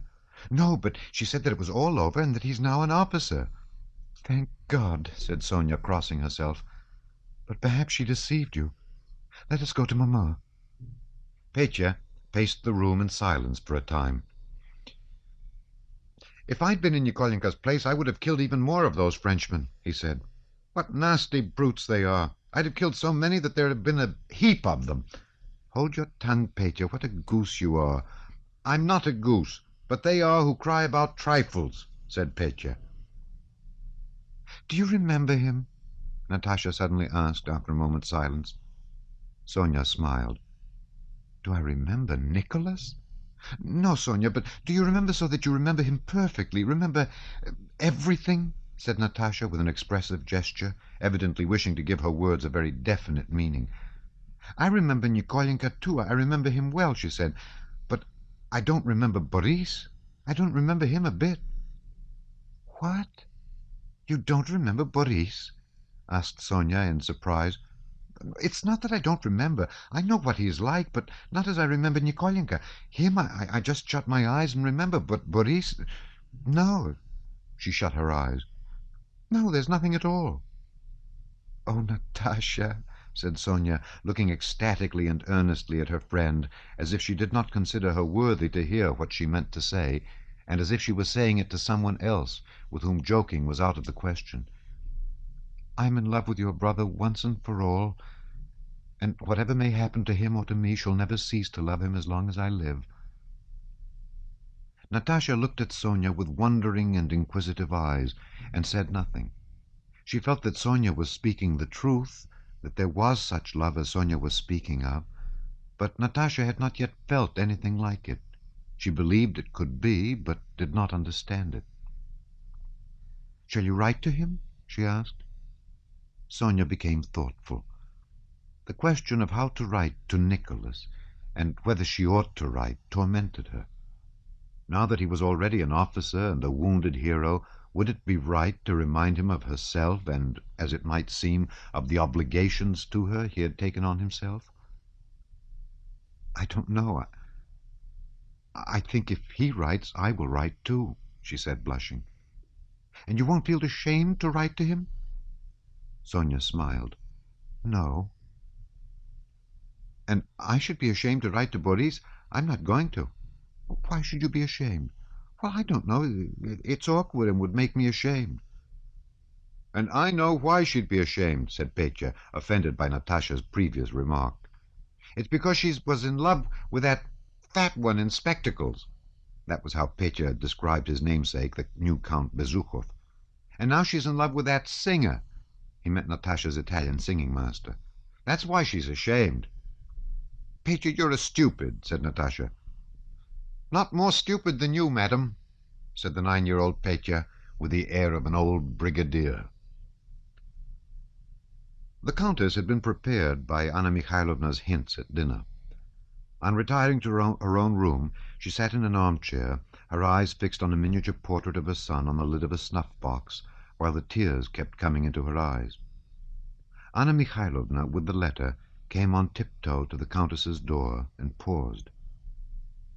"Don't come in," she said to the old Count, who was following her. "Come later." And she went in, closing the door behind her. The Count put his ear to the keyhole and listened. At first he heard the sound of indifferent voices, then Anna Mikhailovna's voice alone in a long speech, then a cry, then silence, then both voices together with glad intonations, and then footsteps. Anna Mikhailovna opened the door. Her face wore the proud expression of a surgeon who has just performed a difficult operation and admits the public to appreciate his skill. "It is done," she said to the Count, pointing triumphantly to the Countess, who sat holding in one hand the snuff-box with its portrait, and in the other the letter, and pressing them alternately to her lips. When she saw the Count, she stretched out her arms to him, embraced his bald head, over which she again looked at the letter and the portrait, and in order to press them again to her lips, she slightly pushed away the bald head. Vera, Natasha, Sonia, and Petya now entered the room, and the reading of the letter began. After a brief description of the campaign and the 2 battles in which he had taken part, and his promotion, Nicholas said that he kissed his father's and mother's hands, asking for their blessing, and that he kissed Vera, Natasha, and Petya. Besides that, he sent greetings to Monsieur Schelling, Madame Schoss, and his old nurse, and asked them to kiss for him dear Sonia, whom he loved and thought of just the same as ever. When she heard this, Sonia blushed so that tears came into her eyes, and, unable to bear the looks turned upon her, ran away into the dancing hall, whirled round it at full speed with her dress puffed out like a balloon, and, flushed and smiling, plumped down on the floor. The Countess was crying.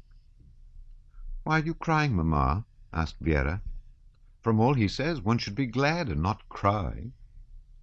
This was quite true, but the Count, the Countess, and Natasha looked at her reproachfully. "And who is it she takes after?" thought the Countess. Nicholas's letter was read over hundreds of times, and those who were considered worthy to hear it had to come to the Countess, for she did not let it out of her hands. The tutors came, and the nurses, and Dmitri, and several acquaintances, and the Countess reread the letter each time with fresh pleasure, and each time discovered in it fresh proofs of Nikolenka's virtues. How strange, how extraordinary, how joyful it seemed that her son, the scarcely perceptible motion of whose tiny limbs she had felt 20 years ago within her, that son about whom she used to have quarrels with the too indulgent Count, that son who had first learned to say Pierre and then Granny, that this son should now be away in a foreign land amid strange surroundings, a manly warrior doing some kind of man's work of his own, without help or guidance. The universal experience of ages, showing that children do grow imperceptibly from the cradle to manhood, did not exist for the Countess. Her son's growth toward manhood, at each of its stages, had seemed as extraordinary to her as if there had never existed the millions of human beings who grew up in the same way. As 20 years before it seemed impossible that the little creature who lived somewhere under her heart would ever cry, suck her breast, and begin to speak, so now she could not believe that that little creature could be this strong, brave man, this model son and officer that, judging by this letter, he now was. "What a style! How charmingly he describes," said she, reading the descriptive part of the letter. "And what a soul! Not a word about himself, not a word about some Denisov or other, though he himself, I dare say, is braver than any of them. He says nothing about his sufferings. What a heart! How like him it is, and how he has remembered everybody, not forgetting anyone. I always said, when he was only so high, I always said—" For more than a week, preparations were being made. Rough drafts of letters to Nicholas from all the household were written and copied out, while under the supervision of the Countess and the solicitude of the Count, money and all things necessary for the uniform and equipment of the newly commissioned officer were collected. Anna Mikhailovna, practical woman that she was, had even managed by favor with army authorities to secure advantageous means of communication for herself and her son. She had opportunities of sending her letters to the Grand Duke Constantine Pavlovich, who commanded the Guards. The Rostovs supposed that the Russian Guards abroad was quite a definite address, and that if a letter reached the Grand Duke in command of the Guards, there was no reason why it should not reach the Pavlograd regiment, which was presumably somewhere in the same neighborhood. and so it was decided to send the letters and money by the Grand Duke's courier to Boris, and Boris was to forward them to Nicholas. The letters were from the old Count, the Countess, Petya, Vera, Natasha, and Sonia, and finally there were 6,000 rubles for his outfit and various other things the old Count sent to his son. Chapter 6. Nicholas visits Boris and Berg in camp. Nicholas tells of Schöngraben, his encounter with Prince Andrew. On the 12th of November, Kutuzov's active army, in camp before Olmütz, was preparing to be reviewed next day by the two emperors, the Russian and the Austrian. The Guards, just arrived from Russia, spent the night 10 miles from Olmütz, and next morning were to come straight to the review, reaching the field at Olmütz by 10 o'clock.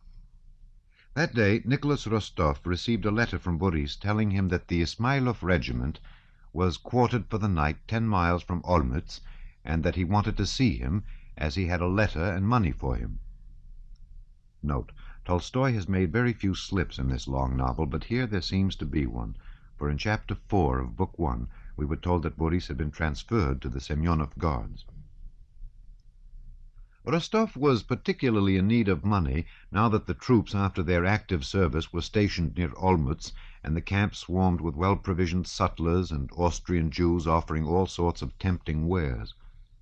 The Pavlograds held feast after feast, celebrating awards they had received for the campaign, and made expeditions to Olmütz to visit a certain Caroline the Hungarian, who had recently opened a restaurant there with girls as waitresses. Rostov, who had just celebrated his promotion to a cornetcy and bought Denisov's horse Bedouin, was in debt all round to his comrades and the sutlers. On receiving Boris's letter, he rode with a fellow officer to Olmütz, dined there, drank a bottle of wine, and then set off alone to the Guards' camp to find his old playmate. Rostov had not yet had time to get his uniform. He had on a shabby cadet jacket decorated with a soldier's cross, equally shabby cadet's riding breeches lined with worn leather, and an officer's sabre with a sword knot. The Don horse he was riding was one he had bought from a Cossack during the campaign, and he wore a crumpled hussar cap stuck jauntily back on one side of his head. As he rode up to the camp, he thought how he would impress Boris and all his comrades of the Guards by his appearance, that of a fighting hussar who had been under fire. The Guards had made their whole march as if on a pleasure trip, parading their cleanliness and discipline. They had come by easy stages, their knapsacks conveyed on carts, and the Austrian authorities had provided excellent dinners for the officers at every halting place. The regiments had entered and left the town with their bands playing, and by the Grand Duke's orders the men had marched all the way in step, a practice on which the Guards prided themselves, the officers on foot and at their proper posts. Boris had been quartered and had marched all the way with Berg, who was already in command of a company. Berg, who had obtained his captaincy during the campaign, had gained the confidence of his superiors by his promptitude and accuracy, and had arranged his money matters very satisfactorily. Boris, during the campaign, had made the acquaintance of many persons who might prove useful to him, and by a letter of recommendation, which he had brought from Pierre, had become acquainted with Prince Andrew Bolkonsky, through whom he hoped to obtain a post on the commander-in-chief's staff. Berg and Boris, having rested after yesterday's march, were sitting clean and neatly dressed at a round table in the clean quarters allotted to them, playing chess. Berg held a smoking pipe between his knees. Boris, in the accurate way characteristic of him, was building a little pyramid of chessmen with his delicate white fingers while awaiting Berg's move, and watched his opponent's face, evidently thinking about the game, as he always thought only of whatever he was engaged on. "Well, how are you going to get out of that?" he remarked. "We'll try to," replied Berg, touching a pawn and then removing his hand. At that moment the door opened. "Here he is at last," shouted Rostov. "And Berg, too. Oh, you petits enfants! Allez coucher dormir!" he exclaimed, imitating his Russian nurse's French, at which he and Boris used to laugh long ago. "Dear me, how you have changed!" Boris rose to meet Rostov, but in doing so did not omit to steady and replace some chessmen that were falling. He was about to embrace his friend, but Nicholas avoided him. With that peculiar feeling of youth, that dread of beaten tracks, and wish to express itself in a manner different from that of its elders, which is often insincere, Nicholas wished to do something special on meeting his friend. He wanted to pinch him, push him, do anything but kiss him, a thing everybody did. But notwithstanding this, Boris embraced him in a quiet, friendly way, and kissed him 3 times. They had not met for nearly half a year, and being at the age when young men take their first steps on life's road, each saw immense changes in the other, quite a new reflection of the society in which they had taken those first steps. Both had changed greatly since they last met, and both were in a hurry to show the changes that had taken place in them. "Oh, you damned dandies, clean and fresh as if you'd been to a fete. Not like us sinners of the line," cried Rostov, with martial swagger and with baritone notes in his voice, new to Boris, pointing to his own mud-bespattered breeches. The German landlady, hearing Rostov's loud voice, popped her head in at the door. "Eh, is she pretty?" he asked with a wink. "Why do you shout so? You'll frighten them," said Boris. "I did not expect you today," he added. "I only sent you the note yesterday by Bolkonsky, an adjutant of Kutuzov's, who's a friend of mine. I did not think he would get it to you so quickly." "Well, how are you? Been under fire already?" asked Boris. Without answering, Rostov shook the soldier's cross of St. George fastened to the cording of his uniform, and, indicating a bandaged arm, glanced at Berg with a smile. "As you see," he said. "Indeed, yes, yes," said Boris with a smile. "And we, too, have had a splendid march. You know, of course, that His Imperial Highness rode with our regiment all the time, so that we had every comfort and every advantage. What receptions we had in Poland, what dinners and balls, I can't tell you. And the Tsarevich was very gracious to all our officers." And the two friends told each other of their doings, the one of his hussar revels and life in the fighting line, the other of the pleasures and advantages of service under members of the imperial family. "Oh, you guards," said Rostov. "I say, send for some wine." Boris made a grimace. "If you really want it," said he. He went to his bed, drew a purse from under the clean pillow, and sent for wine. "Yes, and I have some money and a letter to give you," he added. Rostov took the letter, and throwing the money on the sofa, put both arms on the table and began to read. After reading a few lines, he glanced angrily at Berg, then, meeting his eyes, hid his face behind the letter. "Well, they've sent you a tidy sum," said Berg, eyeing the heavy purse that sank into the sofa. "As for us, Count, we get along on our pay.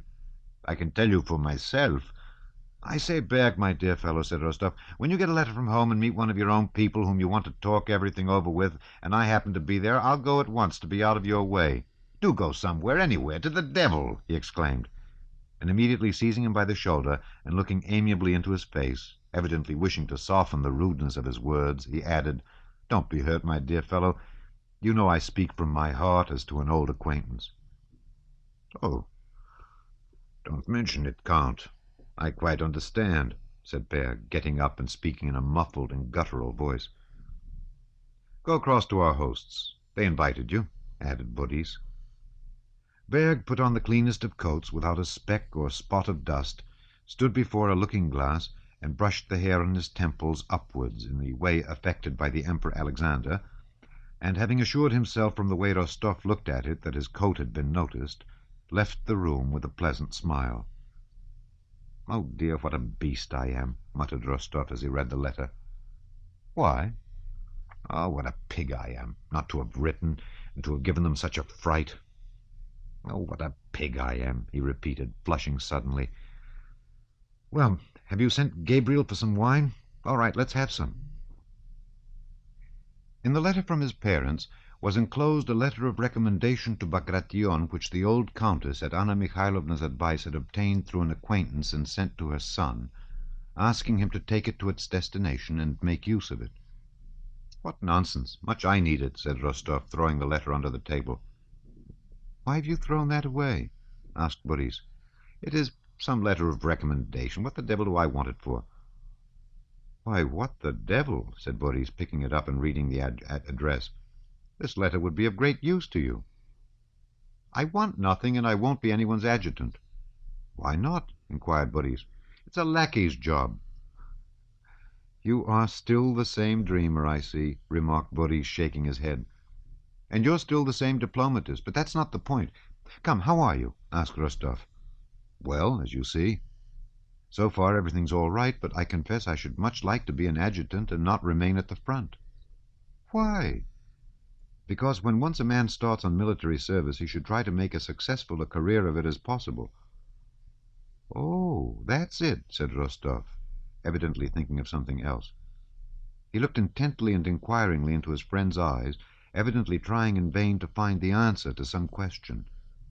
Old Gabriel brought in the wine. "Shouldn't we now send for Berg?" asked Boris. "He would drink with you. I can't." "Well, send for him."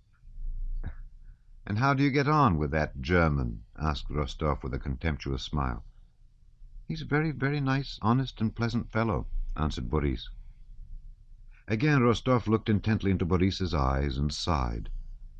Berg returned, and over the bottle of wine conversation between the three officers became animated. The guardsmen told Rostov of their march and how they had been made much of in Russia, Poland, and abroad. They spoke of the sayings and doings of their commander, the Grand Duke, and told stories of his kindness and irascibility.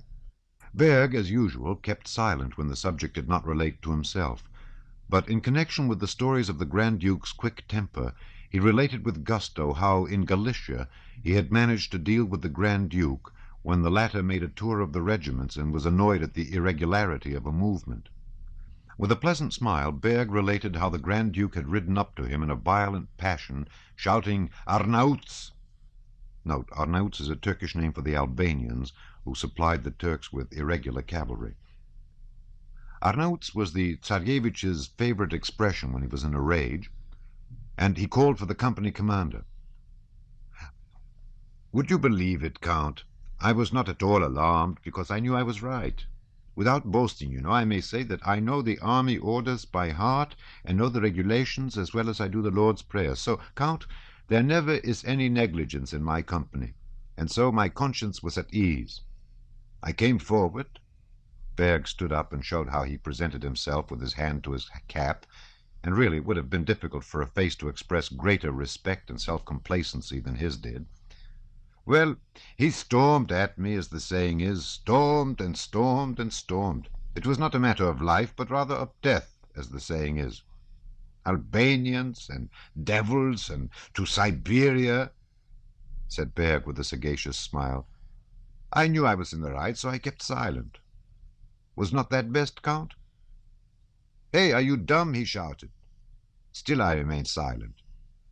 And what do you think, Count? The next day it was not even mentioned in the orders of the day. That's what keeping one's head means. "That's the way, Count," said Berg, lighting his pipe and emitting rings of smoke. "Yes, that was fine," said Rostov, smiling.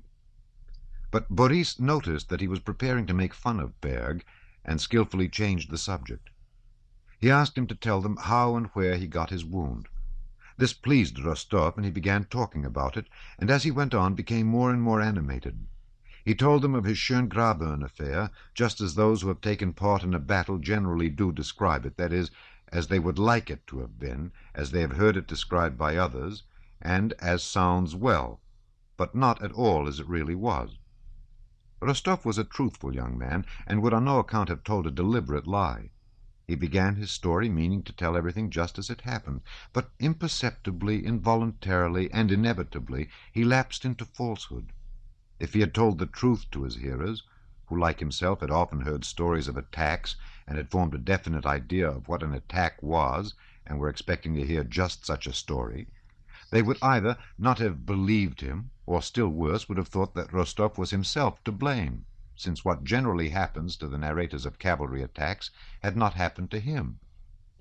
He could not tell them simply that everyone went at a trot, and that he fell off his horse and sprained his arm, and then ran as hard as he could from a Frenchman into the wood. Besides, to tell everything as it really happened, it would have been necessary to make an effort of will to tell only what happened. It is very difficult to tell the truth, and young people are rarely capable of it. His hearers expected a story of how, beside himself and all aflame with excitement, he had flown like a storm at the square, cut his way in, slashed right and left, how his saber had tasted flesh, and he had fallen exhausted, and so on. And so he told them all that. In the middle of Rostov's story of Schöngraben, just as he was saying, "You cannot imagine what a strange frenzy one experiences during an attack," Prince Andrew, whom Boris was expecting, entered the room. Prince Andrew, who liked to help young men, was flattered by being asked for his assistance, and being well disposed toward Boris, who had managed to please him the day before, he wished to do what the young man wanted. Having been sent with papers from Kutuzov to the Tsarevich, he looked in on Boris, hoping to find him alone. When he came in and saw an hussar of the line recounting his military exploits, Prince Andrew could not endure that sort of man, he gave Boris a pleasant smile, frowned, as with half-closed eyes he looked at Rostov, bowed slightly and wearily, and sat down languidly on the sofa. He felt it unpleasant to have dropped in on bad company. Rostov flushed up on noticing this, but he did not care. This was a mere stranger. Glancing, however, at Boris, he saw that he too seemed ashamed of the hussar of the line. In spite of Prince Andrew's disagreeable, ironical tone, in spite of the contempt with which Rostov, from his fighting army point of view, regarded all these little adjutants on the staff, of whom the newcomer was evidently one, Rostov felt confused, blushed, and became silent. Boris inquired what news there might be on the staff, and what, without indiscretion, one might ask about our plans. "We shall probably advance," replied Bolkonsky, evidently reluctant to say more in the presence of a stranger. Berg took the opportunity to ask with great politeness whether, as was rumored, the allowance of forage money to captains of companies would be doubled. To this Prince Andrew answered with a smile that he could give no opinion on such an important government order, and Berg laughed gaily. "As to your business," Prince Andrew continued, addressing Boris, "we will talk of it later," and he looked round at Rostov. "Come to me after the review, and we will do what is possible." And having glanced round the room, Prince Andrew turned to Rostov, whose state of unconquerable childish embarrassment now changing to anger he did not condescend to notice, and said, "I think you were talking of the Schöngraben affair. Were you there?" "I was there," said Rostov angrily, as if intending to insult the aide-de-camp. Bolkonsky noticed the hussar's state of mind, and it amused him. With a slightly contemptuous smile he said, "Yes, there are many stories now told about that affair." "Yes, stories," repeated Rostov loudly, looking with eyes suddenly grown furious, now at Boris, now at Bolkonsky. "Yes, many stories. But our stories are the stories of men who have been under the enemy's fire. Our stories have some weight, not like the stories of those fellows on the staff who get rewards without doing anything." "Of whom you imagine me to be one?" said Prince Andrew with a quiet and particularly amiable smile. A strange feeling of exasperation and yet of respect for this man's self-possession mingled at that moment in Rostov's soul. "I'm not talking about you," he said. "I don't know you, and frankly I don't want to. I'm speaking of the staff in general." "And I will tell you this," Prince Andrew interrupted in a tone of quiet authority. "You wish to insult me, and I'm ready to agree with you that it would be very easy to do so if you haven't sufficient self-respect. But admit that the time and place are very badly chosen. In a day or two we shall all have to take part in a greater and more serious duel. And besides, Drubetskoy, who says he's an old friend of yours, is not at all to blame that my face has the misfortune to displease you. However," he added, rising, "you know my name and where to find me. But don't forget that I do not regard either myself or you as having been at all insulted. And as a man older than you, my advice is to let the matter drop." "Well, then, on Friday after the review I shall expect you, Drubetskoy." "Au revoir," exclaimed Prince Andrew, and with a bow to them both he went out. Only when Prince Andrew was gone did Rostov think of what he ought to have said, and he was still more angry at having omitted to say it. He ordered his horse at once, and coldly taking leave of Boris, rode home. Should he go to headquarters next day? and challenge that affected adjutant, adjutant, adjutant, adjutant, adjutant, adjutant, or really let the matter drop, was the question that worried him all the way. He thought angrily of the pleasure he would have at seeing the fright of that small and frail but proud man when covered by his pistol. And then he felt with surprise that of all the men he knew, there was none he would so much like to have for a friend as that very adjutant whom he so hated. Chapter 7. The Emperor Reviews the Army. Enthusiasm of Nicholas. The day after Rostov had been to see Boris, a review was held of the Austrian and Russian troops, both those freshly arrived from Russia and those who had been campaigning under Kutuzov. The two emperors, the Russian with his heir the Tsarevich and the Austrian with the Archduke, inspected the allied army of 80,000 men.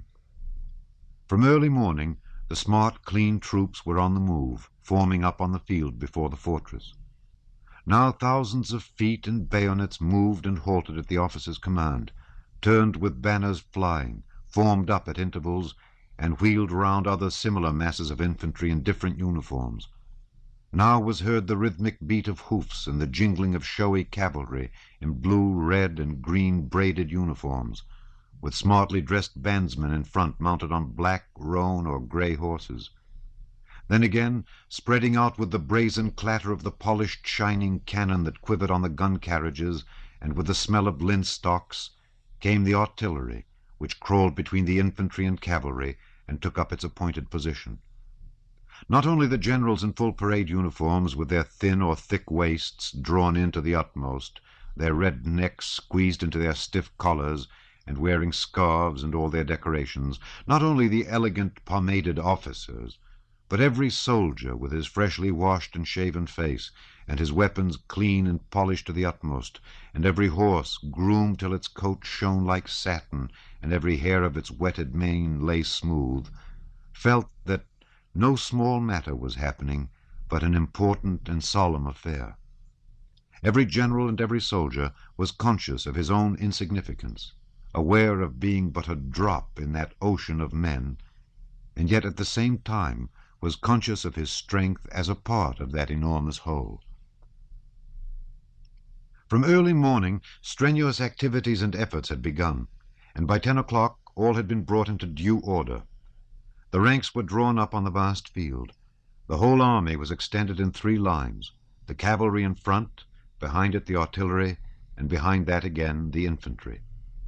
A space like a street was left between each 2 lines of troops. The 3 parts of that army were sharply distinguished.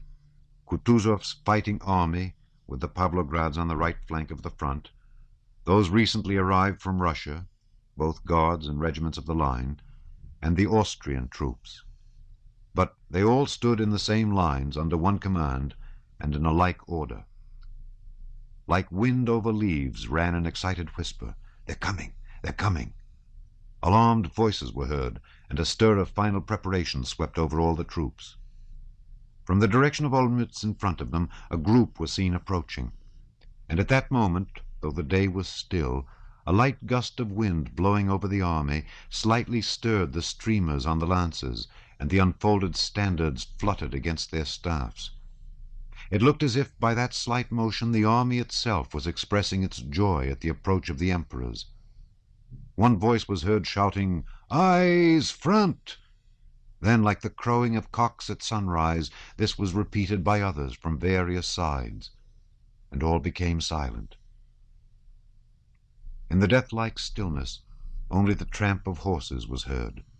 This was the emperor's suites. The emperors rode up to the flank, and the trumpets of the 1st Cavalry Regiment played the general march. It seemed as though not the trumpeters were playing, but as if the army itself, rejoicing at the emperor's approach, had naturally burst into music.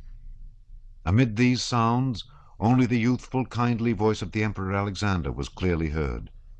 He gave the words of greeting, and the 1st Regiment roared hurrah so deafeningly, continuously, and joyfully that the men themselves were awed by their multitude and the immensity of the power they constituted. Rostov, standing in the front lines of Kutuzov's army, which the Tsar approached first, experienced the same feeling as every other man in that army, a feeling of self-forgetfulness, a proud consciousness of might, and a passionate attraction to him who was the cause of this triumph. He felt that at a single word from that man, all this vast mass, and he himself an insignificant atom in it, would go through fire and water, commit crime, die, or perform deeds of highest heroism.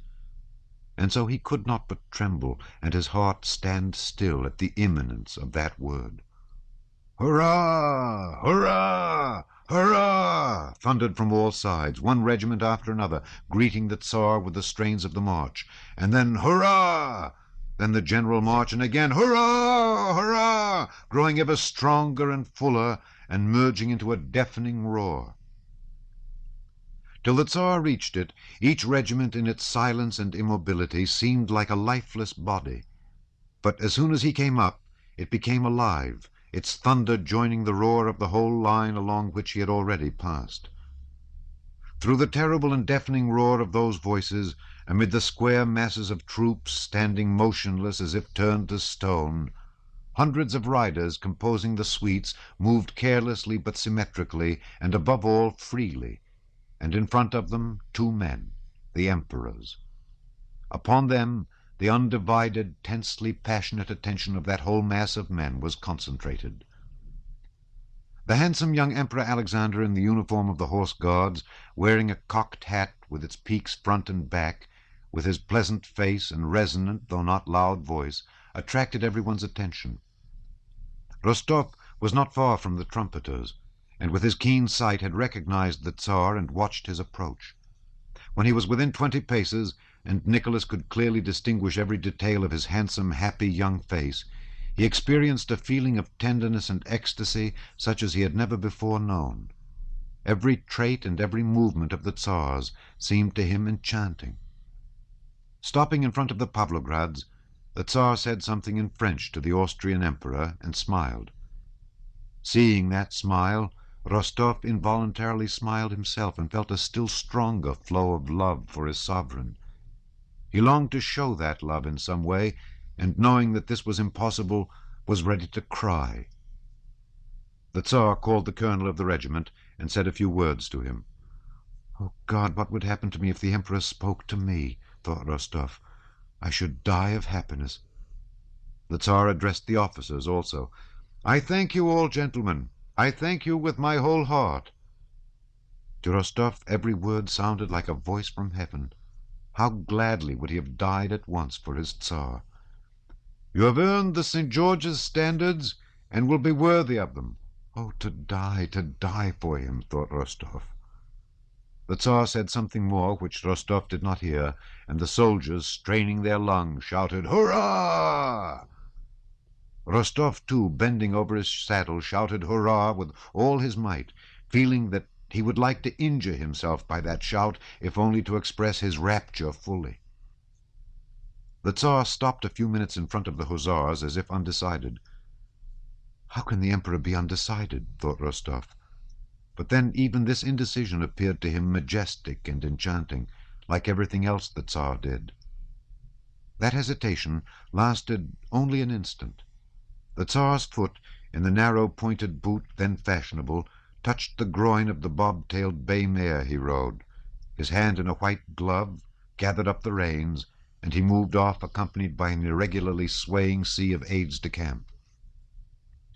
Farther and farther he rode away, stopping at other regiments, till at last only his white plumes were visible to Rostov from amid the suites that surrounded the emperors. Among the gentlemen of the suite, Rostov noticed Bolkonsky sitting his horse indolently and carelessly. Rostov recalled their quarrel of yesterday, and the question presented itself whether he ought or ought not to challenge Bolkonsky. Of course not, he now thought. Is it worth thinking or speaking of it at such a moment? At a time of such love, such rapture, and such self-sacrifice, what do any of our quarrels and affronts matter? I love and forgive everybody now. When the Emperor had passed nearly all the regiments, the troops began a ceremonial march past him, and Rostov on Bedouin, recently purchased from Denisov, rode past too at the rear of his squadron, that is, alone and in full view of the Emperor. Before he reached him, Rostov, who was a splendid horseman, spurred Bedouin twice, and successfully put him to the showy trot in which the animal went when excited. Bending his foaming muzzle to his chest, his tail extended, Bedouin, as if also conscious of the Emperor's eye upon him, passed splendidly, lifting his feet with a high and graceful action, as if flying through the air without touching the ground. Rostov himself, his legs well back and his stomach drawn in, and feeling himself one with his horse, rode past the Emperor with a frowning but blissful face, like a very devil, as Denisov expressed it. "Fine fellows, the Pavlograds," remarked the Emperor. "My God, how happy I should be if he ordered me to leap into the fire this instant," thought Rostov. When the review was over, the newly arrived officers, and also Kutuzovs, collected in groups and began to talk about the awards, about the Austrians and their uniforms, about their lines, about Bonaparte, and how badly the latter would fare now, especially if the Essen Corps arrived and Prussia took our side.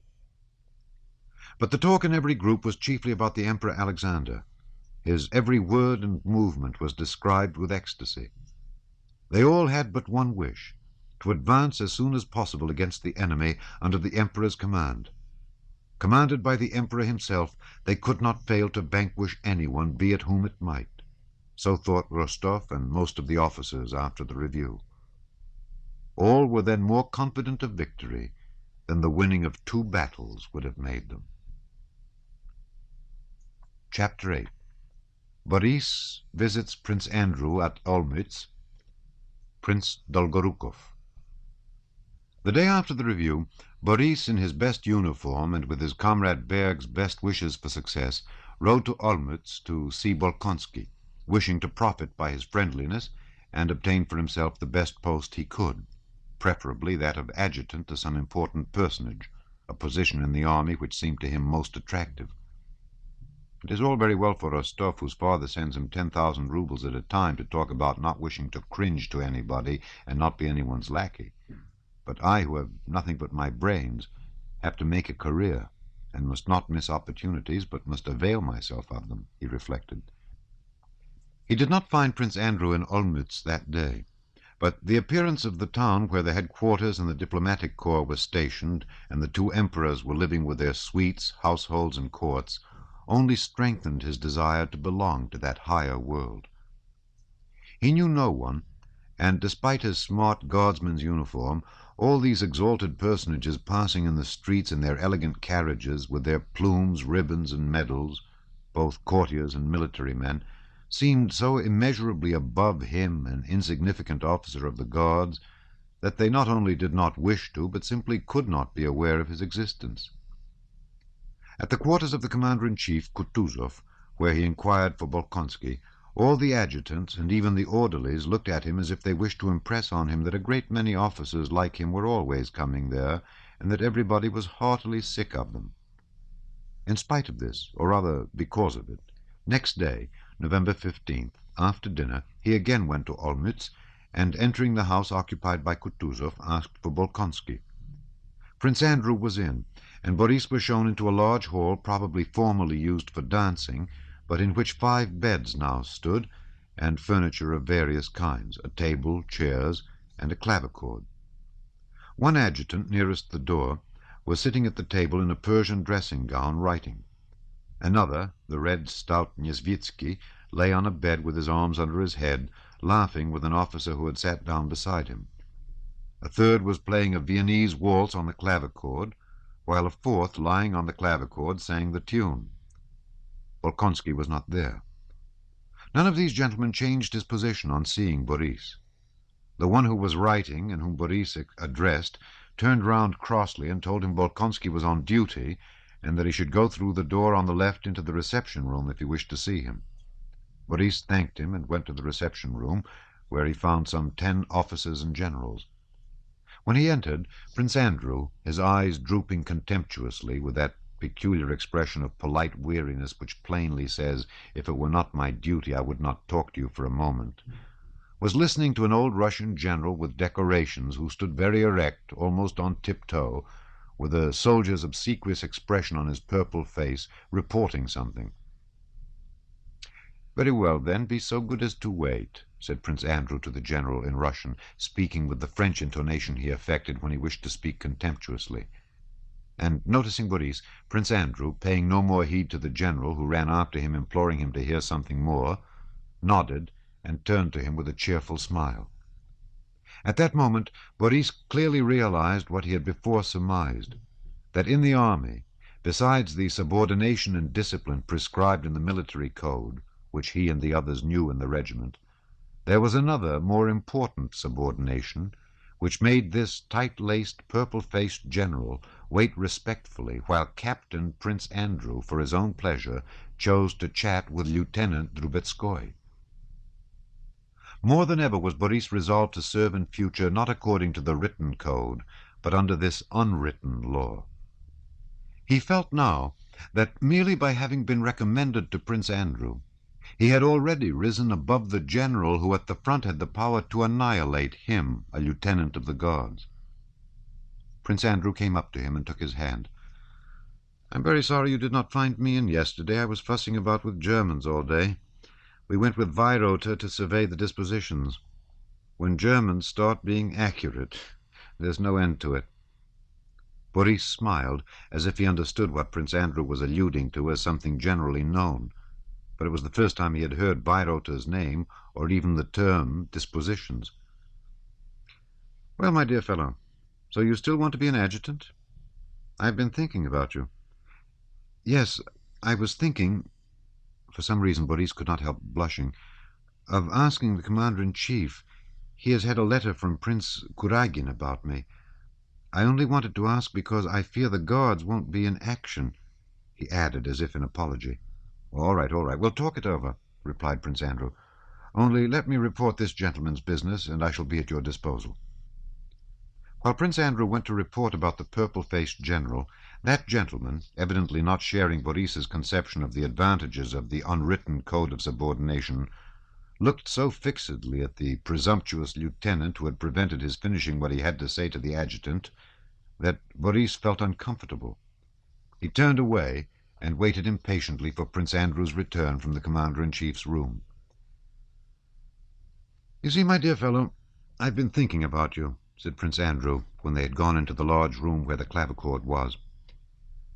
"It's no use your going to the commander-in-chief. He would say a lot of pleasant things, ask you to dinner. That would not be bad as regards the unwritten code," thought Boris. "But nothing more would come of it. There will soon be a battalion of us aides-de-camp and adjutants. But this is what we'll do. I have a good friend, an adjutant-general and an excellent fellow, Prince Dolgorukov. And though you may not know it, the fact is that now Kutuzov with his staff and all of us count for nothing. Everything is now centered around the Emperor. So we will go to Dolgorukov. I have to go there anyhow, and I've already spoken to him about you. We shall see whether he cannot attach you to himself or find a place for you somewhere nearer the sun." Prince Andrew always became specially keen when he had to guide a young man and help him to worldly success. Under cover of obtaining help of this kind for another, which from pride he would never accept for himself, he kept in touch with the circle which confers success and which attracted him. He very readily took up Boris's cause and went with him to Dolgorukov. It was late in the evening when they entered the palace at Olmütz, occupied by the emperors and their retinues. That same day, a council of war had been held, in which all the members of the Hofkriegsrat and both emperors took part.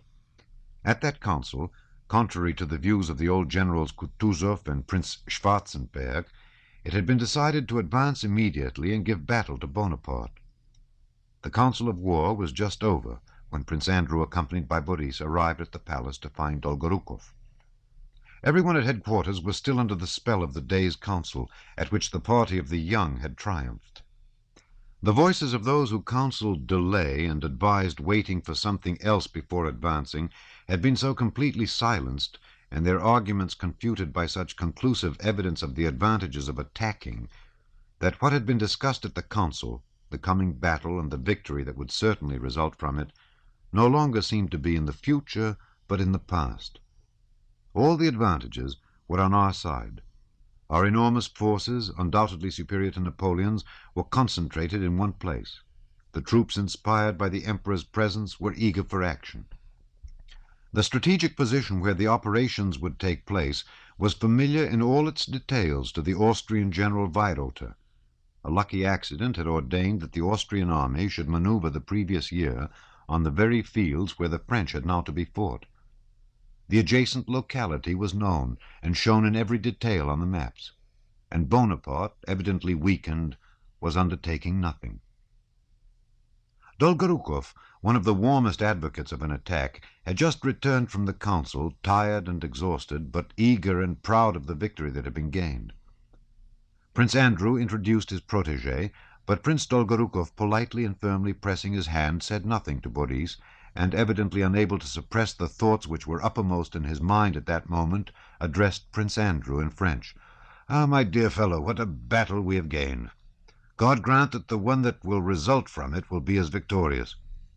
However, my dear fellow," he said abruptly and eagerly, "I must confess to having been unjust to the Austrians, and especially to Weyrother. What exactitude, what minuteness, what knowledge of the locality, what foresight for every eventuality, every possibility, even to the smallest detail. No, my dear fellow, no conditions better than our present ones could have been devised.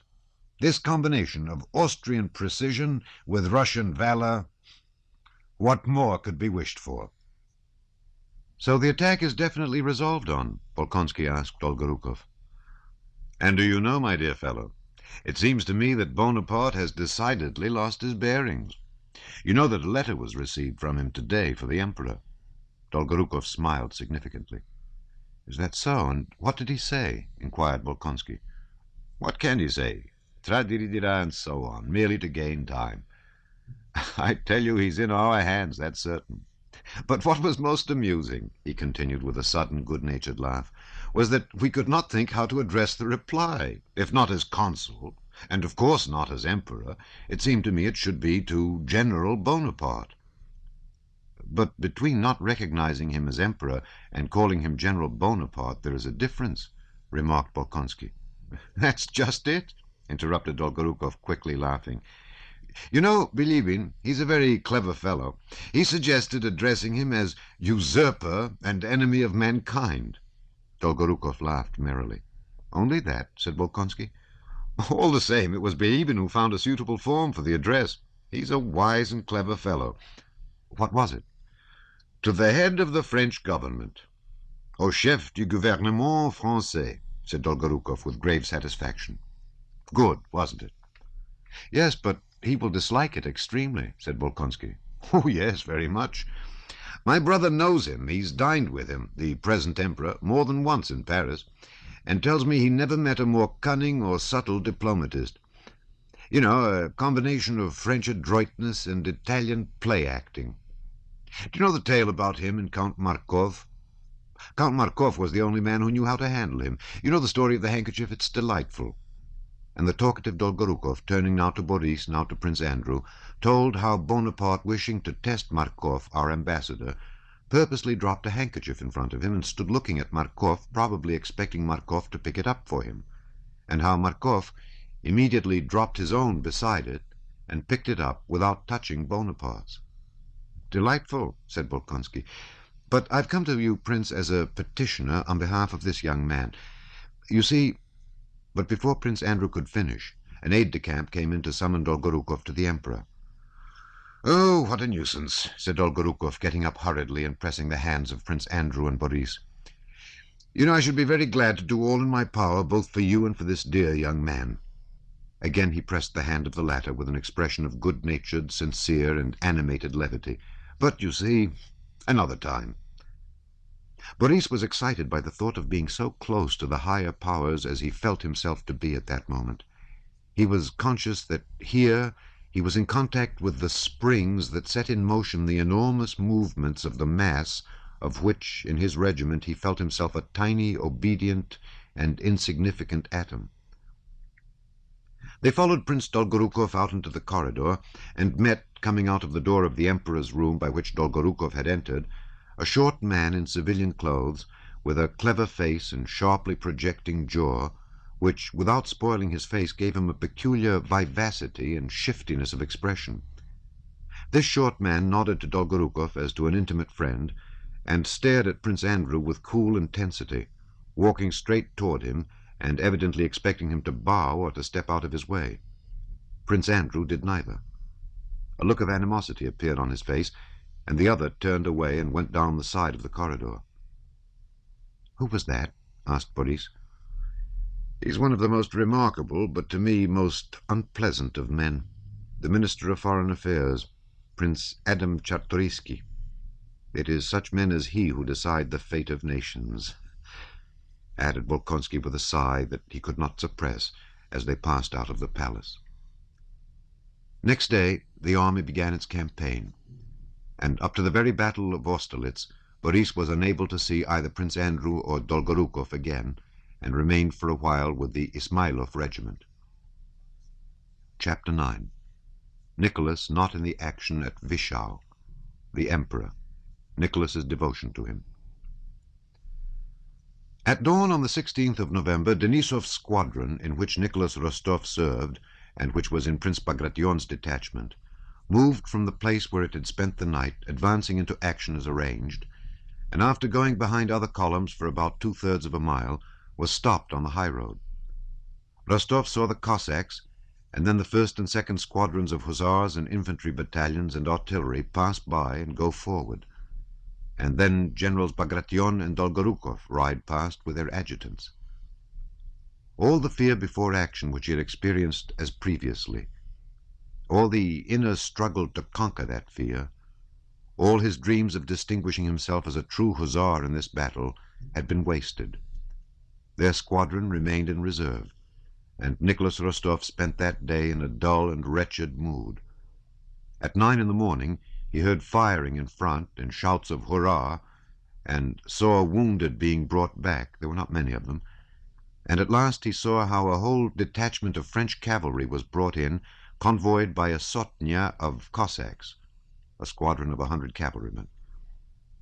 Evidently the affair was over, and though not big, had been a successful engagement.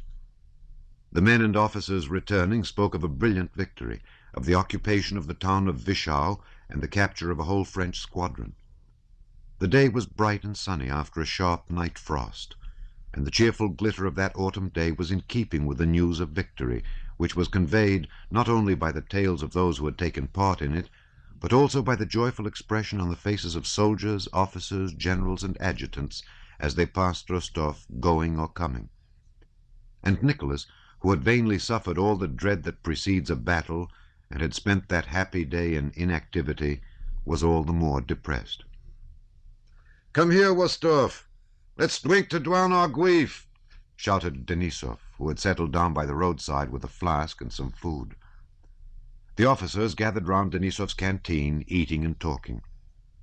"There, they're bringing another," cried one of the officers, indicating a captive French dragoon who was being brought in on foot by 2 Cossacks. One of them was leading by the bridle a fine large French horse he had taken from the prisoner. "Sell us that horse," Denisov called out to the Cossacks. "If you like, Your Honor." The officers got up and stood round the Cossacks and their prisoner. The French dragoon was a young Alsatian who spoke French with a German accent. He was breathless with agitation, his face was red, and when he heard some French spoken, he at once began speaking to the officers, addressing first one, then another. He said he would not have been taken, it was not his fault, but the corporals who had sent him to seize some horse-cloths, though he had told him the Russians were there. And at every word he added, "But don't hurt my little horse," and stroked the animal. It was plain that he did not quite grasp where he was. Now he excused himself for having been taken prisoner, and now, imagining himself before his own officers, insisted on his soldierly discipline and zeal in the service. He brought with him into our rearguard all the freshness of atmosphere of the French army, which was so alien to us. The Cossack sold the horse for 2 gold pieces, and Rostov, being the richest of the officers, now that he had received his money, bought it. "But don't hurt my little horse," said the Alsatian good-naturedly to Rostov when the animal was handed over to the hussar. Rostov smilingly reassured the dragoon and gave him money. "Allez, allez," said the Cossack, touching the prisoner's arm to make him go on. "The Emperor! The Emperor!" was suddenly heard among the hussars. All began to run and bustle, and Rostov saw coming up the road behind him several riders with white plumes in their hats. In a moment everyone was in his place, waiting. Rostov did not know or remember how he ran to his place and mounted. Instantly his regret at not having been in action, and his dejected mood amid people of whom he was weary, had gone. Instantly every thought of himself had vanished. He was filled with happiness at his nearness to the Emperor. He felt that this nearness by itself made up to him for the day he had lost. He was happy as a lover when the longed-for moment of meeting arrives. Not daring to look round, and without looking round, he was ecstatically conscious of his approach. He felt it not only from the sound of the hoofs of the approaching cavalcade, but because as he drew near, everything grew brighter, more joyful, more significant, and more festive around him. Nearer and nearer to Rostov came that sun, shedding beams of mild and majestic light around, and already he felt himself enveloped in those beams. He heard his voice, that kindly, calm, and majestic voice that was yet so simple, and as if in accord with Rostov's feeling, there was a deathly stillness amid which was heard the Emperor's voice. "The Pavlograd Hussars?" he inquired. "The reserve, sire," replied a voice, a very human one compared to that which had said the Pavlograd Hussars. The Emperor drew level with Rostov and halted. Alexander's face was even more beautiful than it had been 3 days before at the review. It shone with such gaiety and youth, such innocent youth, that it suggested the liveliness of a 14-year-old boy, and yet it was the face of the majestic Emperor. Casually, while surveying the squadron, the Emperor's eyes met Rostov's and rested on them for not more than 2 seconds. Whether or no the Emperor understood what was going on in Rostov's soul, it seemed to Rostov that he understood everything. At any rate, his light blue eyes gazed for about 2 seconds into Rostov's face. A gentle, mild light poured from them. Then all at once he raised his eyebrows, abruptly touched his horse with his left foot, and galloped on. The young Emperor could not restrain his wish to be present at the battle, and, in spite of the remonstrances of his courtiers, at 12 o'clock left the 3rd column with which he had been, and galloped toward the vanguard. Before he came up with the hussars, several adjutants met him with news of the successful result of the action. This battle, which consisted in the capture of a French squadron, was represented as a brilliant victory over the French, and so the Emperor and the whole army, especially while the smoke hung over the battlefield, believed that the French had been defeated and were retreating against their will. A few minutes after the Emperor had passed, the Pavlograd division was ordered to advance. In Wischau itself, a petty German town, Rostov saw the Emperor again. In the marketplace, where there had been some rather heavy firing before the Emperor's arrival, lay several killed and wounded soldiers, whom there had not been time to move. The Emperor, surrounded by his suite of officers and courtiers, was riding a bob-tailed chestnut mare, a different one from that which he had ridden at the review, and, bending to one side, he gracefully held a gold lorgnette to his eyes and looked at a soldier who lay prone, with blood on his uncovered head. The wounded soldier was so dirty, coarse, and revolting that his proximity to the Emperor shocked Rostov. Rostov saw how the Emperor's rather round shoulders shuddered, as if a cold shiver had run down them, how his left foot began convulsively tapping the horse's side with the spur, and how the well-trained horse looked round unconcerned and did not stir. An adjutant, dismounting, lifted the soldier under the arm to place him on a stretcher that had been brought. The soldier groaned. "Gently, gently. Can't you do it more gently?" said the Emperor, apparently suffering more than the dying soldier, and he rode away.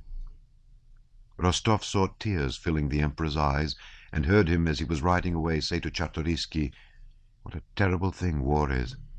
What a terrible thing. Quelle terrible chose que la guerre. The troops of the vanguard were stationed before Wischau within sight of the enemy's lines, which all day long had yielded ground to us at the least firing. The Emperor's gratitude was announced to the vanguard, rewards were promised, and the men received a double ration of vodka. The campfires crackled, and the soldiers' songs resounded even more merrily than on the previous night. Denisov celebrated his promotion to the rank of major, and Rostov, who had already drunk enough, at the end of the feast proposed the Emperor's health. "Not our sovereign the Emperor, as they say at official dinners," said he, "but the health of our sovereign, that good, enchanting, and great man. Let us drink to his health and to the certain defeat of the French. If we fought before," he said, "not letting the French pass, as at Schöngraben, what shall we not do now when he is at the front? We will all die for him gladly. Is it not so, gentlemen? Perhaps I'm not saying it right. I've drunk a great deal, but that is how I feel, and so do you too.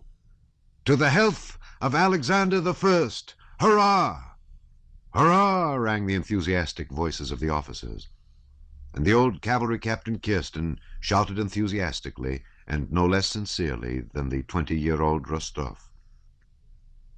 When the officers had emptied and smashed their glasses, Kirsten filled others, and in shirt-sleeves and breeches went glass in hand to the soldiers' bonfires, and with his long grey moustache, his white chest showing under his open shirt, he stood in a majestic pose in the light of the campfire, waving his uplifted arm. "Lads, here's to our sovereign the Emperor, and victory over our enemies! Hurrah!" he exclaimed in his dashing old hussar's baritone. The hussars crowded round and responded heartily with loud shouts. Late that night, when all had separated, Denisov, with his short hand, patted his favorite Rostov on the shoulder. "As there's no one to fall in love with on campaign, he's fallen in love with the Tsar," he said. "Denisov, don't make fun of it," cried Rostov. "It is such a lofty, beautiful feeling, such a—" I believe it, friend, and I share and approve." "No, you don't understand." And Rostov got up and went wandering among the campfires, dreaming of what happiness it would be to die, not in saving the Emperor's life. He did not even dare to dream of that, but simply to die before his eyes. He really was in love with the Tsar and the glory of the Russian arms and the hope of future triumph. And he was not the only man to experience that feeling during those memorable days preceding the Battle of Austerlitz. 9/10 of the men in the Russian army were then in love, though less ecstatically, with their Tsar and the glory of the Russian arms. Chapter 10. Preparations for Action. Dolgorukov's opinion of Napoleon and of his position. Kutuzov's depression. The next day the Emperor stopped at Wischau, and Villiers, his physician, was repeatedly summoned to see him.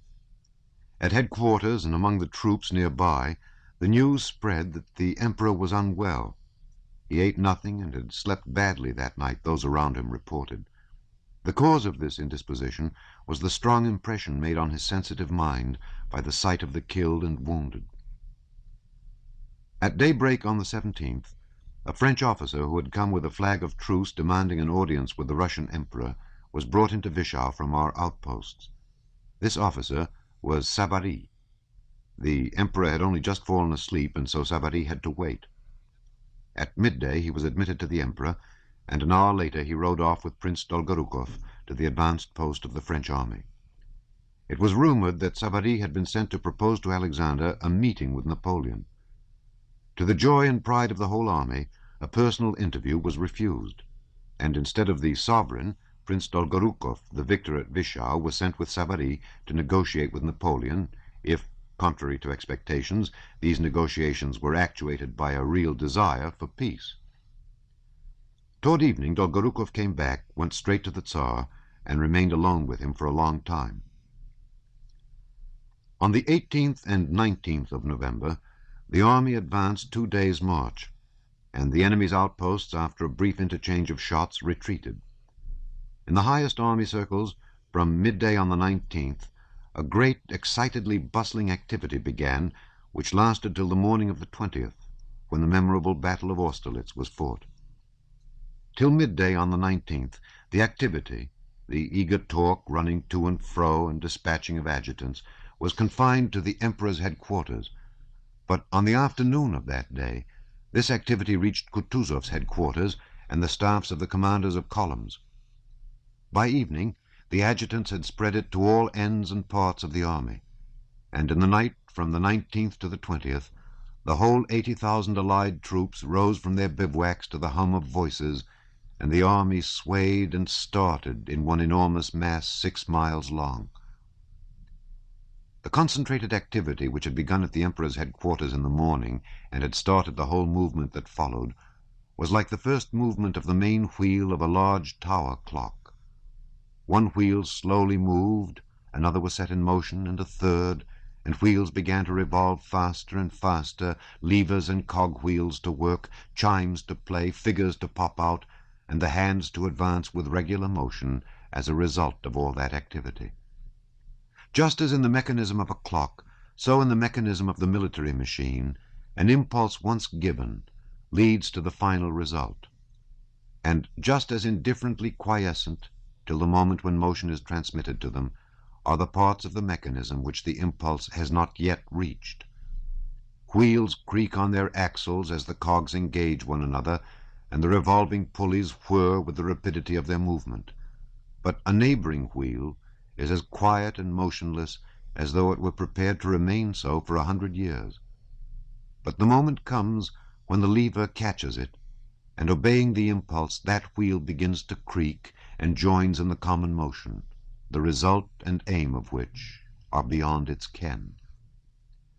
Just as in a clock the result of the complicated motion of innumerable wheels and pulleys is merely a slow and regular movement of the hands which show the time, so the result of all the complicated human activities of 160,000 Russians and French, all their passions, desires, remorse, humiliations, sufferings, outbursts of pride, fear, and enthusiasm, was only the loss of the Battle of Austerlitz, the so-called Battle of the Three Emperors. That is to say, a slow movement of the hand on the dial of human history. Prince Andrew was on duty that day and in constant attendance on the commander-in-chief. At 6 in the evening, Kutuzov went to the Emperor's headquarters, and after staying but a short time with the Tsar, went to see the Grand Marshal of the court, Count Tolstoy. Bolkonsky took the opportunity to go in to get some details of the coming action from Dolgorukov. He felt that Kutuzov was upset and dissatisfied about something, and that at headquarters they were dissatisfied with him, and also that at the Emperor's headquarters everyone adopted toward him the tone of men who know something others do not know. He therefore wished to speak to Dolgorukov. "Well, how do you do, my dear fellow?" said Dolgorukov, who was sitting at tea with Bilibin. "The fete is for tomorrow. How is your old fellow? Out of sorts?" "I won't say he's out of sorts, but I fancy he would like to be heard." "But they heard him at the Council of War, and will hear him when he talks sense. But to temporize and wait for something, now when Bonaparte fears nothing so much as a general battle, is impossible." "Yes, you have seen him?" said Prince Andrew. "Well, what is Bonaparte like? How did he impress you?" "Yes, I saw him, and am convinced that he fears nothing so much as a general engagement," repeated Dolgorukov, evidently prizing this general conclusion which he had arrived at from his interview with Napoleon. "If he weren't afraid of a battle, why did he ask for that interview? Why negotiate, and above all, why retreat, when to retreat is so contrary to his method of conducting war? Believe me, he is afraid of a general battle. His hour has come. Mark my words." "But tell me, what is he like, eh?" said Prince Andrew again. "He is a man in a grey overcoat, very anxious that I should call him Your Majesty, but who, to his chagrin, got no title from me. That's the sort of man he is, and nothing more," replied Dolgorukov, looking round at Bilibin with a smile. "Despite my great respect for old Kutuzov," he continued, "we should be a nice set of fellows if we were to wait about and so give him a chance to escape or to trick us, now that we certainly have him in our hands. No, we mustn't forget Suvorov and his rule. Not to put yourself in a position to be attacked, but yourself to attack. Believe me, in war the energy of young men often shows the way better than all the experience of old cunctators. Note, cunctator, the delayer, a nickname given to Quintus Fabius Maximus Verrucosus because of his cautious military tactics. But in what position are we going to attack him? I've been at the outposts today, and it is impossible to say where his chief forces are situated, said Prince Andrew. He wished to explain to Dolgorukov a plan of attack he had himself formed. Oh, that's all the same, Dolgorukov said quickly, and getting up he spread a map on the table. All eventualities have been foreseen.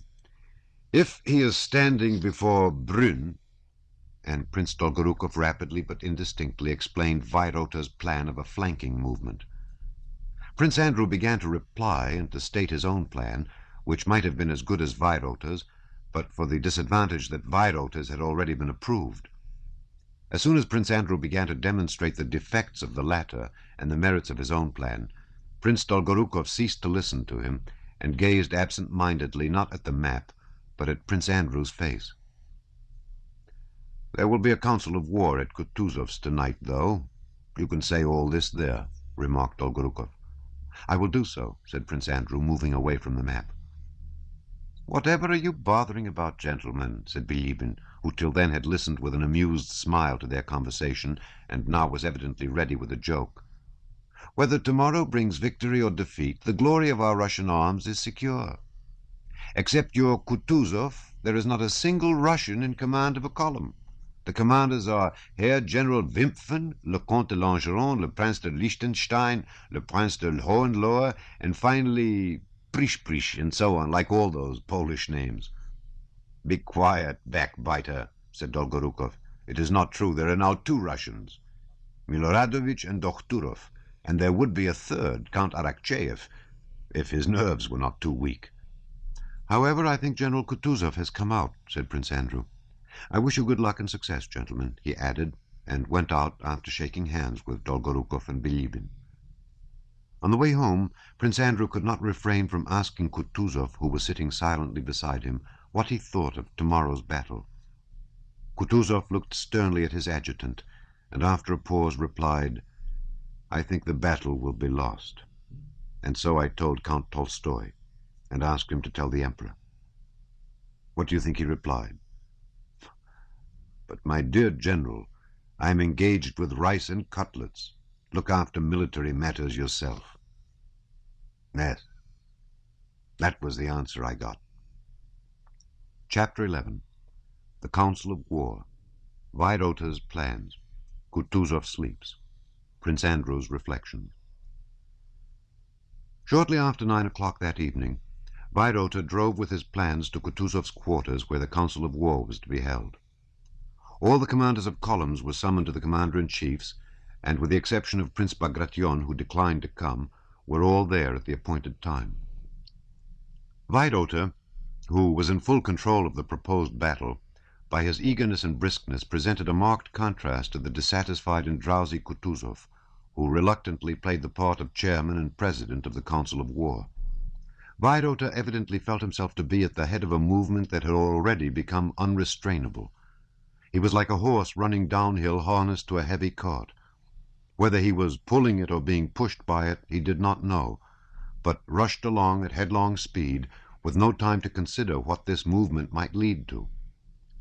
Weirota had been twice that evening to the enemy's picket line to reconnoiter personally, and twice to the Emperors, Russian and Austrian, to report and explain, and to his headquarters, where he had dictated the dispositions in German, and now, much exhausted, he arrived at Kutuzov's.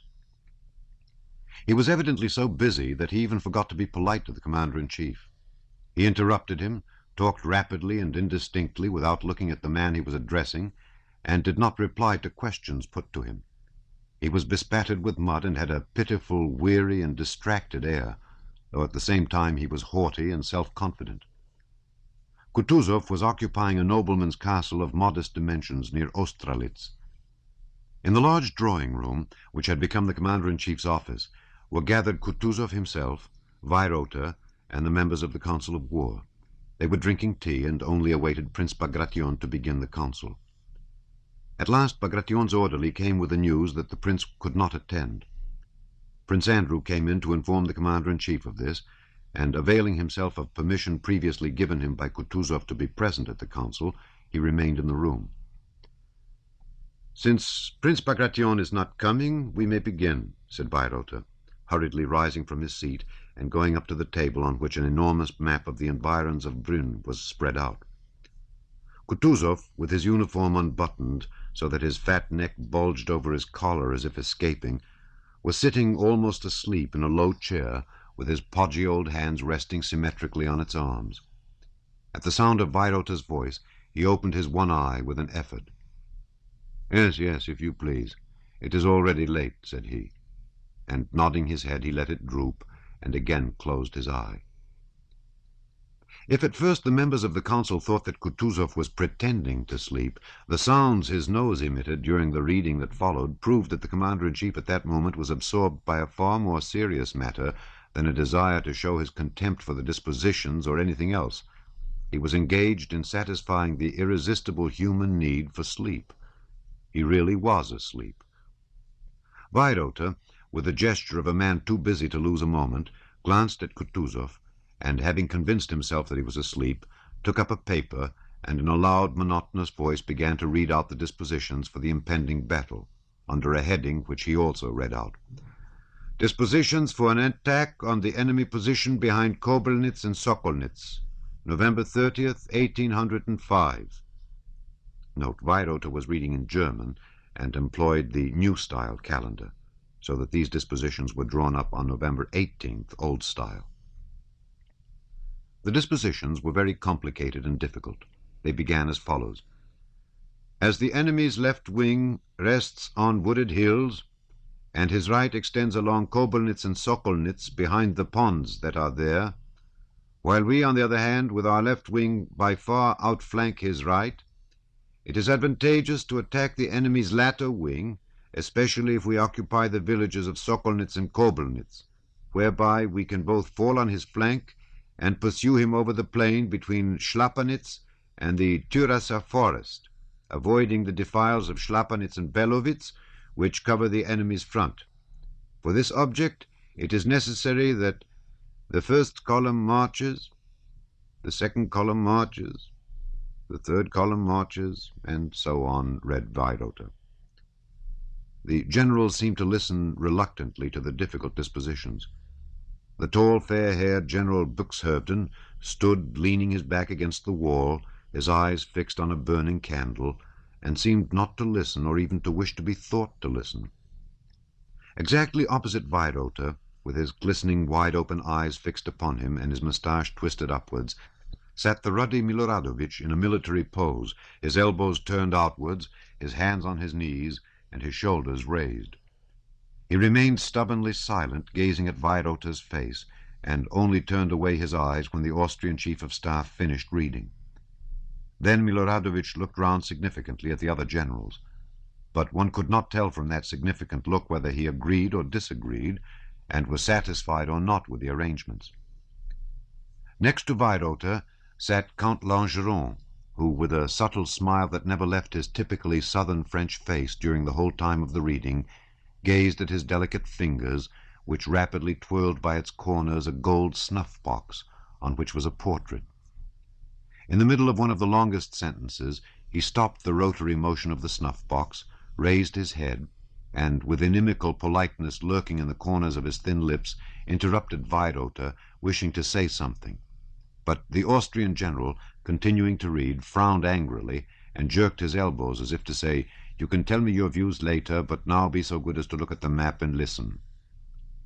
Langeron lifted his eyes with an expression of perplexity, turned round to Miloradovich as if seeking an explanation, but meeting the latter's impressive but meaningless gaze, drooped his eyes sadly, and again took to twirling his snuff-box. "A geography lesson," he muttered as if to himself, but loud enough to be heard. Przemyślski, with respectful but dignified politeness, held his hand to his ear toward Weyrother with the air of a man absorbed in attention. Dokhturov, a little man, sat opposite Bayreuther with an assiduous and modest mien, and, stooping over the outspread map, conscientiously studied the dispositions and the unfamiliar locality. He asked Bayreuther several times to repeat words he had not clearly heard and the difficult names of villages. Bayreuther complied, and Dokhturov noted them down. When the reading, which lasted more than an hour, was over, Langeron again brought his snuff-box to rest, and without looking at Bayreuther or at anyone in particular, began to say how difficult it was to carry out such a plan in which the enemy's position was assumed to be known, whereas it was perhaps not known, since the enemy was in movement. Langeron's objections were valid, but it was obvious that their chief aim was to show General Bayreuther, who had read his dispositions with as much self-confidence as if he were addressing school-children, that he had to do not with fools, but with men who could teach him something in military matters. When the monotonous sound of Bayreuther's voice ceased, Kutuzov opened his eye as a miller wakes up when the soporific drone of the mill wheel is interrupted. He listened to what Langeron said, as if remarking, "So you're still at that silly business," quickly closed his eye again, and let his head sink still lower. Langeron, trying as virulently as possible to sting Bayreuther's vanity as author of the military plan, argued that Bonaparte might easily attack instead of being attacked, and so render the whole of this plan perfectly worthless. Bayreuther met all objections with a firm and contemptuous smile, evidently prepared beforehand to meet all objections, be they what they might. "If he could attack us, he would have done so today," said he. "So you think he is powerless?" said Langeron. "He has 40,000 men at most," replied Bayreuther, with the smile of a doctor to whom an old wife wishes to explain the treatment of a case. "In that case he is inviting his doom by awaiting our attack," said Langeron, with a subtly ironical smile, again glancing round for support to Miloradovich, who was near him. But Miloradovich was at that moment evidently thinking of anything rather than of what the generals were disputing about. "Ma foi," said he, "tomorrow we shall see all that on the battlefield." Bayreuther again gave that smile which seemed to say that to him it was strange and ridiculous to meet objections from Russian generals, and to have to prove to them what he had not merely convinced himself of, but had also convinced the sovereign emperors of. "The enemy has quenched his fires, and a continual noise is heard from his camp," said he. "What does that mean? Either he is retreating, which is the only thing we need fear, or he is changing his position." He smiled ironically. "But even if he also took up a position in the Turassa, he merely saves us a great deal of trouble, and all our arrangements to the minutest detail remain the same." "How is that?" began Prince Andrew, who had for long been waiting an opportunity to express his doubts. Kutuzov here woke up, coughed heavily, and looked round at the generals. "Gentlemen, the dispositions for tomorrow, or rather for today, for it is past midnight, cannot now be altered," said he. "You have heard them, and we shall all do our duty. But before a battle there is nothing more important," he paused, "than to have a good sleep." He moved as if to rise. The generals bowed and retired. It was past midnight. Prince Andrew went out. The council of war, at which Prince Andrew had not been able to express his opinion as he had hoped to, left on him a vague and uneasy impression. Whether Dolgorukov and Bayreuther, or Kutuzov, Langeron, and the others who did not approve of the plan of attack were right, he did not know. But was it really not possible for Kutuzov to state his views plainly to the Emperor? Is it possible that on account of court and personal considerations, tens of thousands of lives, and my life, he thought, must be risked? "Yes, it is very likely that I shall be killed tomorrow," he thought. And suddenly, at this thought of death, a whole series of most distant, most intimate memories rose in his imagination. He remembered his last parting from his father and his wife. He remembered the days when he first loved her. He thought of her pregnancy and felt sorry for her and for himself. and in a nervously emotional and softened mood he went out of the hut in which he was billeted with Nizwitsky and began to walk up and down before it. The night was foggy, and through the fog the moonlight gleamed mysteriously. Yes, tomorrow, he thought. Tomorrow everything may be over for me. All these memories will be no more. None of them will have any meaning for me. Tomorrow, perhaps, even certainly, I have a presentiment that for the first time I shall have to show all I can do. And his fancy pictured the battle, its loss, the concentration of fighting at one point, and the hesitation of all the commanders. And then that happy moment, that Toulon for which he had so long waited, presents itself to him at last. He firmly and clearly expresses his opinion to Kutuzov, to Weirother, and to the emperors. All are struck by the justness of his views, but no one undertakes to carry them out, so he takes a regiment, a division, stipulates that no one is to interfere with his arrangements, leads his division to the decisive point, and gains the victory alone. But death and suffering? Suggested another voice. Prince Andrew, however, did not answer that voice, and went on dreaming of his triumphs. The dispositions for the next battle are planned by him alone. Nominally he is only an adjutant on Kutuzov's staff, but he does everything alone. The next battle is won by him alone. Kutuzov is removed, and he is appointed. "Well, and then?" asked the other voice. "If before that you are not 10 times wounded, killed, or betrayed, well, what then?" "Well, then," Prince Andrew answered himself, "I don't know what will happen, and don't want to know, and can't. But if I want this, want glory, want to be known to men, want to be loved by them, it is not my fault that I want it, and want nothing but that, and live only for that. Yes, for that alone. I shall never tell anyone. But, oh God, what am I to do if I love nothing but fame and men's esteem?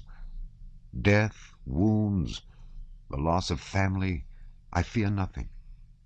And precious and dear as many persons are to me, father, sister, wife, those dearest to me, yet, dreadful and unnatural as it seems, I would give them all at once for a moment of glory, of triumph over men, of love for men I don't know and never shall know. For the love of these men here," he thought, as he listened to voices in Kutuzov's courtyard. The voices were those of the orderlies who were packing up.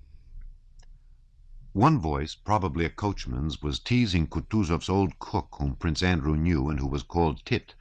He was saying, "Tit, I say, Tit." "Well," returned the old man. "Go, Tit, thresh a bit," said the wag. "Oh, go to the devil," called out a voice, drowned by the laughter of the orderlies and servants. "All the same, I love and value nothing but triumph over them all. I value this mystic power and glory that is floating here above me in this mist." Chapter 12. Rostov at the front. Visit of Bagration and Dolgorukov. Rostov sent to reconnoiter. Napoleon's proclamation. That same night, Rostov was with a platoon on skirmishing duty in front of Bagration's detachment. His hussars were placed along the line in couples, and he himself rode along the line trying to master the sleepiness that kept coming over him. An enormous space with our army's campfires dimly glowing in the fog could be seen behind him. In front of him was misty darkness. Rostov could see nothing, peer as he would into that foggy distance. Now something gleamed gray, now there was something black, now little lights seemed to glimmer where the enemy ought to be. Now he fancied it was only something in his own eyes. His eyes kept closing, and in his fancy appeared now the Emperor, now Denisov, and now Moscow memories. And he again hurriedly opened his eyes and saw close before him the head and ears of the horse he was riding, and sometimes, when he came within 6 paces of them, the black figures of hussars. But in the distance was still the same misty darkness. Why not? It might easily happen, thought Rostov, that the Emperor will meet me and give me an order as he would to any other officer. He'll say, "Go and find out what's there." There are many stories of his getting to know an officer in just such a chance way and attaching him to himself. What if he gave me a place near him? Oh, how I would guard him, how I would tell him the truth, how I would unmask his deceivers.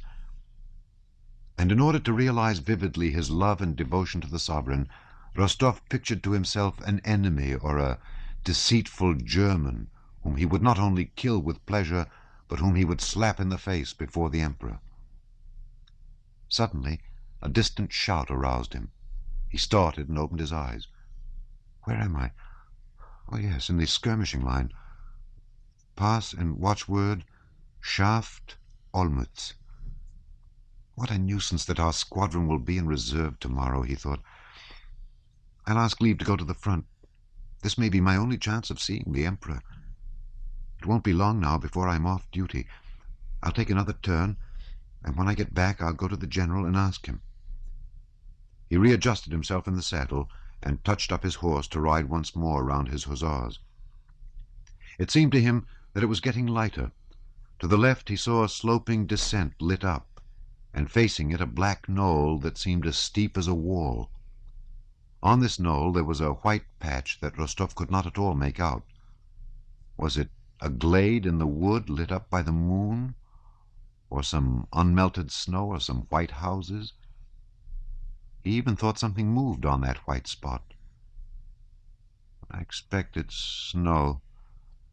That spot, a spot in Tash, he thought. There now, it's not a Tash. Natasha, sister, black eyes. Natasha. Won't you be surprised when I tell her how I've seen the Emperor? Natasha, take my saber, Tash. Keep to your right, Your Honor. There are bushes here, came the voice of an hussar, past whom Rostov was riding in the act of falling asleep. Rostov lifted his head that had sunk almost to his horse's mane and pulled up beside the hussar. He was succumbing to irresistible, youthful, childish drowsiness. But what was I thinking? I mustn't forget. How shall I speak to the Emperor? No, that's not it. That's tomorrow. Oh, yes, Natasha, saber Tash. Saber them. Whom? The hussars. Ah, the hussars with moustaches. Along the Tverskaya street rode the hussar with moustaches. I thought about him, too, just opposite Guryev's house. Oh, Guryev. Oh, but Denisov's a fine fellow. But that's all nonsense. The chief thing is that the Emperor is here. How he looked at me and wished to say something, but dared not. No, it was I who dared not. But that's nonsense. The chief thing is not to forget the important thing I was thinking of. Yes, Natasha, Sabotage. Oh, yes, that's right. And his head once more sank to his horse's neck. All at once it seemed to him that he was being fired at. What? Cut them down. What? Said Rostov, waking up. At the moment he opened his eyes, he heard in front of him, where the enemy was, the long-drawn shouts of thousands of voices. His horse and the horse of the hussar near him pricked their ears at these shouts. Over there, where the shouting came from, a fire flared up and went out again, then another. And all along the French line on the hill, fires flared up, and the shouting grew louder and louder. Rostov could hear the sound of French words, but could not distinguish them. The din of many voices was too great. All he could hear was, "Ah!" and "Roo!" "What's that? What do you make of it?" said Rostov to the hussar beside him. "That must be the enemy's camp." The hussar did not reply. "Why, don't you hear it?" Rostov asked again, after waiting for a reply. "Who can tell, Your Honor?" replied the hussar reluctantly.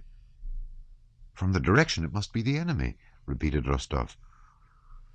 "It may be he, or it may be nothing," muttered the hussar. "It's dark.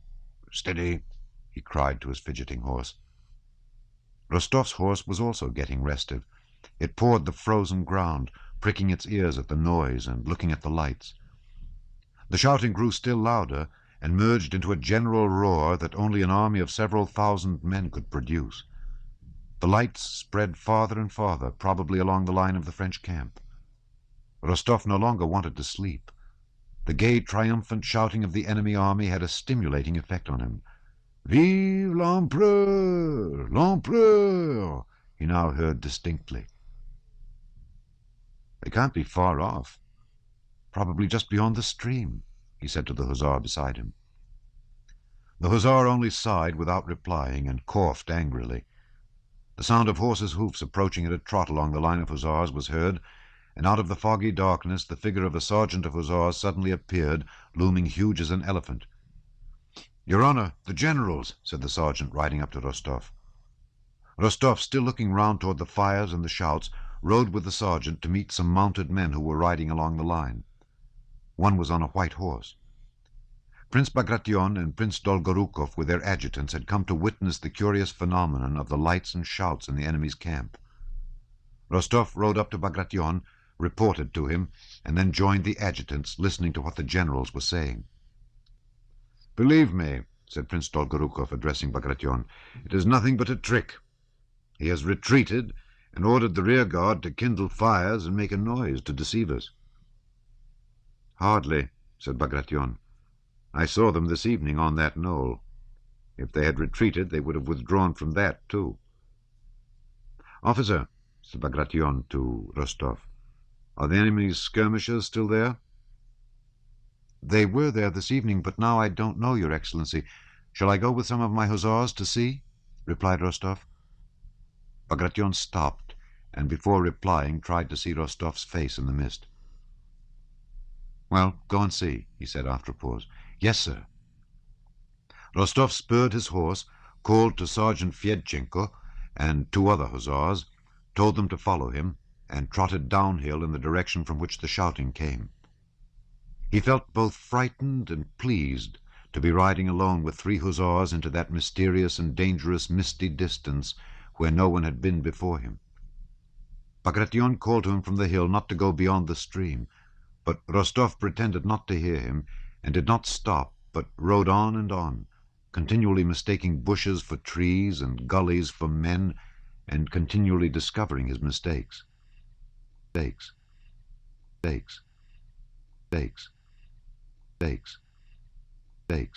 Having descended the hill at a trot, he no longer saw either our own or the enemy's fires, but heard the shouting of the French more loudly and distinctly.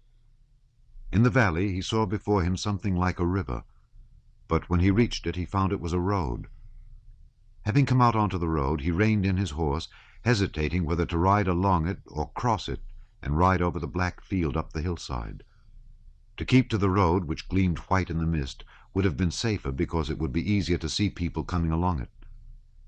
"Follow me," said he, crossed the road, and began riding up the hill at a gallop toward the point where the French pickets had been standing that evening. "Your Honor, there he is!" cried one of the hussars behind him, and before Rostov had time to make out what the black thing was that had suddenly appeared in the fog, there was a flash followed by a report, and a bullet whizzing high up in the mist with a plaintive sound passed out of hearing. Another musket missed fire, but flashed in the pan. Rostov turned his horse and galloped back. 4 more reports followed at intervals, and the bullets passed somewhere in the fog, singing in different tones. Rostov reined in his horse, whose spirits had risen like his own at the firing, and went back at a foot-pace. "Well, some more! Some more!" a merry voice was saying in his soul. But no more shots came.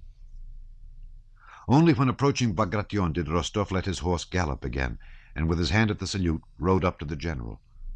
Dolgorukov was still insisting that the French had retreated and had only lit fires to deceive us. "What does that prove?" he was saying as Rostov rode up. "They might retreat and leave the pickets." "It's plain that they have not all gone yet, Prince," said Bagration. "Wait till tomorrow morning. We'll find out everything tomorrow."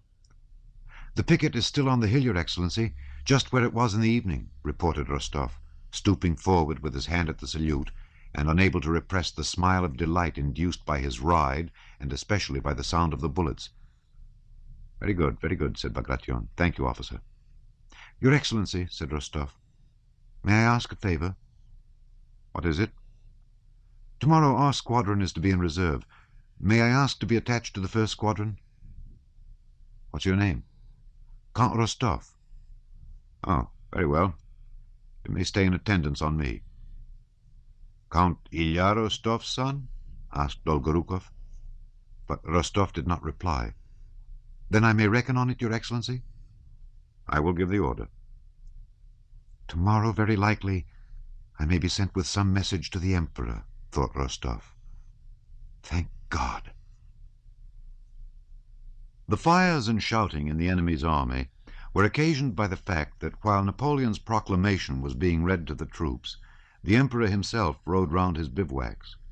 The soldiers, on seeing him, lit wisps of straw and ran after him shouting, Vive l'Empereur! Napoleon's proclamation was as follows.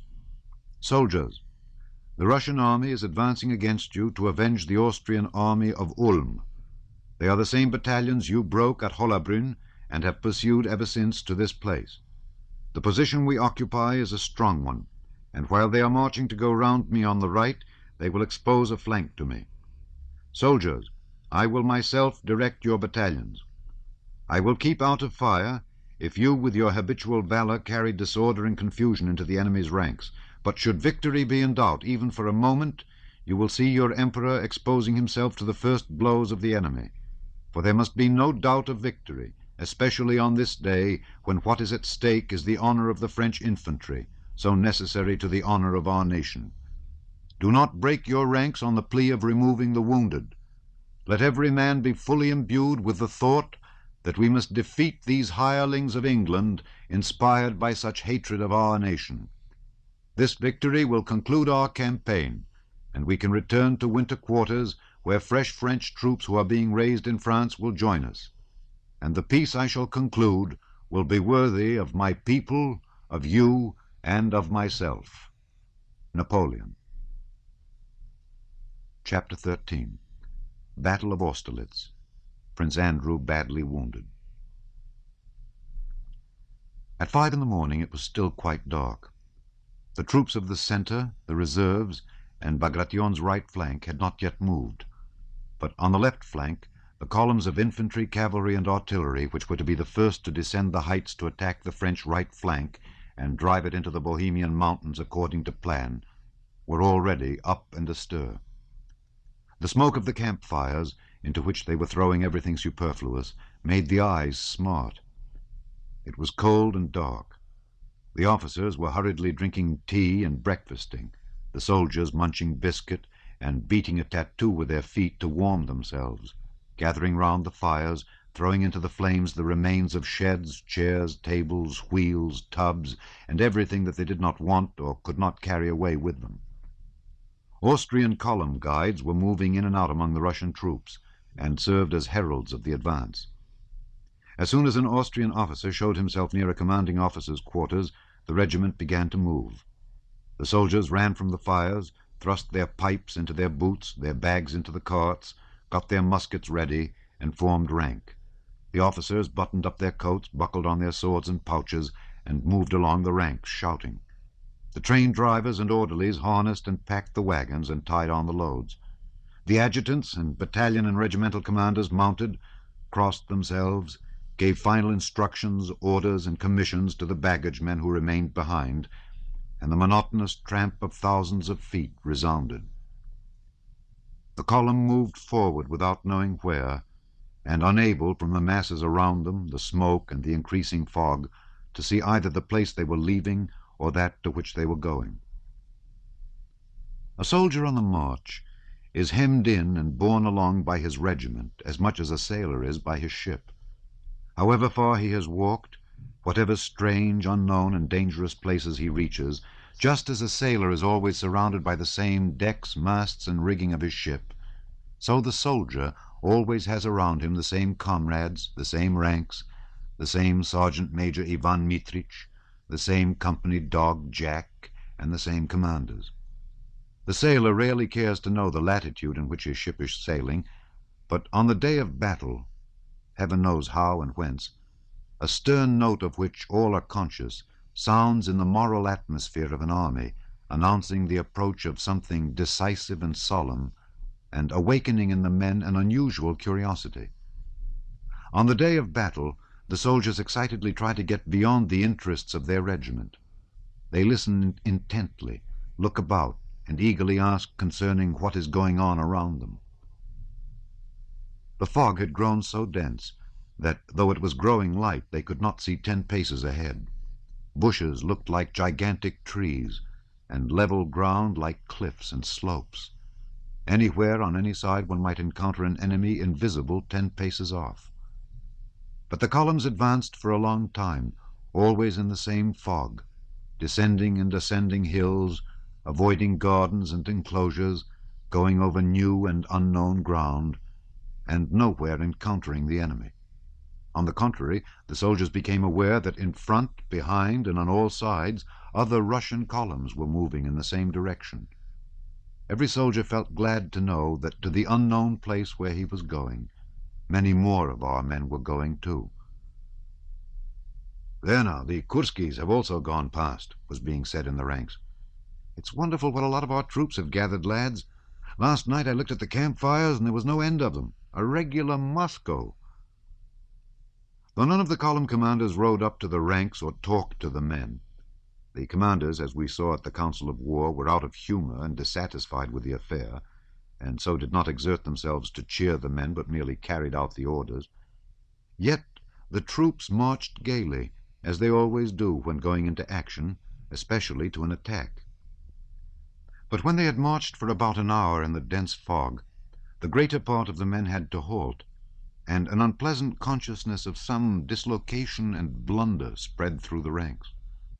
How such a consciousness is communicated is very difficult to define, but it certainly is communicated very surely, and flows rapidly, imperceptibly, and irrepressibly, as water does in a creek. Had the Russian army been alone, without any allies, it might perhaps have been a long time before this consciousness of mismanagement became a general conviction. But as it was, the disorder was readily and naturally attributed to the stupid Germans, and everyone was convinced that a dangerous muddle had been occasioned by the sausage-eaters.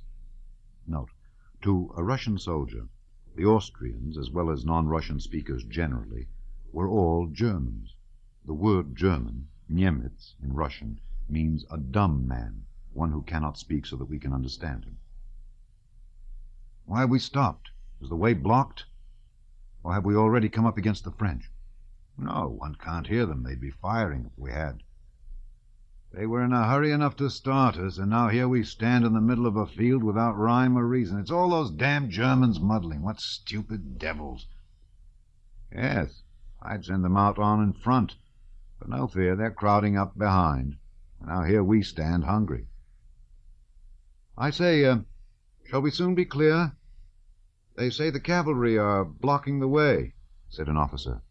"Ah, those damned Germans, they don't know their own country," said another. "What division are you?" shouted an adjutant riding up. "The 18th. "Then why are you here? You should have gone on long ago. Now you won't get there till evening." "What stupid orders. They don't themselves know what they're doing," said the officer, and rode off. Then a general rode past, shouting something angrily, not in Russian. "Tafa-lafa, but what he's jabbering no one can make out," said a soldier, mimicking the general who had ridden away. "I'd shoot them, the scoundrels." "We were ordered to be at the place before 9, but we haven't got halfway." "Fine orders," was being repeated on different sides. And the feeling of energy with which the troops had started began to turn into vexation and anger at the stupid arrangements and at the Germans. The cause of the confusion was that while the Austrian cavalry was moving toward our left flank, the higher command found that our center was too far separated from our right flank, and the cavalry were all ordered to turn back to the right. Several thousand cavalry crossed in front of the infantry, who had to wait. At the front, an altercation occurred between an Austrian guide and a Russian general. The general shouted a demand that the cavalry should be halted. The Austrian argued that not he, but the higher command was to blame. The troops, meanwhile, stood, growing listless and dispirited. After an hour's delay, they at last moved on, descending the hill. The fog that was dispersing on the hill lay still more densely below where they were descending. In front, in the fog, a shot was heard, and then another, at first irregularly at varying intervals. Rat-tat, tat, and then more and more regularly and rapidly, and the action at the Goldbach stream began. Not expecting to come on the enemy down by the stream, and having stumbled on him in the fog, hearing no encouraging word from their commanders, and with a consciousness of being too late spreading through the ranks, and above all being unable to see anything in front or around them in the thick fog, the Russians exchanged shots with the enemy lazily, and advanced, and again halted, receiving no timely orders from the officers or adjutants who wandered about in the fog in those unknown surroundings, unable to find their own regiments. In this way the action began for the first, second, and third columns, which had gone down into the valley. The fourth column, with which Kutuzov was, stood on the Pratzen heights. Below, where the fight was beginning, there was still thick fog. On the higher ground it was clearing, but nothing could be seen of what was going on in front. Whether all the enemy forces were, as we supposed, 6 miles away, or whether they were nearby in that sea of mist, no one knew till after 8 o'clock. It was 9 o'clock in the morning. The fog lay unbroken like a sea down below, but higher up at the village of Schlapanitz, where Napoleon stood with his marshals around him, it was quite light. Above him was a clear blue sky, and the sun's vast orb quivered like a huge hollow crimson float on the surface of that milky sea of mist. The whole French army, and even Napoleon himself with his staff, were not on the far side of the streams and hollows of Sokolnitz and Schlapanitz, beyond which we intended to take up our position and begin the action, but were on this side, so close to our own forces that Napoleon with the naked eye could distinguish a mounted man from one on foot. Napoleon, in the blue cloak which he had worn on his Italian campaign, sat on his small grey Arab horse a little in front of his marshals. He gazed silently at the hills which seemed to rise out of the sea of mist, and on which the Russian troops were moving in the distance, and he listened to the sounds of firing in the valley. Not a single muscle of his face, which in those days was still thin, moved. His gleaming eyes were fixed intently on one spot. His predictions were being justified. Part of the Russian force had already descended into the valley toward the ponds and lakes, and part were leaving these Pratzen heights which he intended to attack and regarded as the key to the position. He saw over the mist that in a hollow between 2 hills near the village of Pratzen, the Russian columns, their bayonets glittering, were moving continuously in one direction toward the valley and disappearing one after another into the mist. From information he had received the evening before, from the sound of wheels and footsteps heard by the outposts during the night, by the disorderly movement of the Russian columns, and from all indications, he saw clearly that the Allies believed him to be far away in front of them, and that the columns moving near Pratzen constituted the center of the Russian army, and that that center was already sufficiently weakened to be successfully attacked. But still he did not begin the engagement. Today was a great day for him, the anniversary of his coronation. Before dawn he had slept for a few hours, and, refreshed, vigorous, and in good spirits, he mounted his horse and rode out into the field in that happy mood in which everything seems possible and everything succeeds. He sat motionless, looking at the heights visible above the mist, and his cold face wore that special look of confident, self-complacent happiness that one sees on the face of a boy happily in love. The marshals stood behind him, not venturing to distract his attention. He looked now at the Pratzen heights, now at the sun floating up out of the mist. When the sun had entirely emerged from the fog, and fields and mist were aglow with dazzling light, as if he had only awaited this to begin the action, he drew the glove from his shapely white hand, made a sign with it to the marshals, and ordered the action to begin. The marshals, accompanied by adjutants, galloped off in different directions, and a few minutes later The chief forces of the French army moved rapidly toward those Pratzen heights which were being more and more denuded by Russian troops moving down the valley to their left. At 8 o'clock, Kutuzov rode to Pratzen at the head of the fourth column, Miloradovich's, the one that was to take the place of Chebyshevsky's and Langeron's columns, which had already gone down into the valley. He greeted the men of the foremost regiment and gave them the order to march, thereby indicating that he intended to lead that column himself. When he had reached the village of Pratzen, he halted. Prince Andrew was behind among the immense number forming the commander-in-chief's suite. He was in a state of suppressed excitement and irritation, though controlledly calm, as a man is at the approach of a long-awaited moment. He was firmly convinced that this was the day of his Toulon, or his bridge of Arcola. How it would come about he did not know, but he felt sure it would do so. The locality and the position of our troops were known to him as far as they could be known to anyone in our army. His own strategic plan, which obviously could not now be carried out, was forgotten. Now, entering into Bayrota's plan, Prince Andrew considered possible contingencies and formed new projects, such as might call for his rapidity of perception and decision.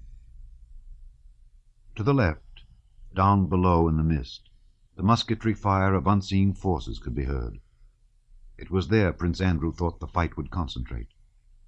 There we shall encounter difficulties. And there, thought he, there I shall be sent with a brigade or division. And there, standard in hand, I shall go forward and break whatever is in front of me. He could not look calmly at the standards of the passing battalions. Seeing them, he kept thinking, that may be the very standard with which I shall lead the army. In the morning, all that was left of the night mist on the heights was a hoarfrost now turning to dew. But in the valleys it still lay like a milk-white sea. Nothing was visible in the valley to the left, into which our troops had descended, and from whence came the sounds of firing. Above the heights was the dark, clear sky, and to the right the vast orb of the sun. In front, far off on the farther shore of that sea of mist, some wooded hills were discernible, and it was there the enemy probably was, for something could be descried. On the right, the guards were entering the misty region with a sound of hoofs and wheels, and now and then a gleam of bayonets. To the left, beyond the village, similar masses of cavalry came up and disappeared in the sea of mist. In front and behind moved infantry. The commander-in-chief was standing at the end of the village, letting the troops pass by him. That morning, Kutuzov seemed worn and irritable. The infantry passing before him came to a halt without any command being given, apparently obstructed by something in front. "Do order them to form into battalion columns and go round the village," he said angrily to a general who had ridden up. "Don't you understand, Your Excellency, my dear sir, that you must not defile through narrow village streets when we are marching against the enemy?" "I intended to reform them beyond the village, Your Excellency," answered the general. Kutuzov laughed bitterly. "You'll make a fine thing of it, deploying in sight of the enemy. Very fine. The enemy is still far away, Your Excellency. According to the dispositions—" "The dispositions!" exclaimed Kutuzov bitterly. "Who told you that? Kindly do as you're ordered." "Yes, sir." "My dear fellow," Nizwitsky whispered to Prince Andrew, "the old man is as surly as a dog." An Austrian officer in a white uniform with green plumes in his hat galloped up to Kutuzov and asked in the Emperor's name had the fourth column advanced into action. Kutuzov turned round without answering, and his eye happened to fall upon Prince Andrew, who was beside him. Seeing him, Kutuzov's malevolent and caustic expression softened, as if admitting that what was being done was not his adjutant's fault. And, still not answering the Austrian adjutant, he addressed Bolkonsky. "Go, my dear fellow, and see whether the 3rd Division has passed the village. Tell it to stop and await my orders." Hardly had Prince Andrew started than he stopped him. "And ask whether sharpshooters have been posted," he added. "What are they doing? What are they doing?" he murmured to himself, still not replying to the Austrian. Prince Andrew galloped off to execute the order. Overtaking the battalions that continued to advance, he stopped the 3rd Division and convinced himself that there were really no sharpshooters in front of our columns. The colonel at the head of the regiment was much surprised at the commander-in-chief's order to throw out skirmishers. He had felt perfectly sure that there were other troops in front of him, and that the enemy must be at least 6 miles away. There was really nothing to be seen in front except a barren descent hidden by dense mist.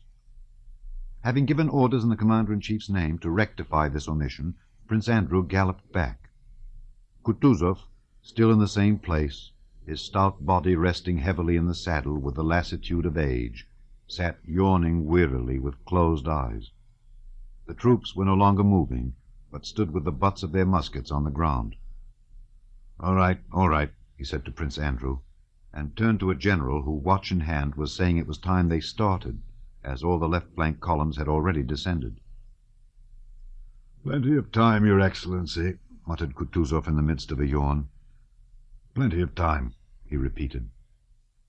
Just then, at a distance behind Kutuzov, was heard the sound of regiments saluting, and this sound rapidly came nearer along the whole extended line of the advancing Russian columns. Evidently the person they were greeting was riding quickly.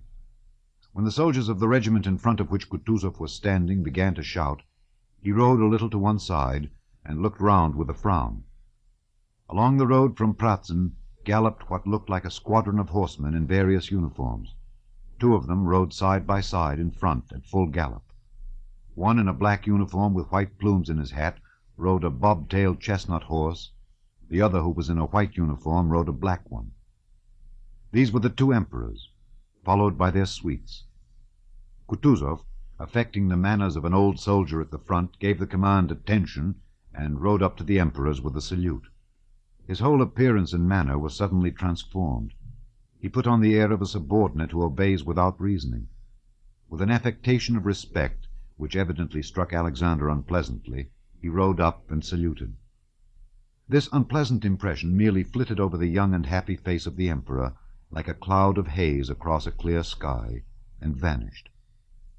After his illness, he looked rather thinner that day than on the field of Olmütz, where Bolkonsky had seen him for the first time abroad. But there was still the same bewitching combination of majesty and mildness in his fine grey eyes, and on his delicate lips the same capacity for varying expression and the same prevalent appearance of good-hearted, innocent youth.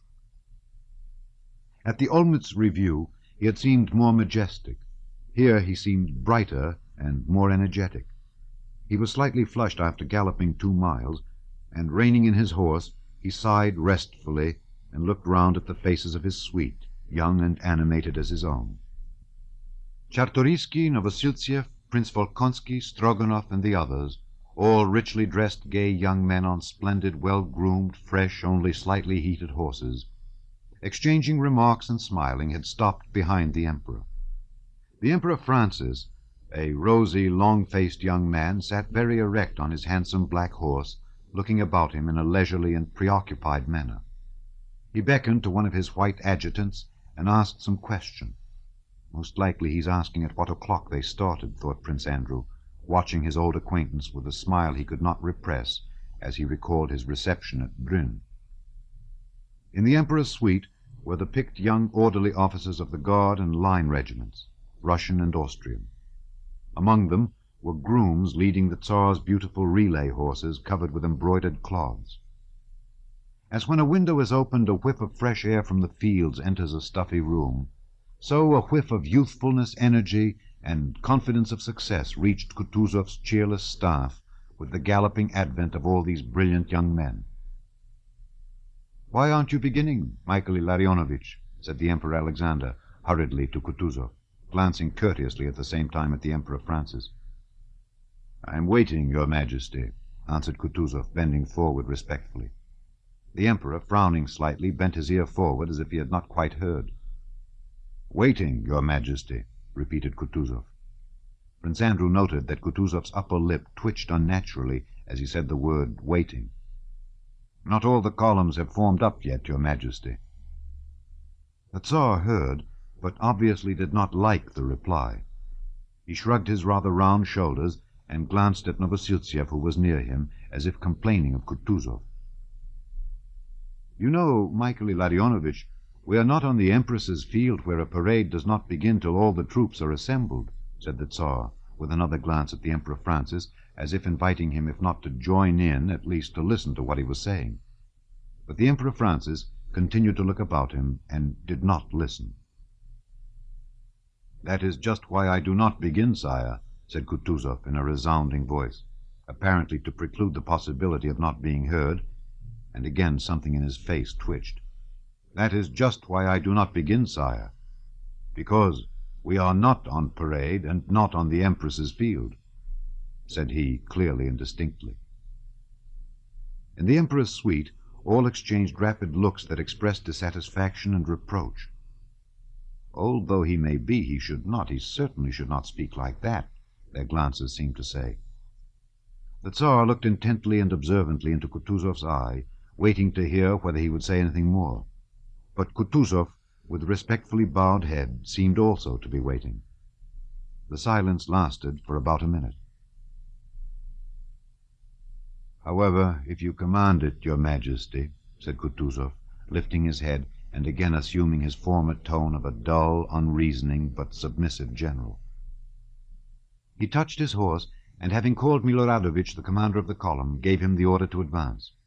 The troops again began to move, and 2 battalions of the Novgorod and one of the Absheron regiment went forward past the Emperor. As this Absheron battalion marched by, the red-faced Miloradovich, without his greatcoat, with his orders on his breast and an enormous tuft of plumes in his cocked hat worn on one side, with its corners front and back, galloped strenuously forward, and with a dashing salute reined in his horse before the Emperor. "God be with you, General," said the Emperor. "Ma foi, sire, nous ferons ce qui sera dans notre possibilité, sire." "Indeed, sire, we shall do everything that to do is possible, sire," he answered gaily, raising nevertheless ironic smiles among the gentlemen of the Tsar's suite by his poor French. Miloradovich wheeled his horse sharply and stationed himself a little behind the Emperor. The Absheron men, excited by the Tsar's presence, passed in step before the Emperors and their suites at a bold, brisk pace. "Lads!" shouted Miloradovich in a loud, self-confident and cheery voice, obviously so elated by the sound of firing, by the prospect of battle, and by the sight of the gallant Absherons, his comrades in Suvorov's time, now passing so gallantly before the Emperors that he forgot the sovereign's presence. "Lads, it's not the first village you've had to take!" cried he. "Glad to do our best!" shouted the soldiers. The Emperor's horse started at the sudden cry. This horse that had carried the sovereign at reviews in Russia bore him also here on the field of Austerlitz, enduring the heedless blows of his left foot and pricking its ears at the sound of shots, just as it had done on the Empress's field, not understanding the significance of the firing, nor of the nearness of the Emperor Francis's black cob, nor of all that was being said, thought, and felt that day by its rider. The Emperor turned with a smile to one of his followers and made a remark to him, pointing to the gallant Absherons. Kutuzov, accompanied by his adjutants, rode at a walking pace behind the carabineers. When he had gone less than half a mile in the rear of the column, he stopped at a solitary, deserted house that had probably once been an inn, where 2 roads parted. Both of them led downhill, and troops were marching along both. The fog had begun to clear, and enemy troops were already dimly visible about a mile and a half off on the opposite heights. Down below, on the left, the firing became more distinct. Kutuzov had stopped and was speaking to an Austrian general. Prince Andrew, who was a little behind and looking at them, turned to an adjutant to ask him for a field glass. "Look, look," said this adjutant, looking not at the troops in the distance, but down the hill before him. "It's the French!" The 2 generals and the adjutant took hold of the field glass, trying to snatch it from one another. The expression on all their faces suddenly changed to one of horror. The French were supposed to be a mile and a half away, but had suddenly and unexpectedly appeared just in front of us. "It's the enemy?" "No." "Yes, see, it is." "For certain. But how is that?" said different voices. With the naked eye, Prince Andrew saw below them to the right, not more than 500 paces from where Kutuzov was standing, a dense French column coming up to meet the Absherons. "Here it is. The decisive moment has arrived. My turn has come," thought Prince Andrew, and striking his horse he rode up to Kutuzov. "The Absherons must be stopped, your Excellency," cried he. But at that very instant A cloud of smoke spread all round. Firing was heard quite close at hand, and a voice of naive terror barely 2 steps from Prince Andrew shouted, "Brothers, all's lost!" And at this voice, as if at a command, everyone began to run.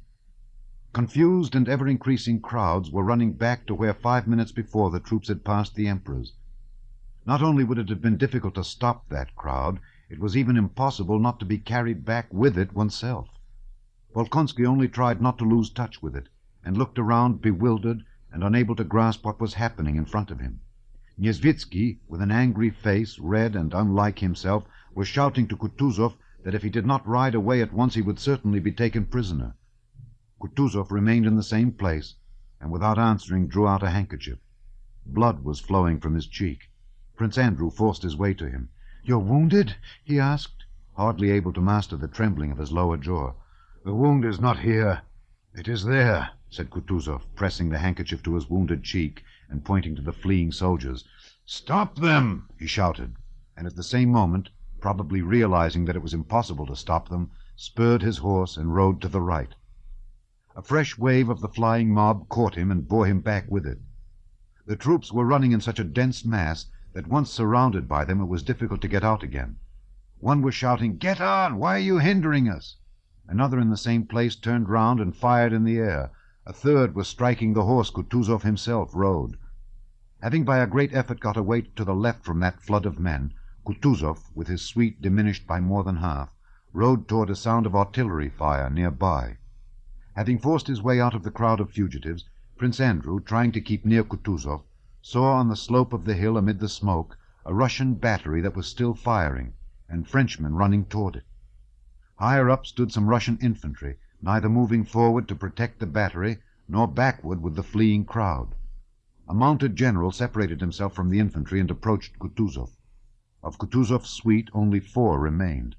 They were all pale and exchanged looks in silence. "Stop those wretches!" gasped Kutuzov to the regimental commander, pointing to the flying soldiers. But at that instant, as if to punish him for those words, bullets flew hissing across the regiment and across Kutuzov's suite like a flock of little birds. The French had attacked the battery, and, seeing Kutuzov, were firing at him. After this volley, the regimental commander clutched at his leg. Several soldiers fell, and a second lieutenant who was holding the flag let it fall from his hands. It swayed and fell, but caught on the muskets of the nearest soldiers. The soldiers started firing without orders. "Oh!" groaned Kutuzov despairingly and looked around. "Bolkonsky!" he whispered, his voice trembling from a consciousness of the feebleness of age. "Bolkonsky!" he whispered, pointing to the disordered battalion and at the enemy. "What's that?" But before he had finished speaking, Prince Andrew, feeling tears of shame and anger choking him, had already leaped from his horse and run to the standard. "Forward, lads!" he shouted in a voice piercing as a child's. "Here it is," thought he, seizing the staff of the standard and hearing with pleasure the whistle of bullets evidently aimed at him. Several soldiers fell. "Hurrah!" shouted Prince Andrew, and scarcely able to hold up the heavy standard, he ran forward with full confidence that the whole battalion would follow him. And really, he only ran a few steps alone. One soldier moved, and then another, and soon the whole battalion ran forward shouting "Hurrah!" and overtook him. A sergeant of the battalion ran up and took the flag that was swaying from its weight in Prince Andrew's hands, but he was immediately killed. Prince Andrew again seized the standard, and dragging it by the staff, ran on with the battalion. In front he saw our artillerymen, some of whom were fighting, while others, having abandoned their guns, were running towards him. He also saw French infantry soldiers who were seizing the artillery horses and turning the guns round. Prince Andrew and the battalion were already within 20 paces of the cannon. He heard the whistle of bullets above him unceasingly, and to right and left of him soldiers continually groaned and dropped. But he did not look at them. He looked only at what was going on in front of him, at the battery. He now saw clearly the figure of a red-haired gunner with his shako knocked awry, pulling one end of a mop, while a French soldier tugged at the other. He could distinctly see the distraught yet angry expression on the faces of these 2 men, who evidently did not realize what they were doing. "What are they about?" thought Prince Andrew as he gazed at them. "Why doesn't the red-haired gunner run away as he is unarmed? Why doesn't the Frenchman stab him? He will not get away before the Frenchman remembers his bayonet and stabs him." And really, Another French soldier, trailing his musket, ran up to the struggling men, and the fate of the red-haired gunner who had triumphantly secured the mop and still did not realize what awaited him was about to be decided. But Prince Andrew did not see how it ended. It seemed to him as though one of the soldiers near him hit him on the head with the full swing of a bludgeon. It hurt a little, but the worst of it was that the pain distracted him and prevented his seeing what he had been looking at. "What's this? Am I falling? My legs are giving way," thought he, and fell on his back. He opened his eyes, hoping to see how the struggle of the Frenchmen with the gunners ended, whether the red-haired gunner had been killed or not, and whether the cannon had been captured or saved. But he saw nothing. Above him there was now nothing but the sky, the lofty sky, not clear, yet still immeasurably lofty, with grey clouds gliding slowly across it.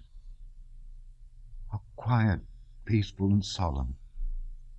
Not at all as I ran, thought Prince Andrew.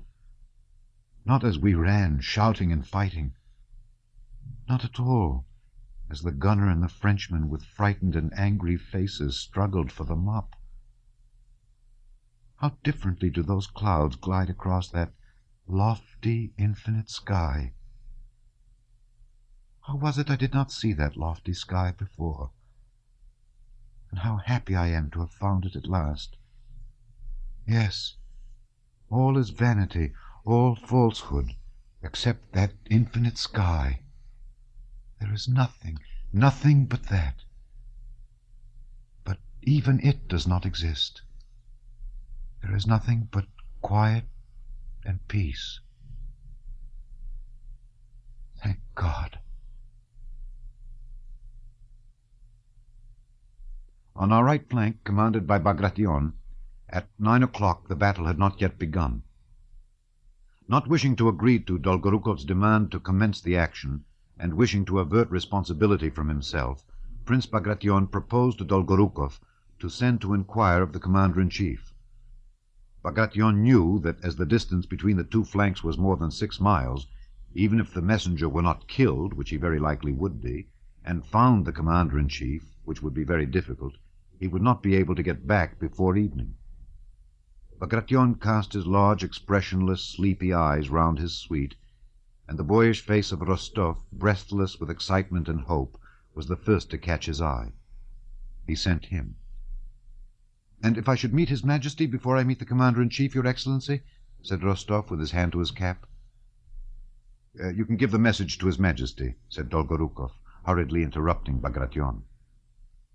On being relieved from picket duty, Rostov had managed to get a few hours' sleep before morning, and felt cheerful, bold, and resolute, with elasticity of movement, faith in his good fortune, and generally in that state of mind which makes everything seem possible, pleasant, and easy.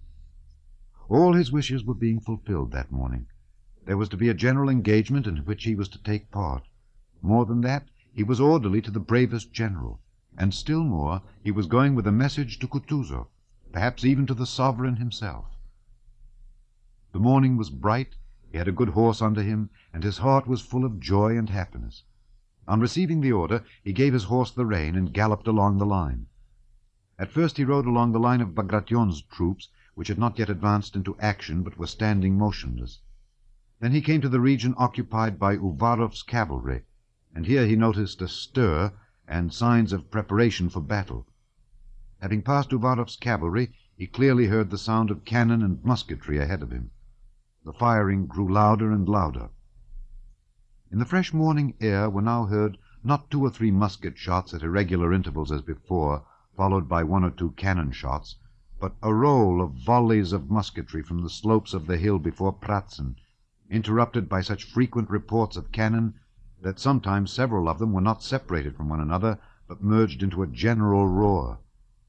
He could see puffs of musketry smoke that seemed to chase one another down the hillsides, and clouds of cannon smoke, rolling, spreading, and mingling with one another.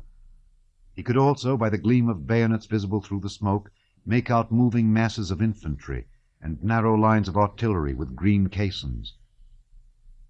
Rostov stopped his horse for a moment on a hillock to see what was going on. But strain his attention as he would, he could not understand or make out anything of what was happening. There in the smoke, Men of some sort were moving about, and in front and behind moved lines of troops, but why, whither, and who they were, it was impossible to make out. These sights and sounds had no depressing or intimidating effect on him. On the contrary, they stimulated his energy and determination. Go on, give it them," he mentally exclaimed at these sounds, and again proceeded to gallop along the line, penetrating farther and farther into the region where the army was already in action. "How it will be there I don't know, but all will be well," thought Rostov.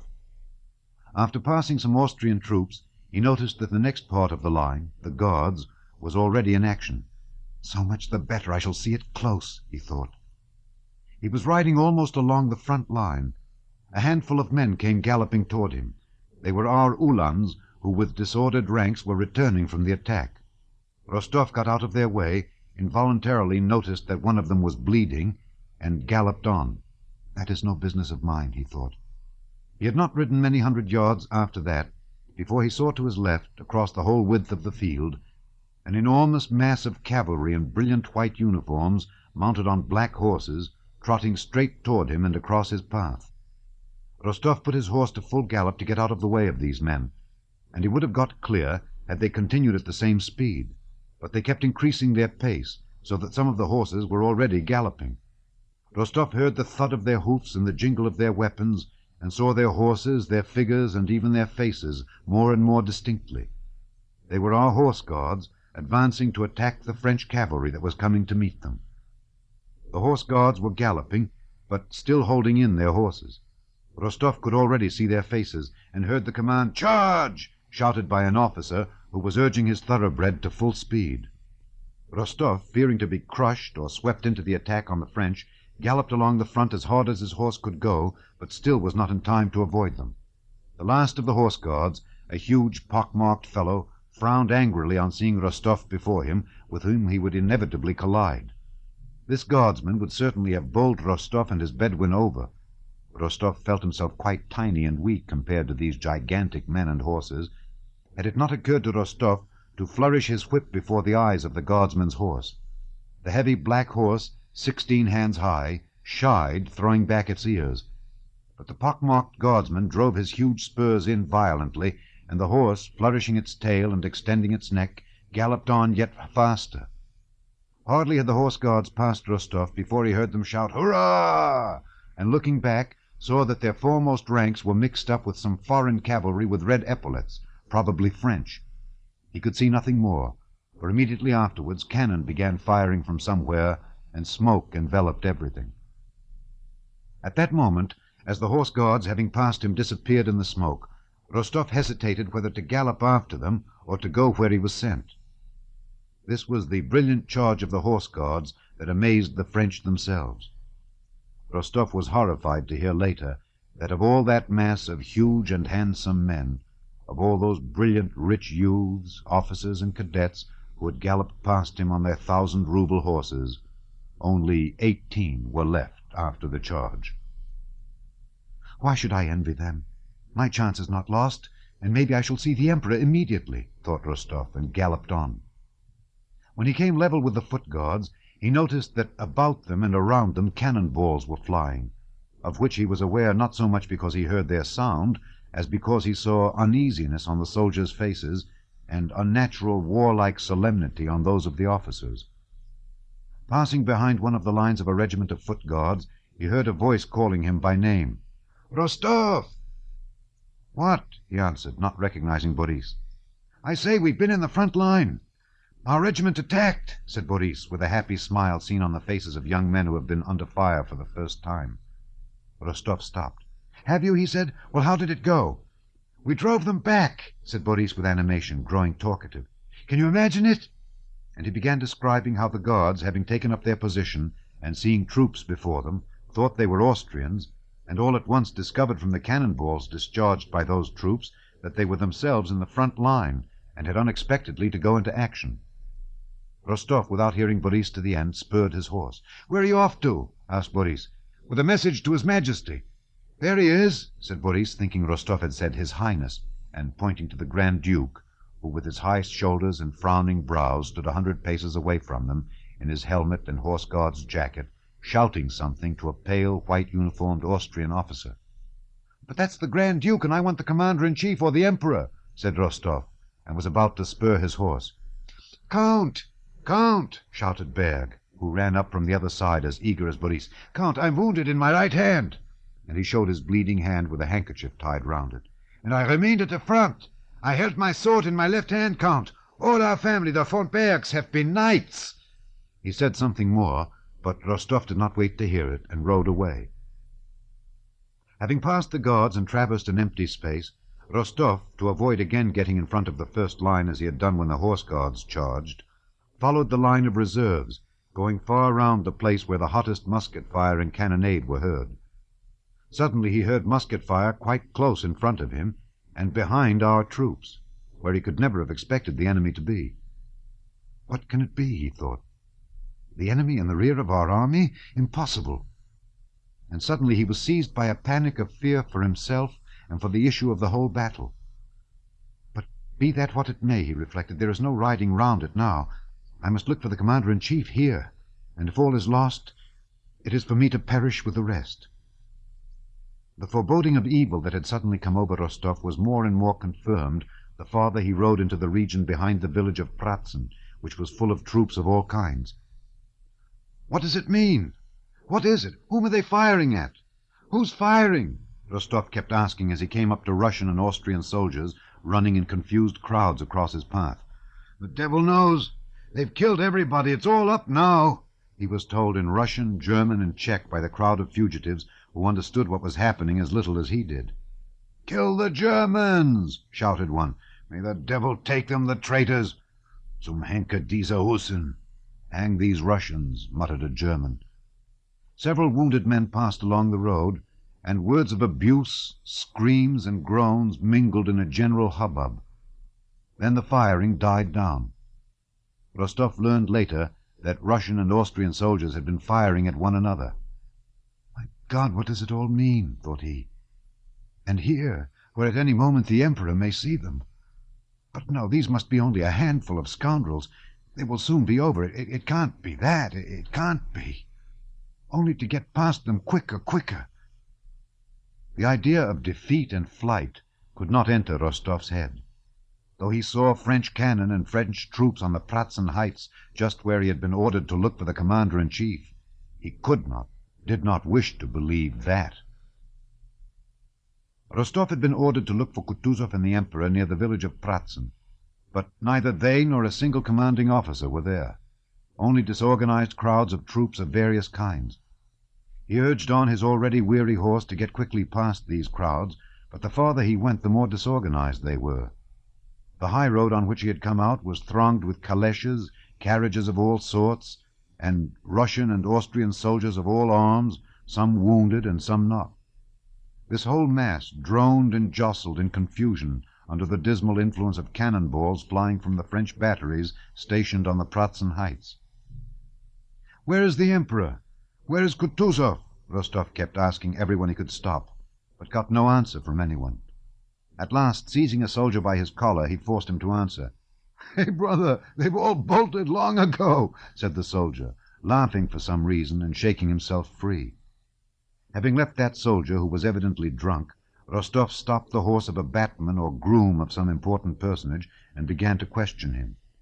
The man announced that the Tsar had been driven in a carriage at full speed about an hour before along that very road, and that he was dangerously wounded. "It can't be," said Rostov. "It must have been someone else." "I saw him myself," replied the man, with a self-confident smile of derision. "I ought to know the Emperor by now, after the times I've seen him in Petersburg. I saw him just as I see you. There he sat in the carriage, as pale as anything. How they made the 4 black horses fly! Gracious me, they did rattle past. It's time I knew the imperial horses and Ilya Ivanitch. I don't think Ilya drives anyone except the Tsar." Rostov let go of the horse and was about to ride on, when a wounded officer passing by addressed him. "Who is it you want?" he asked. "The Commander-in-Chief? He was killed by a cannon-ball, struck in the breast before our regiment." "Not killed, wounded," another officer corrected him. "Who, Kutuzov?" asked Rostov. Not Kutuzov, but what's his name? Well, never mind. There are not many left alive. Go that way, to that village. All the commanders are there," said the officer, pointing to the village of Hozyeradek, and he walked on. Rostov rode on at a foot-pace, not knowing why or to whom he was now going. The Emperor was wounded, the battle lost. It was impossible to doubt it now. Rostov rode in the direction pointed out to him, in which he saw turrets and a church. What need to hurry? What was he now to say to the Tsar or to Kutuzov, even if they were alive and unwounded?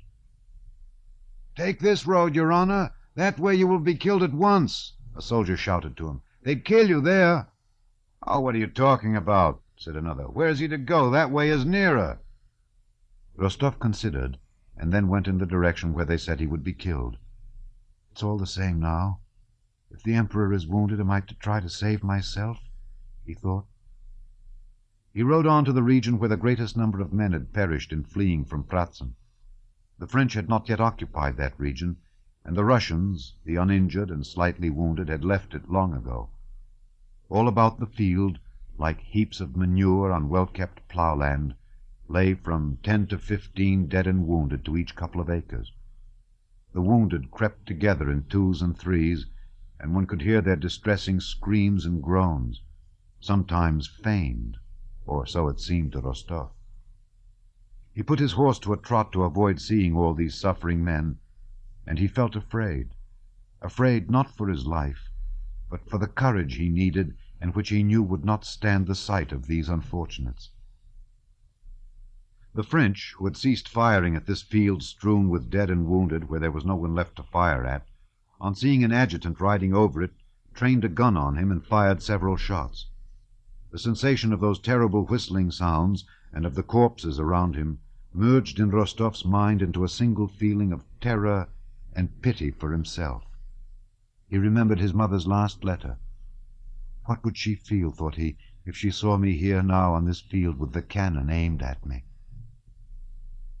In the village of Hozyeradek there were Russian troops retiring from the field of battle, who, though still in some confusion, were less disordered. The French cannon did not reach there, and the musketry fire sounded far away. Here everyone clearly saw and said that the battle was lost. No one whom Rostov asked could tell him where the Emperor or Kutuzov was.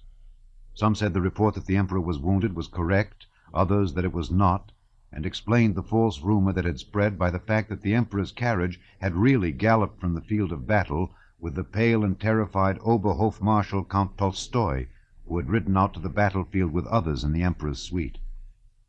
One officer told Rostov that he had seen someone from headquarters behind the village to the left, and thither Rostov rode, not hoping to find anyone, but merely to ease his conscience. When he had ridden about 2 miles and had passed the last of the Russian troops, he saw near a kitchen garden with a ditch round it 2 men on horseback facing the ditch. One with a white plume in his hat seemed familiar to Rostov. The other, on a beautiful chestnut horse, which Rostov fancied he had seen before, rode up to the ditch, struck his horse with his spurs, and giving it the rein, leaped lightly over. Only a little earth crumbled from the bank under the horse's hind hoofs. Turning the horse sharply, he again jumped the ditch, and deferentially addressed the horseman with the white plumes, evidently suggesting that he should do the same. The rider, whose figure seemed familiar to Rostov and involuntarily riveted his attention, made a gesture of refusal with his head and hand, and by that gesture Rostov instantly recognized his lamented and adored monarch. "But it can't be he, alone in the midst of this empty field," thought Rostov. At that moment Alexander turned his head, and Rostov saw the beloved features that were so deeply engraved on his memory. The Emperor was pale, his cheeks sunken and his eyes hollow, but the charm, the mildness of his features, was all the greater. Rostov was happy in the assurance that the rumors about the Emperor being wounded were false. He was happy to be seeing him. He knew that he might and even ought to go straight to him and give the message Dolgorukov had ordered him to deliver. But as a youth in love trembles, is unnerved, and dares not utter the thoughts he has dreamed of for nights, but looks around for help or a chance of delay and flight when the longed-for moment comes and he is alone with her, so Rostov, now that he had attained what he had longed for more than anything else in the world, did not know how to approach the Emperor. and 1,000 reasons occurred to him why it would be inconvenient, unseemly, and impossible to do so. What? It is as if I were glad of a chance to take advantage of his being alone and despondent. A strange face may seem unpleasant or painful to him at this moment of sorrow. Besides, what can I say to him now, when my heart fails me, and my mouth feels dry at the mere sight of him?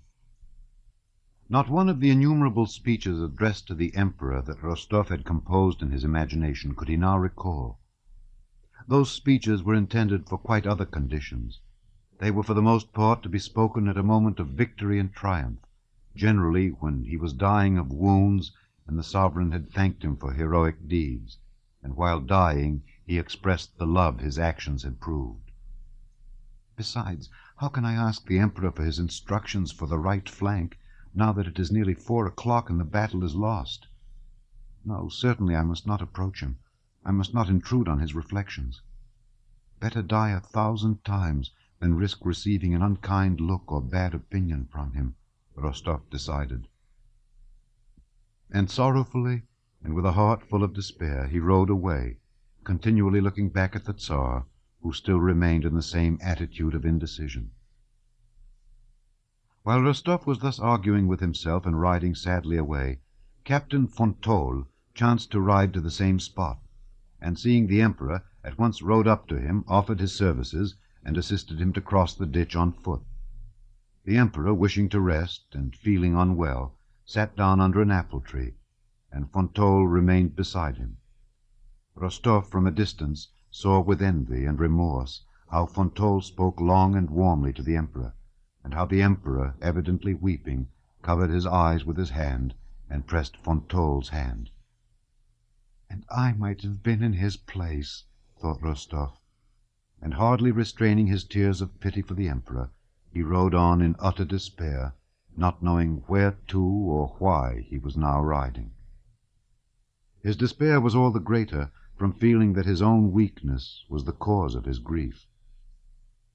He might, not only might, but should have gone up to the sovereign. It was a unique chance to show his devotion to the Emperor, and he had not made use of it. "What have I done?" thought he. And he turned round and galloped back to the place where he had seen the Emperor, but there was no one beyond the ditch now. Only some carts and carriages were passing by. From one of the drivers he learned that Kutuzov's staff were not far off in the village the vehicles were going to. Rostov followed them. In front of him walked Kutuzov's groom, leading horses in horse-cloths. Then came a cart, and behind that walked an old bandy-legged domestic serf in a peaked cap and sheepskin coat. "Tit! I say, Tit!" said the groom. "What?" answered the old man absent-mindedly. "Go, Tit! Thresh a bit!" "Oh, you fool!" said the old man, spitting angrily. Some time passed in silence, and then the same joke was repeated. Before 5 in the evening, the battle had been lost at all points. More than 100 cannon were already in the hands of the French. Przemyślski and his corps had laid down their arms. Other columns, after losing half their men, were retreating in disorderly, confused masses. The remains of Langeron's and Dokhturov's mingled forces were crowding around the dams and banks of the ponds near the village of Augest. After 5 o'clock, it was only at the Augest Dam that a hot cannonade, delivered by the French alone, was still to be heard from numerous batteries ranged on the slopes of the Pratzen heights, directed at our retreating forces. In the rearguard, Dokhturov and others, rallying some battalions, kept up a musketry fire at the French cavalry that was pursuing our troops. It was growing dusk.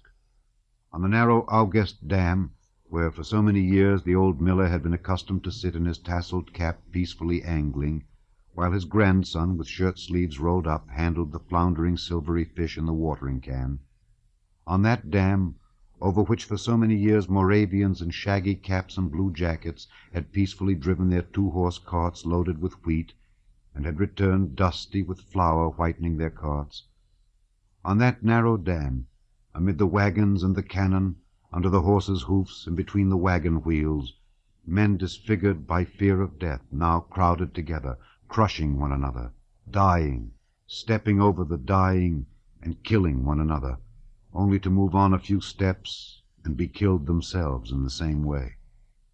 Every 10 seconds a cannonball flew, compressing the air around, or a shell burst in the midst of that dense throng, killing some and splashing with blood those near them.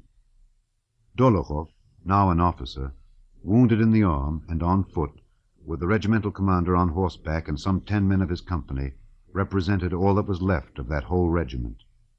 Impelled by the crowd, they had got wedged in at the approach to the dam, and, jammed in on all sides, had stopped because a horse in front had fallen under a cannon and the crowd were dragging it out. A cannonball killed someone behind them. Another fell in front and splashed Dolokhov with blood. The crowd, pushing forward desperately, squeezed together, moved a few steps, and again stopped. "Move on 100 yards and we're certainly saved. Remain here another 2 minutes and it's certain death," thought each one. Dolokhov, who was in the midst of the crowd, forced his way to the edge of the dam, throwing 2 soldiers off their feet, and ran onto the slippery ice that covered the mill pool. "Turn this way!" he shouted, jumping over the ice which creaked under him. "Turn this way!" he shouted to those with the gun. "It bears!" The ice bore him, but it swayed and creaked, and it was plain that it would give way not only under a cannon or a crowd, but very soon even under his weight alone. The men looked at him and pressed to the bank, hesitating to step onto the ice. The general on horseback at the entrance to the dam raised his hand and opened his mouth to address Dolokhov. Suddenly a cannonball hissed so low above the crowd that everyone ducked. It flopped into something moist, and the general fell from his horse in a pool of blood. Nobody gave him a look or thought of raising him. "Get onto the ice! Over the ice! Go on! Turn! Don't you hear? Go on!" Innumerable voices suddenly shouted after the ball had struck the general, the men themselves not knowing what or why they were shouting. One of the hindmost guns that was going onto the dam turned off onto the ice. Crowds of soldiers from the dam began running onto the frozen pond. The ice gave way under one of the foremost soldiers, and one leg slipped into the water. He tried to right himself, but fell in up to his waist. The nearest soldier shrank back.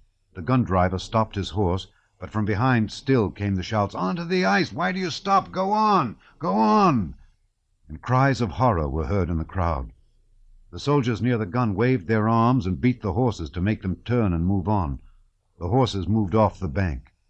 The ice that had held under those on foot collapsed in a great mass, and some 40 men who were on it dashed some forward and some back, drowning one another.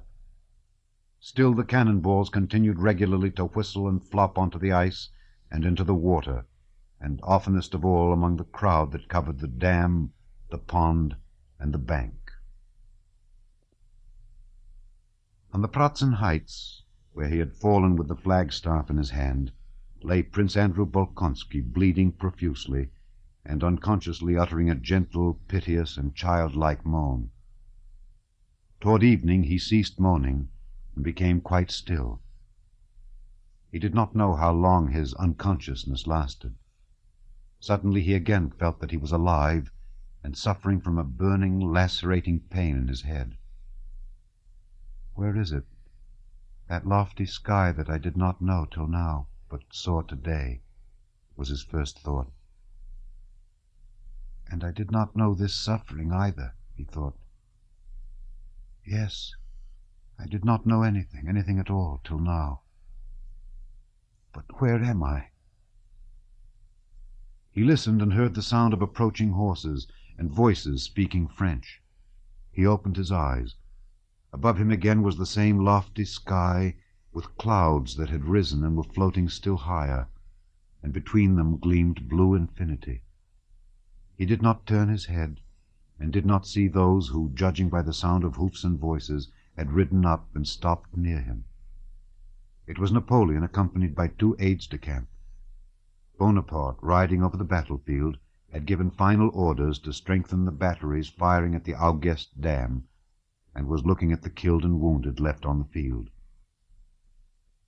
"Fine men," remarked Napoleon, looking at a dead Russian grenadier who, with his face buried in the ground and a blackened nape, lay on his stomach with an already stiffened arm flung wide. "The ammunition for the guns in position is exhausted, Your Majesty," said an adjutant who had come from the batteries that were firing at August. "Have some brought from the reserve," said Napoleon, and having gone on a few steps he stopped before Prince Andrew, who lay on his back with the flagstaff that had been dropped beside him. The flag had already been taken by the French as a trophy. "That's a fine death," said Napoleon as he gazed at Bolkonsky. Prince Andrew understood that this was said of him, and that it was Napoleon who said it. He heard the speaker addressed as Sire, but he heard the words as he might have heard the buzzing of a fly. Not only did they not interest him, but he took no notice of them, and at once forgot them. His head was burning, he felt himself bleeding to death, and he saw above him the remote, lofty, and everlasting sky. He knew it was Napoleon, his hero. But at that moment Napoleon seemed to him such a small, insignificant creature compared with what was passing now between himself and that lofty, infinite sky with the clouds flying over it. At that moment it meant nothing to him who might be standing over him or what was said of him. He was only glad that people were standing near him, and only wished that they would help him and bring him back to life, which seemed to him so beautiful now that he had today learned to understand it so differently. He collected all his strength to stir and utter a sound. He feebly moved his leg and uttered a weak, sickly groan which aroused his own pity. "Ah, he is alive," said Napoleon. "Lift this young man up and carry him to the dressing station." Having said this, Napoleon rode on to meet Marshal Lannes, who, hat in hand, rode up smiling to the Emperor to congratulate him on the victory. Prince Andrew remembered nothing more. He lost consciousness from the terrible pain of being lifted onto the stretcher, the jolting while being moved, and the probing of his wound at the dressing station. He did not regain consciousness till late in the day, when with other wounded and captured Russian officers he was carried to the hospital. During this transfer he felt a little stronger and was able to look about him and even speak. The first words he heard on coming to his senses were those of a French convoy officer, who said rapidly, "We must halt here. The Emperor will pass here immediately. It will please him to see these gentlemen prisoners." "There are so many prisoners today, nearly the whole Russian army, but he's probably tired of them," said another officer. "All the same, they say this one is the commander of all the Emperor Alexander's guards," said the first one, indicating a Russian officer in the white uniform of the Horse Guards. Bolkonsky recognized Prince Repnin, whom he had met in Petersburg society. Beside him stood a lad of 19, also a wounded officer of the Horse Guards. Bonaparte, having come up at a gallop, stopped his horse. "Which is the senior?" he asked on seeing the prisoners. They named the colonel, Prince Repnin. "You are the commander of the Emperor Alexander's regiment of Horse Guards?" asked Napoleon. "I commanded a squadron," replied Repnin. "Your regiment fulfilled its duty honorably," said Napoleon. "The praise of a great commander is a soldier's highest reward," said Repnin. "I bestow it with pleasure," said Napoleon. "And who is that young man beside you?" Prince Repnin named Lieutenant Suchtelen. After looking at him, Napoleon smiled. "He is very young to come to meddle with us." "Youth is no hindrance to courage," muttered Suchtelen in a failing voice. "A splendid reply," said Napoleon. "Young man, you will go far." Prince Andrew, who had also been brought forward before the Emperor's eyes to complete the show of prisoners, could not fail to attract his attention. Napoleon apparently remembered seeing him on the battlefield, and addressing him again used the epithet "young man" that was connected in his memory with Prince Andrew. "Well, and you, young man," said he, "how do you feel, mon brave?" Though 5 minutes before Prince Andrew had been able to say a few words to the soldiers who were carrying him, now, with his eyes fixed straight on Napoleon, he was silent. So insignificant at that moment seemed to him all the interests that engrossed Napoleon. So mean did his hero himself, with his paltry vanity and joy in victory, appear, compared to the lofty, equitable, and kindly sky which he had seen and understood, that he could not answer him. Everything seemed so futile and insignificant in comparison with the stern and solemn train of thought that weakness from loss of blood, suffering, and the nearness of death aroused in him. In him. In him. In him. In him. In him.